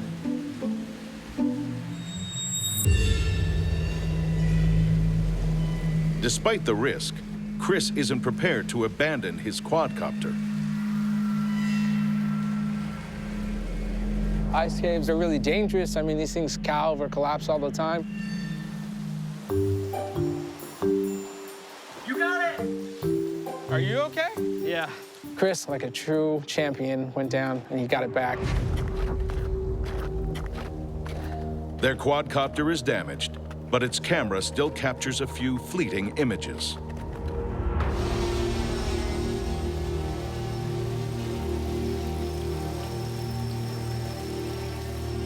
Portraits of a hidden world, probably already consumed by change in this volatile land.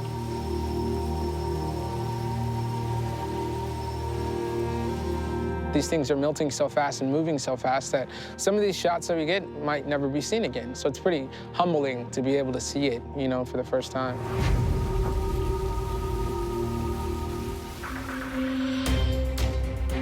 Ever-changing, dangerous, unpredictable. Life in Alaska means facing forces of devastating strength. But without them, Alaska wouldn't be the wonder she is. Nothing comes for free. I mean, if you have beautiful volcanoes, there's the danger of eruption. When you've got these steep mountains, there's the danger of landslides. Despite the disastrous risks, or maybe because of them, Alaska's wild beauty will always draw us back to this last frontier.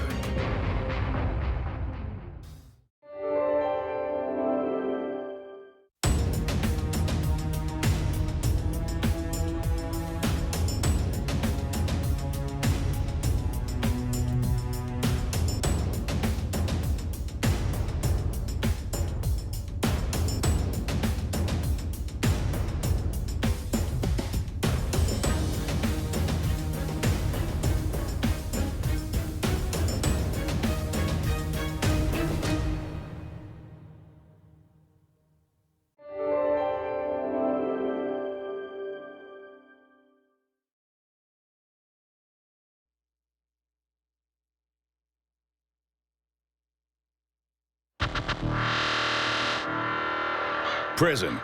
On the surface, a place of punishment and penance.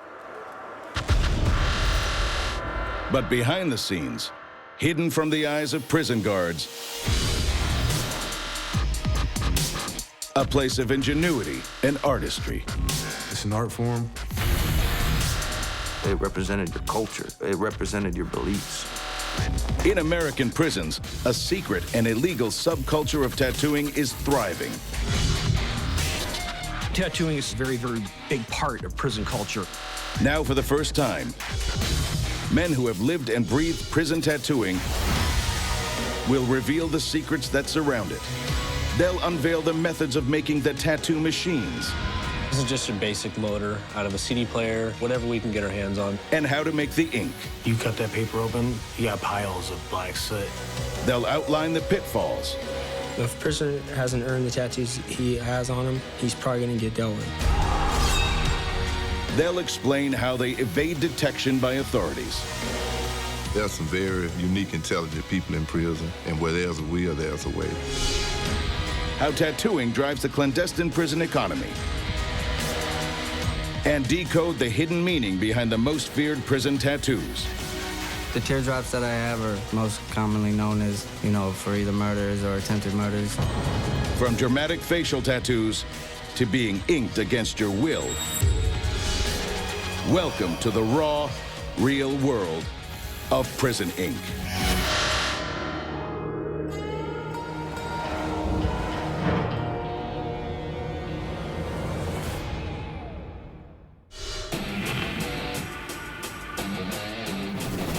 Of the over 2 million prisoners behind bars in America, at least 50% are inked. I like my tattoos are from either life experiences or what I've been through. I'm covered, head to toe. Prison tattoos can cover literally every inch of skin. I got transferred to a different prison, so one person did this one, the other person did that. Long considered the mark of the outsider and the outlaw, tattoos hold special significance to prison inmates. Oh, look at that King Tiger tank. My body's a mural, and it has a story that can go over for days.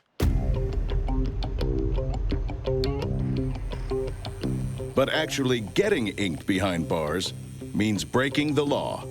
It's not allowed to tattoo in prison.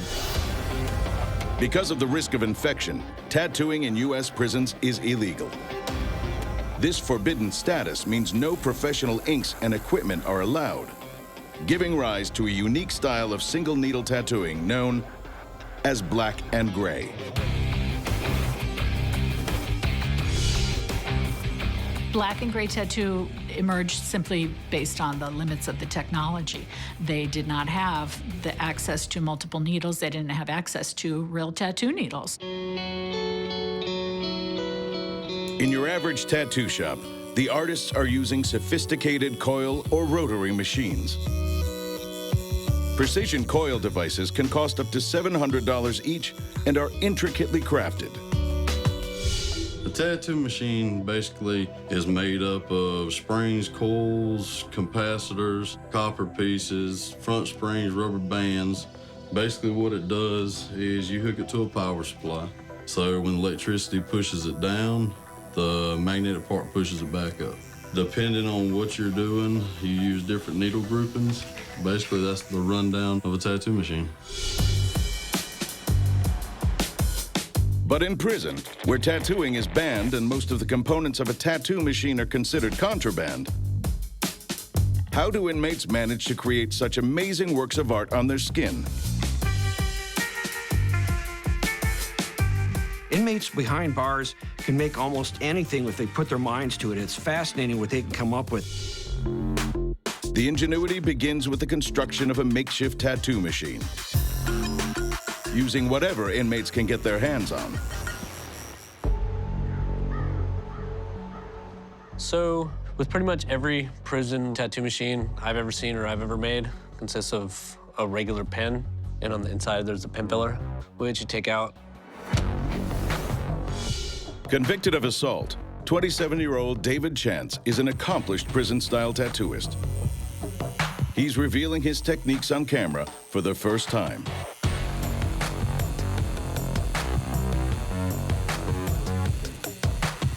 What we're doing is making a needle runner with this. And this is the barrel. This is where your needle's going in and it's coming out this end.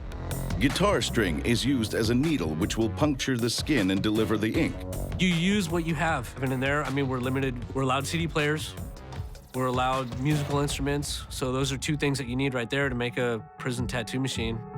Driving the tattoo machine is a small motor. And this is just your basic motor out of a CD player, out of a tape player, a boombox, whatever we can get our hands on. There's motors in anything. The guitar string is sharpened on sandpaper and tested to see if it pierces the top layer of skin.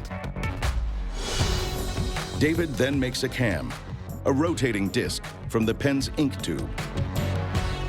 This will be the connection between the motor and the needle. So I'm gonna heat up a little piece of guitar string and I'm gonna poke a needle in there, which is what this is gonna rest in. And when it rotates, the needle's going with it. The pen barrel needle holder is then attached to the motor, and the sharpened needle slotted into the barrel. Power to drive the tattoo machine comes courtesy of an adapted plug or batteries. And it fits right in your hand, super small, a little tattoo machine. You can do the whole back piece with this. Because prison tattoo guns only have one needle, as opposed to multiple needles in professional machines, to do a whole back piece could take weeks. But before the artist gets started, he has another task that will test his ingenuity: making the ink. Making the ink was interesting. It was definitely dirty. 33-year-old Carl Grace started tattooing behind bars during his first prison term at just 18. He becomes a master of making his own ink, but the process creates hazardous fumes. Luckily, they sold fans in prison, so I would get 2. But I'd get like an empty tuna can, I'd fill it up with baby oil, poke a hole through the center of like the lid, and then I'd get like a brand new mop strand. And I'd stuff it in there on like an old-fashioned wick, throw some baby oil on it and light it, and it would smoke like crazy, like black soot. And we just take our lunch bags, I get a brown bag every day for lunch, and just fold it nice and neat right over it. And it would burn for 6 hours, and when you're done, man, you cut that paper open, you got piles of black soot. And then we just mix that up with a chapstick cap of VO5 and like 5 caps of water and get some ink. I don't know how healthy it is for you, but I got it all over me, and I'm all right. Petroleum-based products are used because they catch fire easily and burn for a sustained period. The reason shampoo is added is as a binding agent for the soot. But there's more than one way to make ink. And every artist has his special formula. My favorite was chess pieces. You'd grab the chess pieces, you'd burn them up, and the soot that would go up in the air, you'd catch them on a piece of paper, you'd scrape it off and then add water to it. Some people's burnt newspaper, because some people said there was more carbon in the paper, so the ink would be black. Because the homemade ink is made from burnt petroleum, it only comes in black, which is why all prison tattoos are black or gray.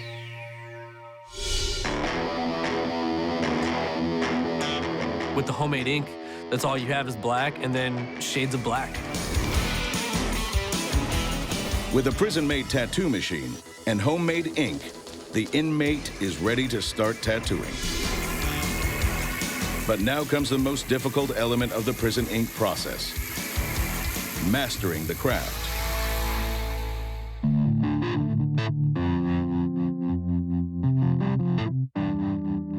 If you don't have that craft and you can't lay that ink right, you can't get those blends, it's gonna be a rough road, When David Chance decided he wanted to be a prison tattooist, he didn't dare start on human skin. I was engraving cups. I was just doing cups at the time, passing time. In time, his cups got noticed by his cellmate. He kind of talked me into it. He's like, dude, I've seen the cups that you do. I've seen the engravings. I've seen all that stuff. You need to do it. And I got bored one day, and sure enough, I wound up tattooing on a guy, and I was just obsessed ever since then. In prison for 6 years for arson, Ryan Lewis taught himself to tattoo by using his own skin as a canvas.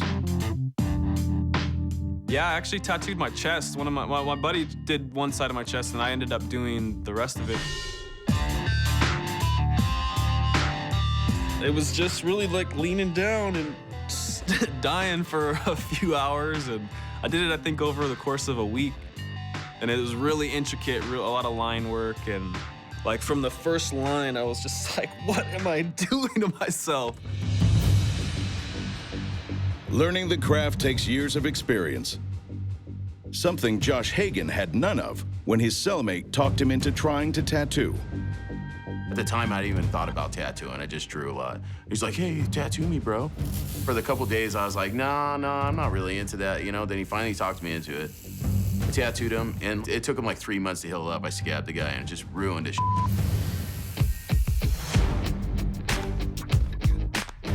According to convicted armed robber Derek Sanders, inmates who decide to get tattoos should first check the artist as a master of his equipment and his craft.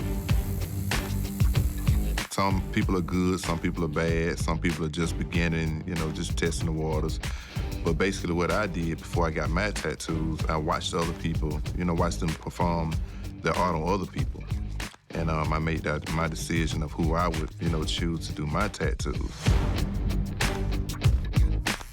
But even when you've nailed the equipment and the craft, there are other pitfalls waiting in the world of prison tattoos. The little-known world of prison tattooing is a subculture all of its own. Some designs are art for art's sake, but others are symbols that can hold life or death significance. Getting inked without understanding the hidden language of prison tattoos is a definite health risk. So if an individual wants a tattoo, they'd better be real sure that they're not going to offend somebody. Richard Lichten is a 30-year law enforcement veteran who works in America's most violent prisons. He says prison gangs enforce many of the rules behind bars, including those surrounding tattoos. Your white power gangs and your black gangs and your Hispanic gangs and Asians. Gangs are very, very prevalent, very, very dangerous. If you're in a gang and you get the gang's tattoo, then you have elevated yourself within that prison system. It's a mark of respecting that you now carry their tattoo. In some prisons, it's estimated that 60% of tattoos are gang-related. They mark the wearer as protected, but also as a target. I got my tattoos in prison. I got XIV, X4 for Northerners. The Northerners are a Hispanic gang from Northern California. Their gang symbol is the Roman numeral for 14, signifying the 14th letter of the alphabet, N. The Norteños' sworn enemy are the Sureños, or Southerners prison gang, who wear the tattoo Sur, Spanish for South. If there's a lot of Southerners around, they'll hit me up and stuff like that, or try to kill me for that. Gang tattoos can be as simple as a series of numbers. Michael Torres' 916 tattoo is the area code where he grew up in Northern California, but can also show affiliation to the Norteños prison gang. People from the opposite gang, you know, gang members in general, know what it is, see what it is, and they can move on that, you know. As well as showing gang membership, tattoos can also broadcast crimes carried out in the gang's name. One of the most common examples is the teardrop. The teardrops that I have are most commonly known as, you know, for either murders or attempted murders. A teardrop can mean different things depending on which prison you're in. On the left, it can mean murders or attempted murders committed. On the right, it could stand for loved ones lost. An outlined teardrop can symbolize an inmate is ready to kill for a gang. The drop will be filled in once the murder is committed. Another tattoo linked with violence is the tombstone. I've seen several people with tattoos where they may have an X or maybe they have tombstone, and those basically stand for people who they've killed. Among some prison gangs, tattoos of lips can denote they are kissed by the gang. Lips inked in black can stand for the kiss of death, meaning the wearer is ready to kill. 3 dots can stand for La Vida Loca, or My Crazy Life, while 5 dots indicates a history of incarceration. The 4 points symbolize the 4 walls of the prison, and the 5th is the inmate himself. On a spiderweb tattoo, each strand can stand for a year of a prisoner's sentence. Other tattoos that can indicate prison time are a clock with no hands to signify a long stretch, and the comedy tragedy mask, Smile Now, Cry Later. The Laugh Now, Cry Later tattoos pretty much just represents that you can't really do anything about your situation, so laugh about it now, you can cry about it later. For white gang members, racist symbols like swastikas or SS bolts can also be a sign that the wearer has committed a hit. It displays where you're at, what you've done, basically your hierarchy while you're locked up.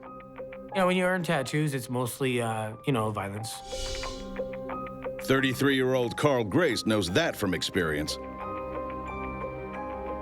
He earned tattoos by being an enforcer for a white gang.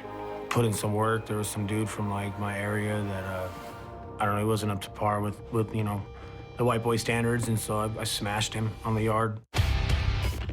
Went to the hole for 3 months. When he got out of the hole, Carl continued earning tattoos. When somebody came to the yard and they needed to be dealt with, I was like this. I'll do it. I'll hit him,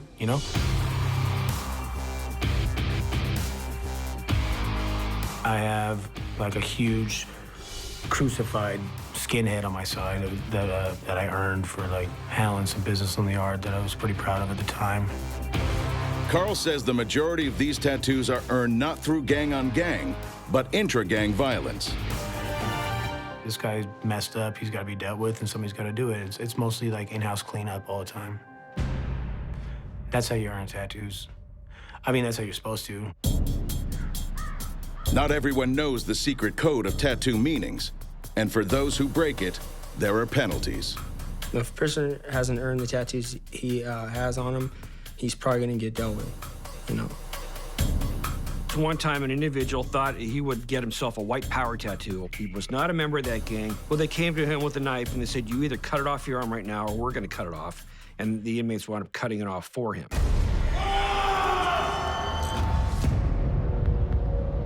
According to David Chance, the punishment can also be dealt to whoever created the unearned tattoo. It falls back on the artist. Well, who did that? Oh, where did he do that? When did you deserve that tattoo, I refuse to do all the racial swastikas and bolts and stuff like that, because you got to earn that stuff and then get me in trouble if I'm just passing it out. While gang affiliation guides the choice of some tattoos, behind bars, an equally strong influence is race. Every nationality leans more towards their heritage. Like the white folks, you got them more towards the Aryan, more medieval. As where the Mexicans, you got the Aztecs and stuff. And you got the blacks, they do the black rights movements and stuff like that. White prisoners like Carl Grace favor very macabre images. I have a lot of demons. People in prison aren't happy. Nobody wants angels. Nobody wants butterflies. People want demons. They want skulls. They want death. Especially the white boys. That's what we're into. We're into, the crazy. Ryan Lewis has Native American heritage, which is reflected in his prison ink.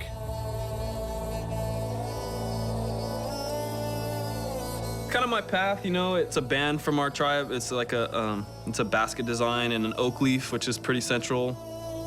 I got Black Elk, who's kind of like a native prophet that was telling, the people of the Lakota to go back to their old ways, to relearn their old ways, to teach their children these ways. Inmate tattoos can also be personal, like an autobiography etched into skin. The demon here that's chained to the wall, it kind of stands for being locked or chained down to your addiction. The drugs, meth was always my weakness. Prison ink can tell of struggles in the past or dreams for the future. My dad was an Iron Horseman in his younger days, and he'd always ridden Harleys, so I wanted to buy myself a Harley. And I figured, well, if I get it tattooed on me, then I'll have to get one when I get out. Sometimes your tattoo choice is going to refer to the life that you left behind. Sometimes it's going to refer to the life that you're going to want to get to on the outside. Sometimes it just refers to the prison life that you're leading right here.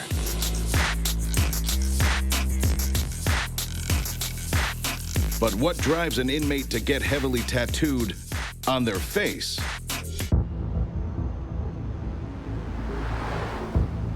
America's prisons are home to a secret tattooing culture that flourishes despite being illegal.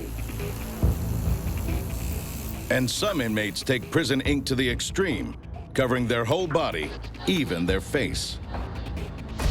The face is the most public part of the human body. The face is the way that we present ourselves to the world. So, a prisoner with a face tattoo is saying F you. Convicted Utah murderer Curtis Algier's prison tattoos are saying a lot more than that. Algier killed a corrections officer, and his mugshot has been called the face of hate because of its neo-Nazi and white supremacist symbolism. As well as swastikas and iron crosses, he has more coded indicators of his extremism, such as the 88, which, because H is the 8th letter of the alphabet, stands for Heil Hitler. On his cheeks, he has the Valknot, a Norse symbol of 3 interlocking triangles that shows a willingness to die for a cause. Latin American gang members are also known to commonly wear facial tattoos to increase their intimidating appearance. This inmate displays the Roman numerals XV3, coded symbol of the 18th Street Gang. It's like war paint in prison, you know, that's why people get all that crazy on their face and neck, you know, they want to look nutty, you know, they want to look crazy. But sometimes a facial tattoo can also have more personal resonance. Asa Crow kicked a heroin habit behind bars, something he's reminded of every time he looks in the mirror and sees his chin tattoo. The fish represent, you know, serenity or calmness, you know, and the dots kind of represent my mind and my body and my soul, you know, just kind of, I had to get control of all that before I, you know, paroled was my goal. Whether an inmate is inked for his extreme beliefs, his gang, or his own story, he's taking big risks by getting tattooed behind bars. The tattoo kit, the tattoo gun, is contraband like anything else, and it's against the jail rules. The guards will seize that contraband, and then you'll spend some time in what's called discipline. The inmates would call it the hole. Yet prisoners' desire for tattoos is so strong, solitary confinement isn't much deterrent. I went to the hole like 4 or 5 times. My mentality was kind of like, F you, I'm gonna do what I want, and if you don't like it, I don't care. Carl Grace's cellmate, Josh Hagan, is caught tattooing twice by prison guards. He's slapped with an extra 60 days on his 7-year sentence. What hurts more than that? The confiscation of his tattoo machine. Yeah, the thing is, you get this nice little setup that you spend a whole bunch of time trying to put together, and they take it away. And then now you got to like go out to the yard and try and hustle up new parts to put this thing back together, and that was a pain in the ass. Your cell gets tore up and your whole situation gets tore up. You lose all your equipment and ink and all that. To keep tattooing behind bars, inmates have to find somewhere to hide their kit. We had 2 electrical outlets and they were, you know, bolted into the wall. And my cellie had access to the tool that we could loosen these bolts up. And in this box had this perfect compartment where you can hide tattoo machines, dope, weapons, whatever you want. It's hidden the same way you'd hide a prison weapon or narcotics, within mattresses, within cracks in the wall, inside of a toilet, because there's 1,000 places to hide it. I had a magnet on the back of mine, so you just throw it up under a bunk, and it's hidden. And you kick back like you're watching TV. The majority of prison tattoos are done in the cells, which means while laying ink, inmates need to appoint a lookout. The process is that you have like a point man that would keep eyes for you to make sure that they don't walk up in on you. But with harsh penalties for being caught tattooing, what makes being a prison tattoo artist worth the risk? The first answer to that question is status. Being a tattoo artist in prison definitely gives you a lot more merit. A lot of people want to be your friend. Getting tattooed by the guy that did the best work in there, it was an honor. Not only does being a tattoo artist boost your social standing in the joint, it allows you to become a major player in the clandestine prison economy. Prison's like a city, you know? So everybody's got their little job. My tattoo, that's my job. You want a tattoo, you come see me. You want a drawing, you come see me. That's how I sustain myself. If it was a straight up business transaction, whatever they can get from the store, food, cosmetics. Somebody needs to get tattooed. You're like, yeah, just throw me a jar of coffee, $6 right there, and you tattoo them for 20 minutes, and that's good. If you can smoke, you can get tobacco, you get tobacco. If you're a dope head, you can get dope. But if an inmate wants to enjoy the spoils and status of being a prison tattoo artist and stay alive, he has to learn to respect the secret codes of conduct, codes that are specific to each prison. In jails or prisons, there are written rules that you get. No escaping, no fighting, no swearing, and that sort of thing. But there are many, many unwritten rules as well that are just as important to your safety and welfare. In Asa Crow's prison, the unwritten rules made it forbidden to tattoo across certain racial and gang lines. Definitely couldn't tattoo the blacks. That'd be a death sentence. Couldn't tattoo the Norteños. It's also a death sentence. Did tons of any gang you can think of from Southern California, from Bakersfield down, I did it. Every gang. So, I mean, I had all these people in my cell, you know, murderers, kidnappers, drug dealers, you name it. I tattooed them all. Behind bars, prison tattooists ply their trade for drugs, for status, and for the pure thrill of artistic expression. But some artists will rise above the rest.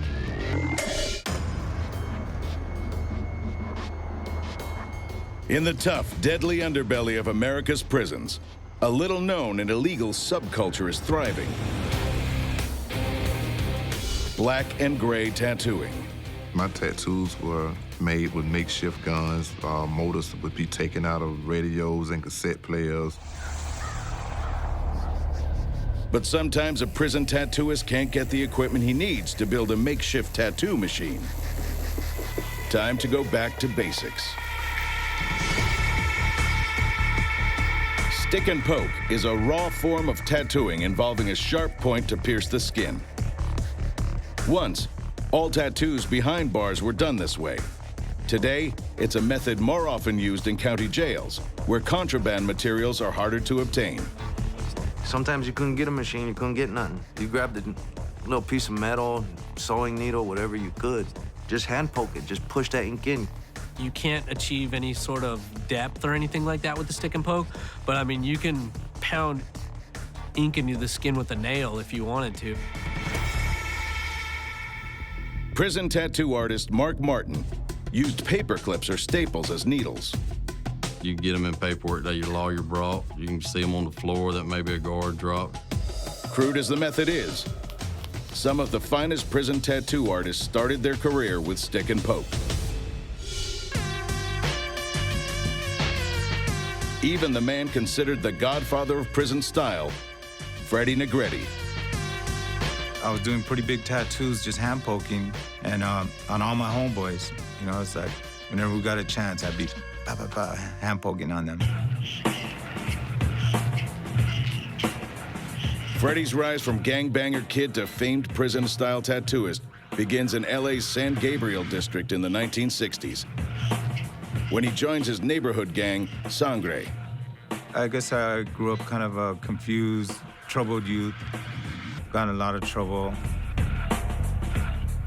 Getting into trouble changes Freddie's life forever. In juvenile court, he meets a Mexican kid covered in tattoos. I was like, you know, what are these tattoos? You know, what does this mean? And I was just obsessed with this guy. I remember he told me, yeah, you get a needle and thread, you know, and you dip it in ink, or you can even use a girl's mascara, you know? So I got out and I got my older sister's mascara, and that night I pitched a little tent in my bed with a flashlight, and I hand poked this little thing on my hand. As Freddie grows up, his gang crimes get more serious.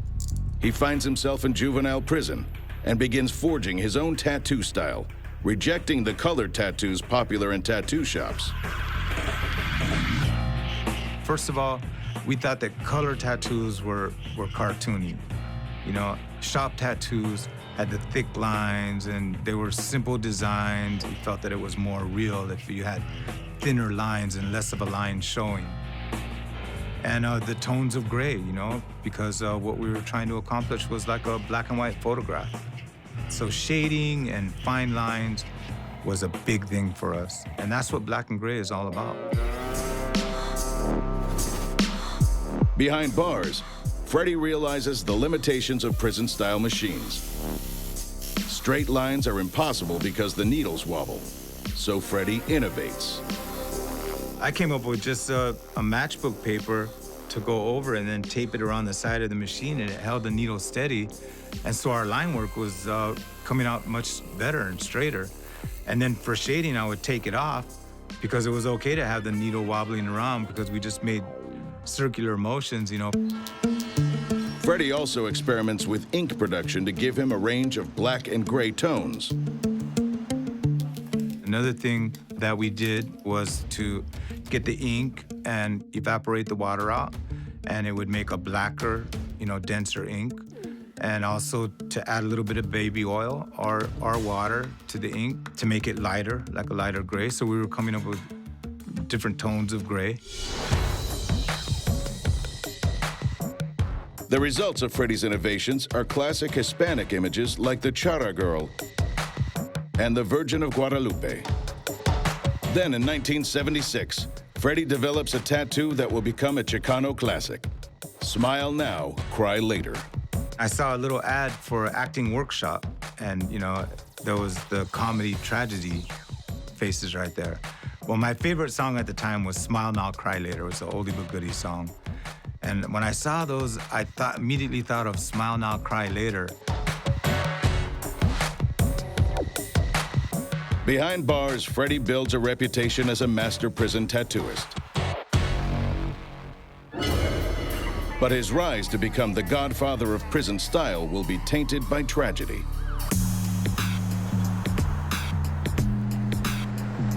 Former Chicano gangbanger Freddie Negrete is a pioneer of black and gray tattooing. The secret of his success? Learning to tattoo behind bars. You know, the prisons, it's like the meeting ground of the minds, you know, and a lot of culture and style came from prison.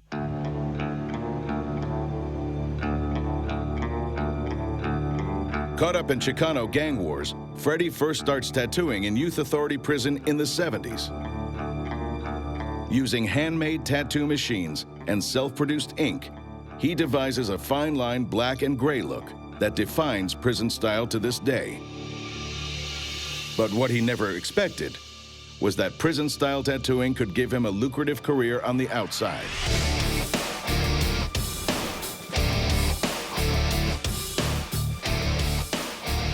And when I finally got released and I started tattooing just, you know, out of my apartment, I found a huge market, you know, right there, you know, and I charged like $15 for a big tattoo. So I had a huge clientele. In the 70s and 80s, tattooing comes of age, gaining mainstream acceptance. Freddie begins working at East LA tattoo shop, Good Time Charlie's. I knew all the main guys from all the gangs all across LA, and I was respected by them.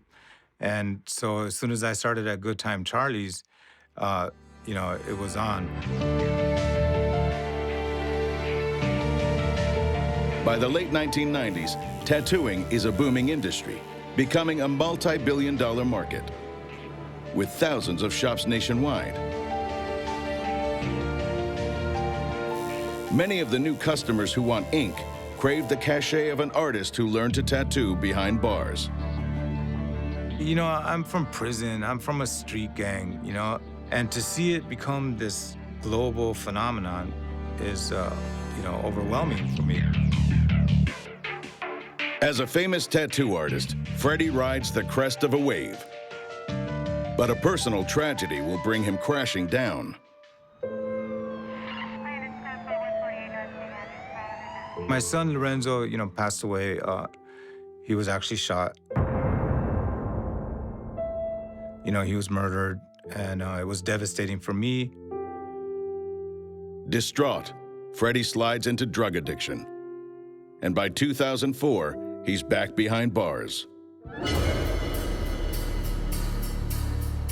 You know, I pioneered this style of tattooing. I made a livelihood out of it for all these years, you know, but now I was back in prison, you know, using this little homemade machine and tattooing for soup. Locked up, despair sets in. Until the day Freddie decides to change his life in honor of his son who passed away. If he could see me, how would he want to see me? A loser on drugs, dying in prison, you know? Or would he want to see me a success, you know? Freddie beats the drugs and is released in 2006. He memorializes the son he lost with a tattoo of his nickname, Frosty. So, but I've really learned to, you know, to deal with his death, to live with it, remember him, love him. Now working in Mark Mahoney's Shamrock Tattoo Parlor in LA. Freddie's clientele includes Hollywood actors and rock stars. And he's passed the skill of tattooing onto his other son, Isaiah. My first tattoo my dad did when I was 14. I got a smile mark highlighter on my chest. Same one he has on his chest. It seemed right to get a matching one. It's like, I'm still me, just this little guy, but people, when I meet them from other countries and stuff, and they're like, oh, you know, one of the fathers of Black and Gray and stuff, and I'm like, man, I'm just, you know, an old gangster, that's it. You know, just doing my thing that I learned in prison. Freddie has paved the way. Now other prison tattooists are learning that all those years spent tattooing behind bars can pay off. He's kind of influenced a lot of people, including myself, in the tattoo industry. When prison tattooist David Chance was released, he found a ready market for his expertise in Central California. I got into a shop within 6 months of being out, and now I'm in one of the best shops on the Central Coast, and it's great. Meanwhile, in Phoenix, former prison tattoo artist Sam H. has also found his skills in demand.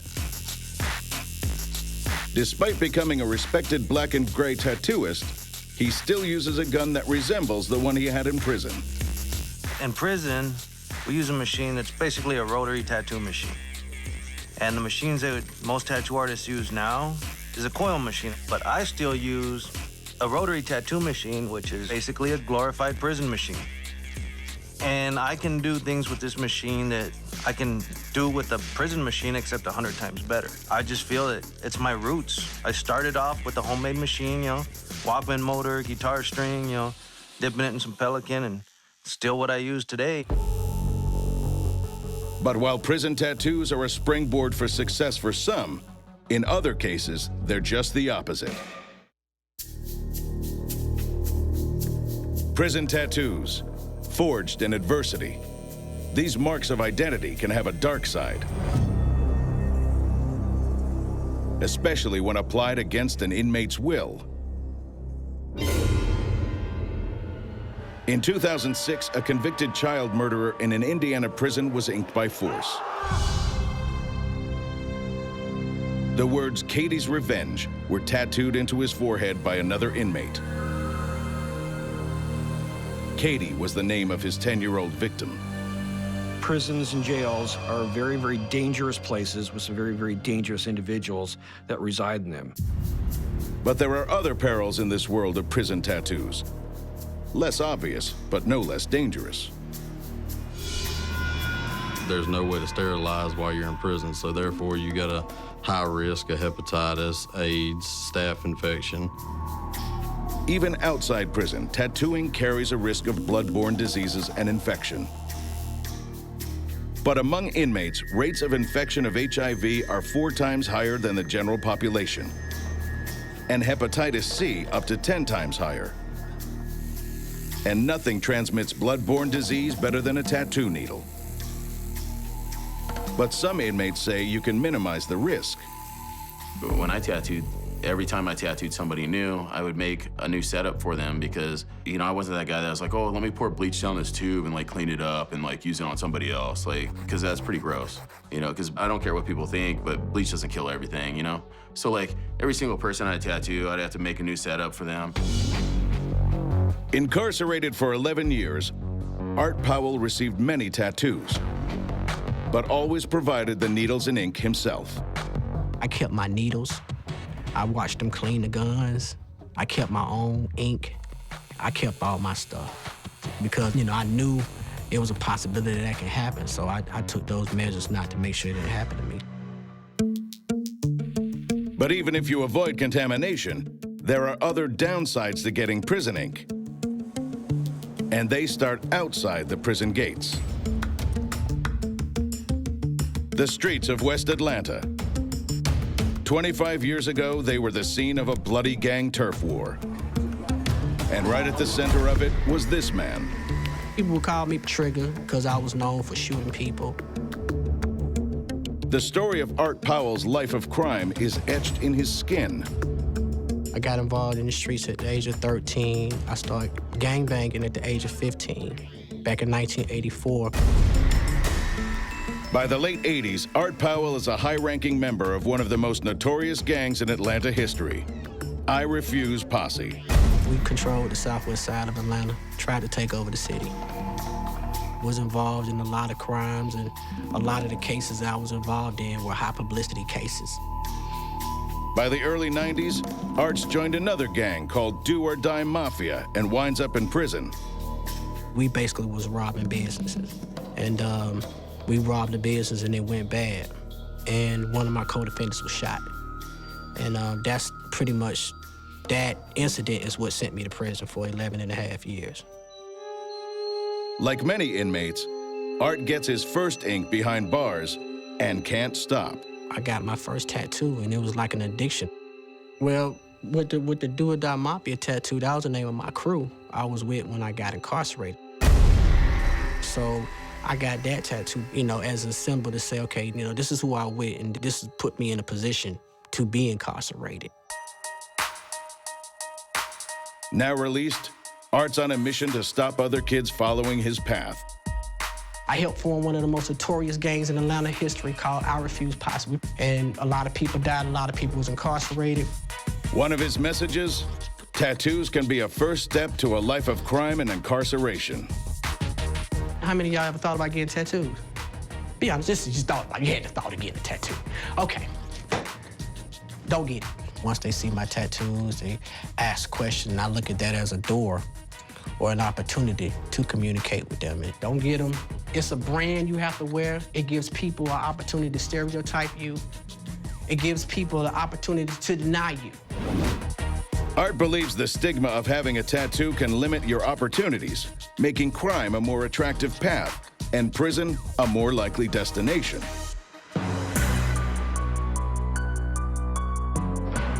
And studies show a link between tattoos and crime after prison, too. Ex-prisoners with tattoos are over 40% more likely to violently re-offend than those without tattoos.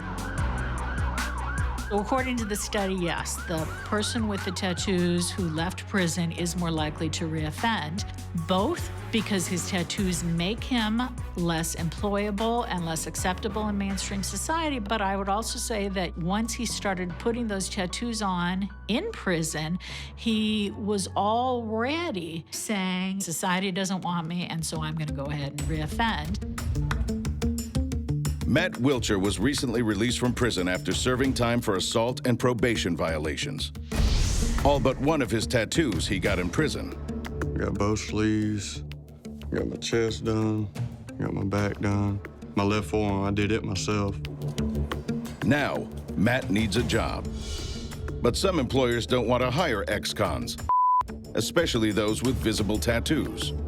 I can wear a long sleeve shirt, and they won't see none of these. You notice I had none on my neck or face. But Matt has a very visible tattoo on his left hand. So he's going to get it removed. He comes to see Mark Martin. Mark is a former prison tattooist who now has his own tattoo shop in Georgia.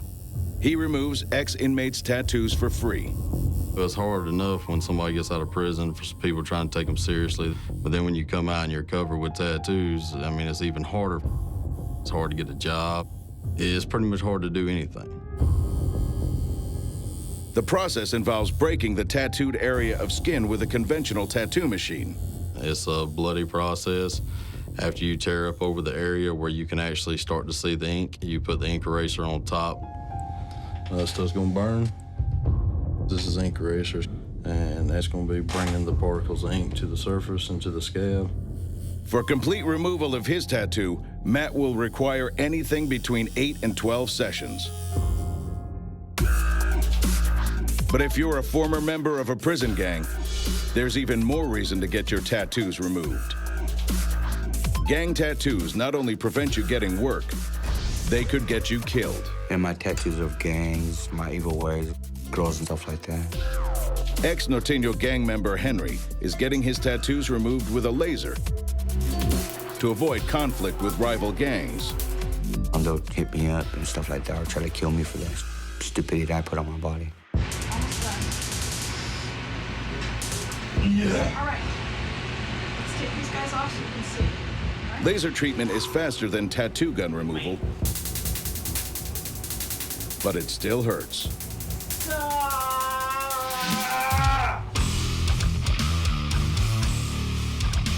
While for some, prison tattoos are a source of regret, to others, the secrets and risks of this hidden subculture are part of the attraction. Tattooing would give me the opportunity to get my mind away from the prison. And I was fortunate enough to have something that would release me from there.